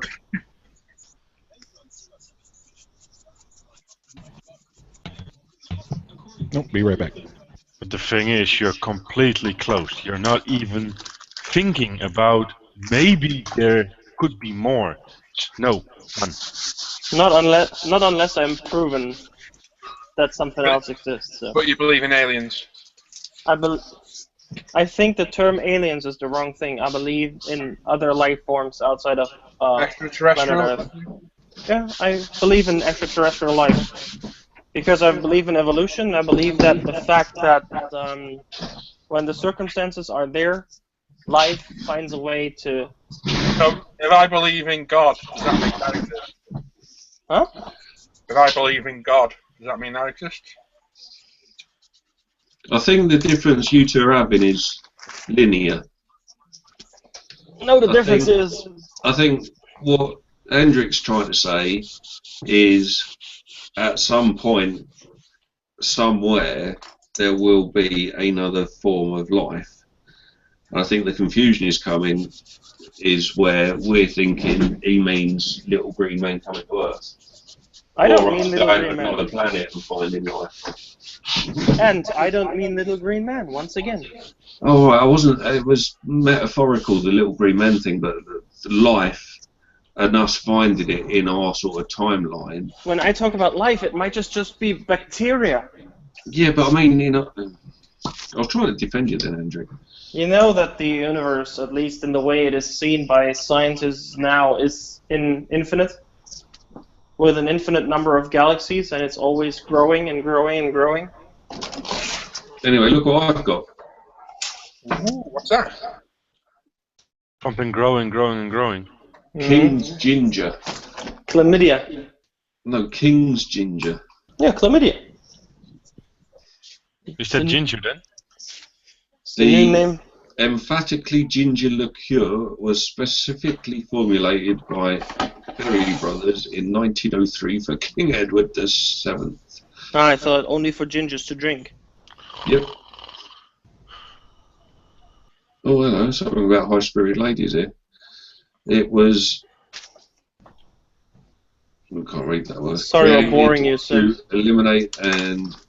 No, sure. The attempt to be funny. Rides in his horse's carriage and has been appreciated by bonfires, sporting gentlemen and high-spirited ladies ever since. Alright, that's the roof cut off. Good. No, set it on fire. The roof. The roof. The roof is on fire. Oh, that's nice. We don't need no water, let the motherfucker burn. That's very nice.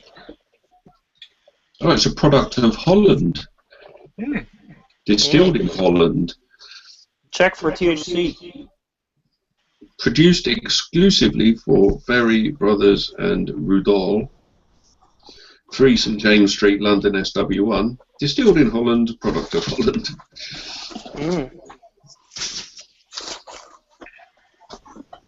And it's very nice.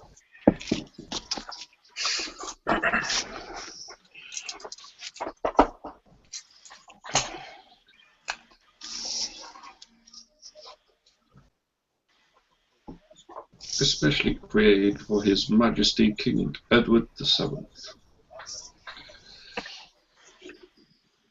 Hendrik, I forget now. What was your explanation of deja vu? Something that you have, at least, you think you have seen before, which actually never happened before. Nope. Yeah, say about the good one.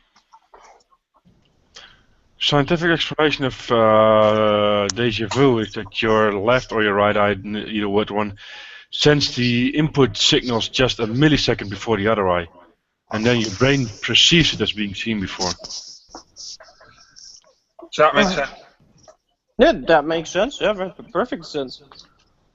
I hope so, because that's I don't know. Deja vu for me is, I certainly, and I'm sure I'm not the only one, that I dreamt that years ago. Yeah, I've had the same thing. Yeah, the amount of dreams you must have that you don't remember over a year, that you've relived that circumstance. But and I don't know if everybody does this, and I'm sure they do.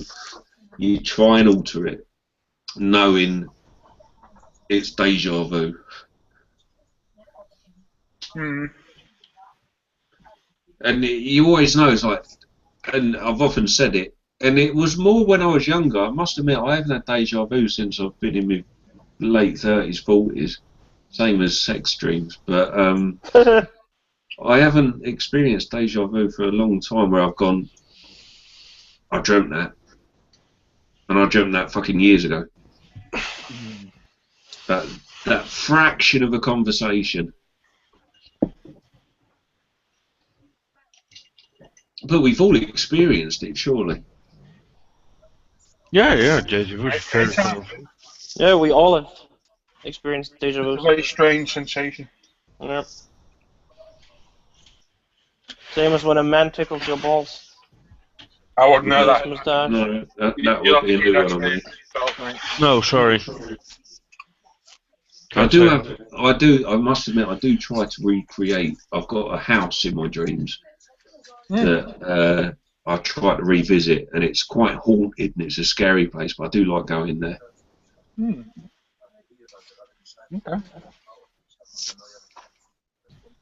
It's all in the loft, and there's certain parts of the loft that I can't go near because there's some sort of force in there that feels supernatural. Well, I guess that's private dream stuff that everybody has. Best dreams are flying dreams, though, without a shout. I've never had a flying one. You've never had a flying dream? I don't think so. Oh, I've had a mate. falling one. Yeah, I've yeah, had definitely. falling ones. Where you wake up with like a shock. Yeah. Oh yeah, I had them multiple times, especially shortly after falling asleep. Yeah. It's the worst, I've had, worst time for me. And this is going to sound a bit weird. I've been falling asleep downstairs on the settee, and at the brink of falling asleep, I've been awoken by my name being said. And Okay. I swear to this day it was my dad. Yeah. Or that was probably my subconscious playing a trick on me. Because Yep. I'll say now, I didn't fall asleep after that. Yeah, what a surprise. It was like right next to my head to get the shit out of me. What's that song lyric? The best dreams I've ever had were the dreams of me dying. Is it? I know what you mean. Yeah, it was used in Donnie Darko. And I must admit, I've had a few dreams like that, like real sort of tragedy, collapsing building kind of survival dreams. The ones that always stick in mind. I do quite enjoy them. When our bedroom was at the front of the house, it was a small bedroom. And I woke up all night and screaming that I could see death. Matt World. It was a chair hanging up on a coat hanger. But to me, in my dreams in the dark, it looked like death. Scary. Not scary as that. Mm. I'll clear the demons out. Tears for Fears. Matt World. Yeah, no. that's it. That's if I could have a flying dream every night, I'd be the happiest man on the planet. I'd never fucking wake up. I would like to have a lucid dream. Have a what? A lucid dream. A dream which is... A lucid dream is a dream when you're conscious knowing you're dreaming, because then you can control your dream. I know I've had dreams where I thought I was awake, and in the dream thought, no, I'm dreaming, I wake up. And what about these people that go for operations and get put under general anaesthetic and say they're awake during the whole thing? Trapped in syndrome. Is that what it is? Yeah. Where they're not actually under anaesthetic. They can hear and see everything that's going on. They're paralysed. Yeah, that must be fucking horrible. Yeah. Oh yeah. I'm sure they did a film about it a few years ago. Trapped in syndrome. But like I was saying earlier, my brother-in-law, he's studying anaesthesia, and they. What, the singer? Yeah. and there's no. There is still no scientific understanding of how it works. They just know it does. And if any of you have had operations, you know I've had a couple of big ones where I've been out like for 8 hours. You have the pre-med, you close your eyes, and then you open your eyes, and 8 hours has gone. You've got absolutely no recollection of it at that time at all. But they don't know, they don't know scientifically how it actually works. They just know it does. And it's great you finally came out with your 8-hour sex change operation there. Yeah. Yeah, one day you may finally be a man. Yeah. One day the other one might drop. But it's true though, they use it every day in surgery, but they don't know what it actually does to the human body. They just know it works. What's the explanation of that trapped-in syndrome? I think, I don't know, it's like you're lying on the operating just table. completely paralyzed. Yeah, fully aware. You can hear and see. Well, I don't know. You can't see everything. Your eyes are closed, but you're aware of everything that's going on. I don't know about pain. If you're aware of the pain on them, there's nothing you can do about it. You can't communicate whatsoever. There is actually, I think it's an Yeah, they're really cool. An episode of House, which they go fully into Trapped in Syndrome. I love House. I've seen all of House. I don't remember that one. I think it was House. House is great. Yeah, House is The show about bingo. So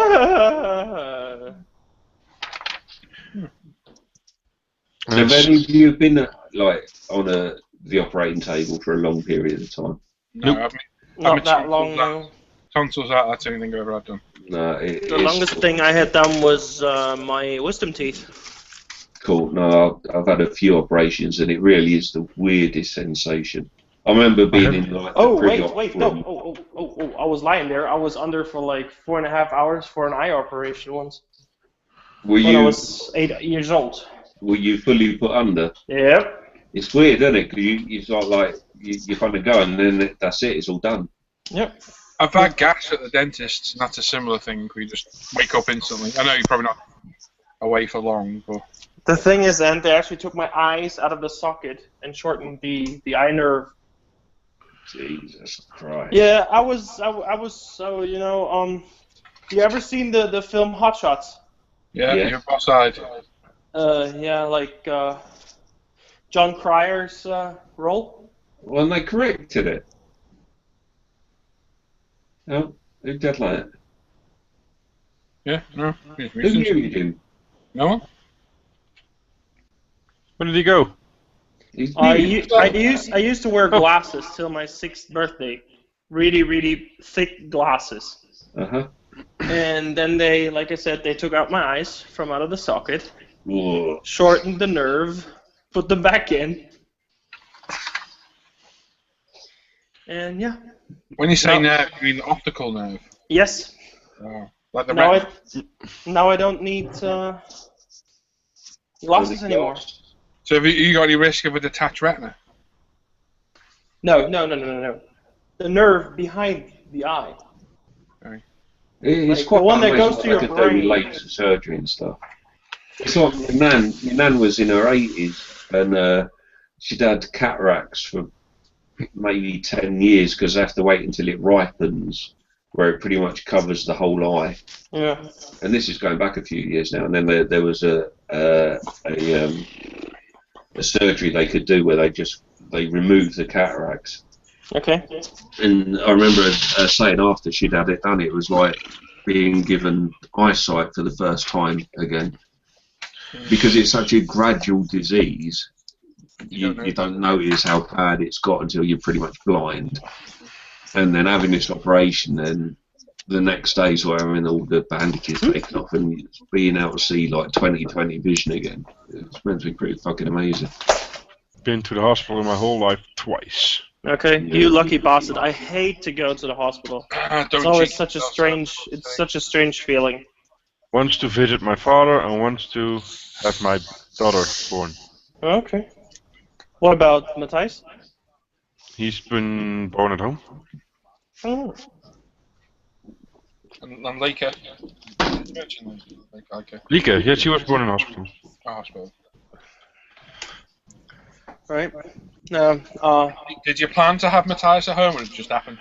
They were planned to get both at home, but Lieke was just a little bit stubborn. Right. No, I had like the eye operation. I had the wisdom teeth and 2 other operations. What were the other ones? Left and right bowl. We live, right? Yeah. Yeah. Not gonna talk about it then. Okay. I remember I was telling somebody about this earlier actually. When I was a teenager and I was like, oh, I've got a stomachache, Mum, I can't go to school today, and that was on the Friday. And I've never let her live this down. On the Sunday night, I was like, oh, I'm really ill, I can't go to school. And she's like, right, then I'm going to take you to, you're going to go to the doctors on Monday, or you can go to school. I'll go to the doctors, And I really had to ham it up. And we got to the doctors, and I'd been there 5 minutes, and he picked up the phone and said, right, there's an ambulance coming, you're going off to the hospital now. And had they left it another 2 hours, I'd have been dead because my appendix had exploded. Yeah, appendectomy. Emergency appendectomy. Appendectomy it was. And I've never let her fucking forget that. And the other time was when I had the bike accident. I was in hospital for months. Okay, you had a big bike accident there? In my early 20s, yeah, I crashed into a lamppost, and my left femur is all metal. I busted all the ribs on my left-hand side. I punctured my lung. I damaged my spleen.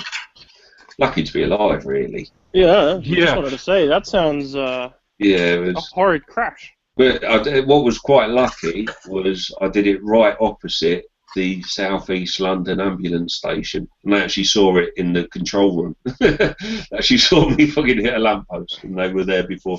The worst thing, I think, was my mate, because I was following him, and he got to the end of the road and sort of stopped waiting for me, waited 5 minutes, turned around, came back up the road, and the ambulance was already there, so we had to drive past that and see me sprawled out on the fucking pavement.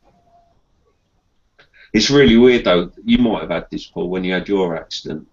You get that couple of seconds. Nothing went slow-mo or anything like that, but I had this couple of seconds where, I don't know, for whatever reason, I thought my leg had been ripped off.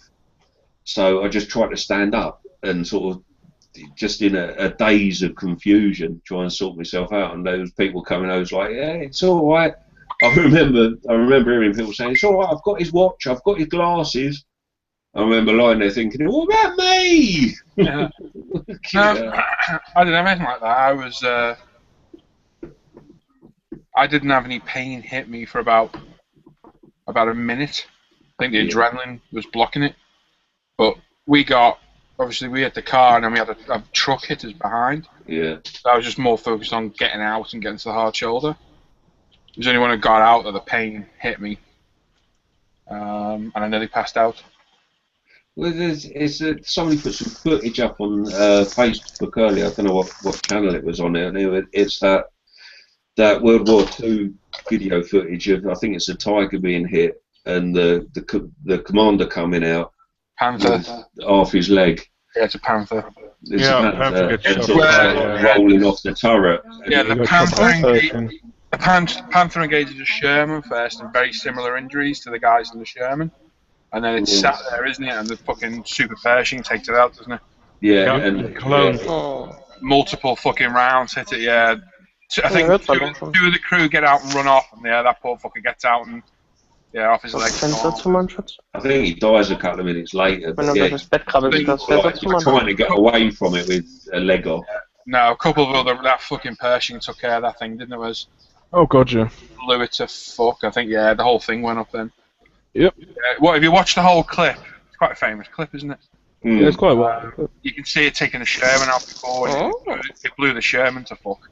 Yeah, you see the crew climbing out on fire.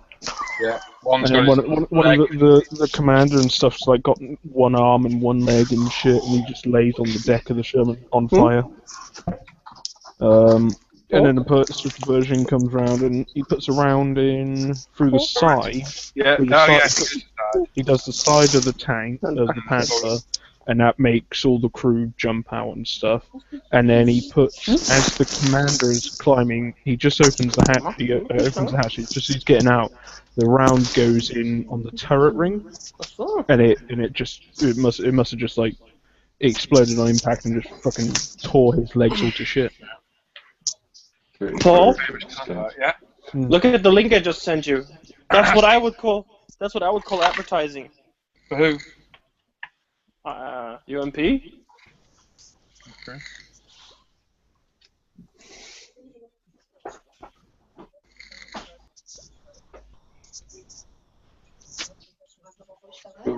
I do say that when anything tragic happens like that, the adrenaline just kicks in, doesn't it? Yeah, it blocks all the pain. Yeah. Just block all the pain. As soon as that pain kicked in on me, I couldn't breathe. So we'd gone from hitting the car, stopping. I just remember the car being full of the fumes off the airbags, which is it's horrific, that shit. Burning the back of my throat. Saying we need to get out. The truck hitting us, getting out. I got to the hard shoulder, and that's when I collapsed. Yeah. because I just couldn't breathe because all my Oh, chest was fucked. But yeah, that adrenaline does block all the pain for a good while. And then you feel it. The accident, it was April the 2nd, 1993, and there was a bus strike. I remember being in the ambulance, and they whacked the sirens on, and the guy must have realised I started panicking. He's like, no, it's all right, there's a bus strike, the traffic's heavy, don't worry. You know, adrenaline is a hell of a thing, though. I remember at school, my friend was running around, and the school just had, for ages, they had these... Razor wire. No, razor wire, what? They had these little big plant pots, like big, probably about 2 foot high and about 4 foot wide. And can you hear echo? No. Need to refresh, mate. Hold your story, Wes. Just give us a echo's doing me in. That's a nice advertising campaign I started there, huh? Yeah, it's not bad, mate. Like on every picture, like all the washes there. Pretty good. Yeah, it's just these big plant pots that they grew stuff in for the class and stuff. And for ages there, it was just like an old crappy wood thing, and then they decided to redo them all. And when they did them, they didn't round off the edges of the wood. It was still pointed. The edges were still pointy. And one of my friends was running around playing a game and stuff, and he tripped and hit the edge with his head. Hey. And he literally now he has like a Harry Potter scar, but he tripped, fell, and I heard everyone screaming. I came over and looked, and he got up and he said, "Oh, that hurt," and you could see the inside of you could literally see a bit of his brain through because his skull cracked right open and everything. He was still perfectly fine for literally like about 3 minutes and stuff while waiting for the ambulance and mum and everything to come. And it was just amazing that he was in no pain. There's blood pouring down his face. He's panicking because there's blood pouring down his face and stuff. And the teachers were like trying to hide it from him so he didn't look in the glass or anything to look at the reflection. Yeah. No, he was in no pain. So he cracked his skull open then. Because there's a couple of war films, isn't there, where there's like, I don't know if it's Saving Private Ryan or Platoon, where there's guys like that have been mortared or gone on a mine or something, sort of carrying their arm around. Yeah, going, the D-Day landings in Private Ryan. in Saving Private Ryan. That's quite well known. Seen that, is that bit? The soldier walking along with one arm. Alpha drug adrenaline. Mm-hmm. Natural drug, isn't it? That's why you get these guys walking on fucking skyscrapers and base jumping. They want the adrenaline hits. Yeah. Well, all right, I'm back. Sorry, it took me a while. There's a little chaos going on here. You don't want it when you don't want it when you got fucking anxiety, though, do you? Once fucking hell. No. You can't fucking get rid of it. You're fucking on one. Fucking not nice. I'd rather be an adrenaline junkie, that's for sure. But anyone suffer with anxiety, panic attacks, anything? Oh yes, I did. Yeah, the adrenaline's not good, is it, when it starts going and you can't get it? Oh, it's horrible. Especially if there's no cause for it and you're trying to go to sleep. Yeah, fight or flight when you're trying to watch TV. You're like, yeah, thanks for that.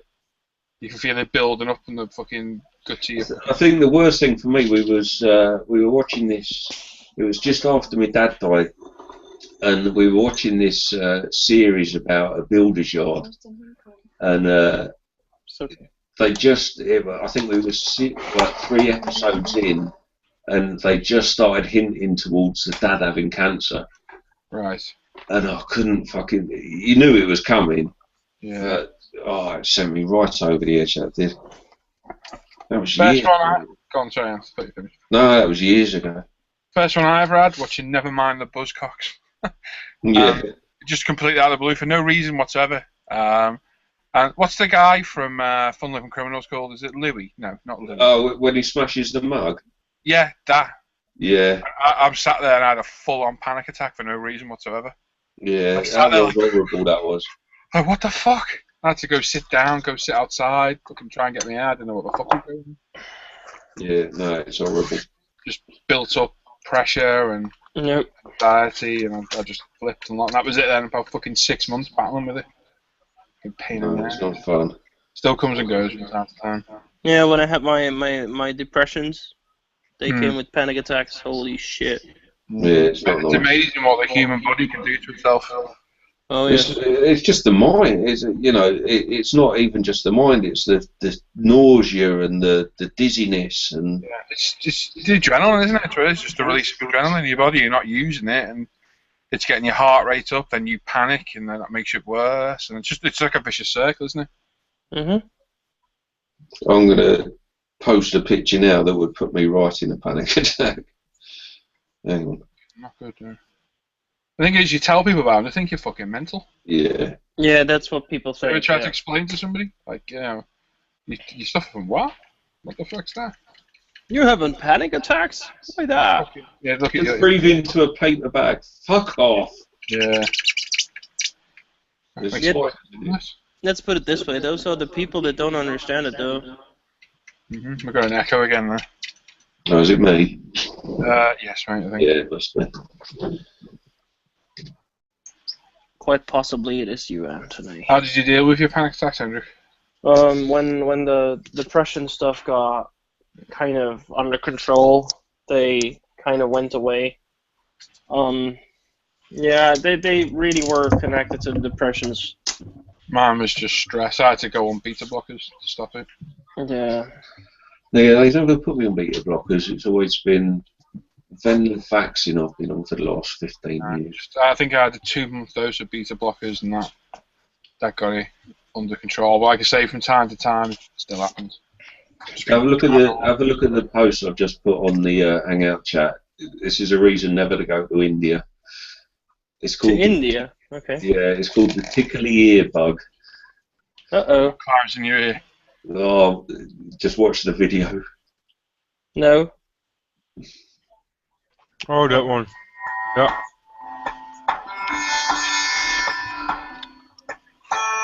He's friendly, isn't he? What's it do? Burrow right down by your eardrum.